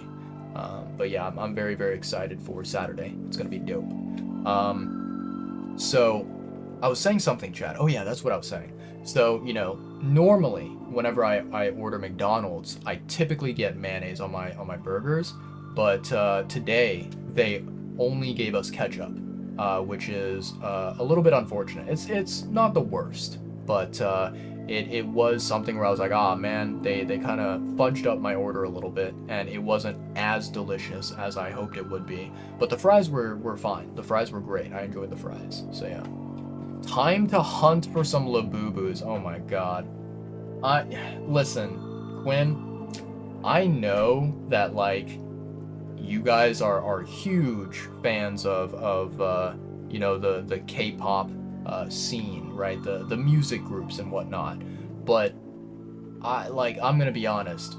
What in the world is the value of a Labubu? Because as an outsider that does not partake in the K-pops and the musics, Labubus look so incredibly ugly. They look so bad. And it's like, why would you pay money for that, you know? It's like, I don't get it. I don't get it. There is none? Just a trend hopper. Have I seen a fuggler? Based on that word and how it sounds to speak that word out loud, I don't know if I want to know what that is. I think I'm probably better off not knowing. But, yeah. Man, Labubus to me, I don't understand the value behind them. I really, really don't. You should look at them. I'll do it off stream. I don't want to potentially traumatize my viewers with something that I pull up on Google and it turns out to be like a living nightmare. Yeah, I'll take a look at it, but that sounds horrible. If not, you'll show me later. Oh god, Quinn, this is man. You're really, really testing out the strength of friendship, you know? Oh, I'm kidding. But yeah. All right, we'll hunt for some Labubus and stuff. Oh my god, I feel so cringe saying that. Next, I'm gonna be popping on stream and being like, "What's up, gang? 6'7", skibbity toilet riz. Me and my 70,000 Labubus popping in the chat like, oh god, that sounds like a nightmare. I'm in hell. I'm suffering. But yeah, appreciate you, Quinn. Can't wait until tomorrow. Speaking of sleep, you should probably get some sleep. Yeah. So that happened. That kind of like McDonald's story happened that I wanted to show you guys, or not show you, but share with you guys. And then so two final things that I'll share with you guys. Number one, so I think it was last week on Saturday, I got to meet up with two friends of mine, you know, fellow local streamers, Mr. Greasy T and Just Drew Main. We met up and we had some delicious sushi and also some boba tea as well. And when I met up with them, my friend, Mr. Greasy T, he randomly gave me a small little gift. Apparently, I think he went to, like, I think it was like a convention or some kind of event that he attended, and they had maybe some like merchants that were there, and one of the merchants apparently was selling these 3D printed goodies, you know, kind of like tiny little merchandise items. And apparently, Greasy picked up one of the 3D items and gave it to me as a gift. It is a tiny little capybara. I don't know if you guys can clearly see it in the webcam. It's a little bit hard to tell. But yeah, it's a tiny little capybara. Now, the weird thing is that, you know, this is 3D printed and it's really cool. But the weird thing is that if you take a look at it, the body of this capybara is kind of like 3 separate pieces, and it's kind of interlocked. If you like, you know, open up the pieces and you kind of like peer inside, you can see that the plastic pieces, the body parts of the capybara, are kind of like interlocked with one another and hold each other into place. So it's kind of sort of like a bobblehead, but it's not really a traditional bobblehead. You know, it's kind of just like a little tiny shaky toy that you can, you know, keep around. But it is a very, very adorable 3D printed capybara, and I do like it a lot. So massive shout out to Greasy for, you know, thinking of me and grabbing this souvenir type thing. Yeah. And then the final thing that I will show you guys before we go ahead and end stream, before we try and find someone to raid here. So, you know, this is something that kind of happened a while ago, so it's not really something too new. But essentially, like, how long has it been? I think it's been like maybe 2 months, 3 months, maybe even like 1.5 months, maybe less, you know, something like that, right? It's not been a super duper long amount of time, but it's also not been, you know, not been a short amount of time either. I'm gonna say just roughly speaking 2 months ago, maybe even longer than that or shorter, but we'll say 2 months. I went on a little bit of a trip to Malaysia, right? I went on a family trip to Malaysia to basically visit my father's side of the family. While I was over there, my father, he basically took me to a barber, and he had a barber that he apparently is acquainted with, and I probably considers this barber to be a friend of his. You know, he took me to this barber that he knows and that he trusts, and he was like, let this barber give you a haircut, right? And to be honest, I don't really trust my father. I don't think that my father knows what a good haircut is. But I think, like, at the time I had long hair, or longer hair than normal. And because Malaysia was, you know, at the time, the weather there was very, very hot, especially during the daytime. So because of that, I was like, you know what, I'll get a haircut, sure. And the guy that cut my hair, the barber, he was kind of like this, I would say middle-aged, but, you know, maybe nearing the older age, you know, kind of a little bit, I would say, like, you know, if I were to guess, 40, 50 years old, something like that. He was a middle-aged or kind of older man, and he's, of course, he's Malaysian because he lives in Malaysia, duh, but he was Indian Malaysian, right? And so, you know, I sat down in a chair and I got my hair cut. And, you know, after that, I kind of walked out of the barber shop and I went about my day.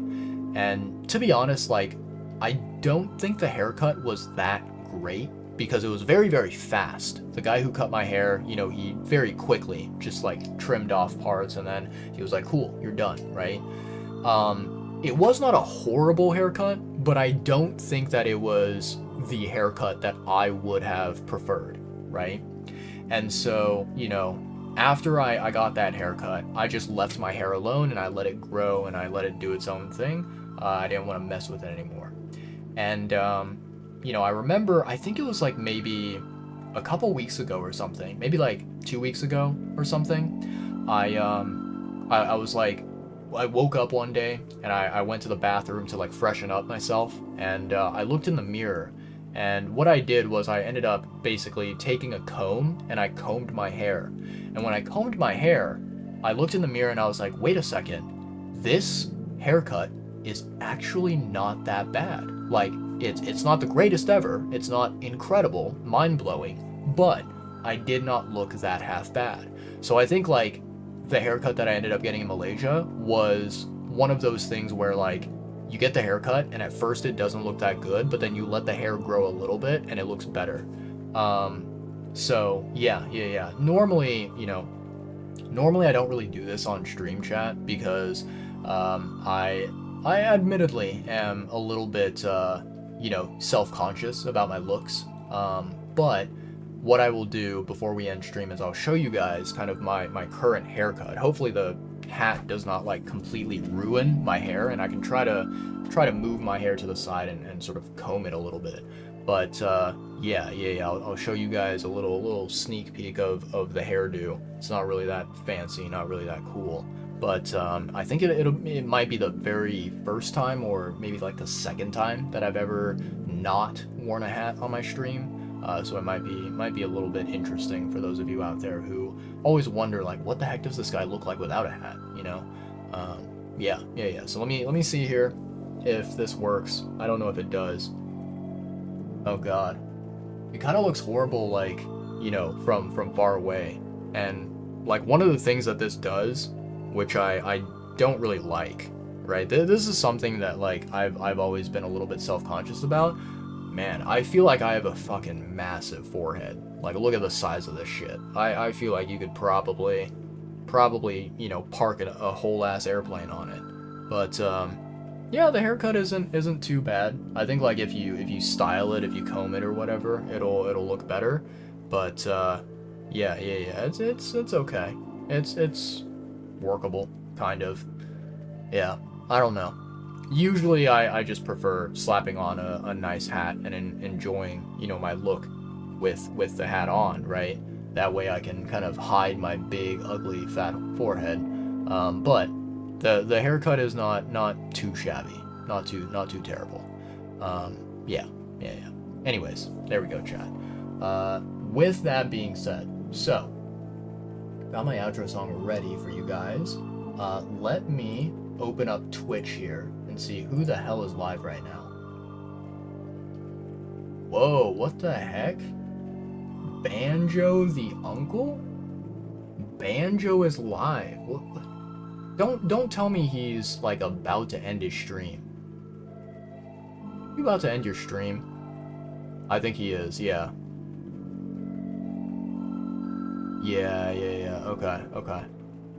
I'm not gonna raid Banjo. Okay. Yeah, we're not raiding Banjo. Let me raid Shock, maybe? Hold on, let me see here.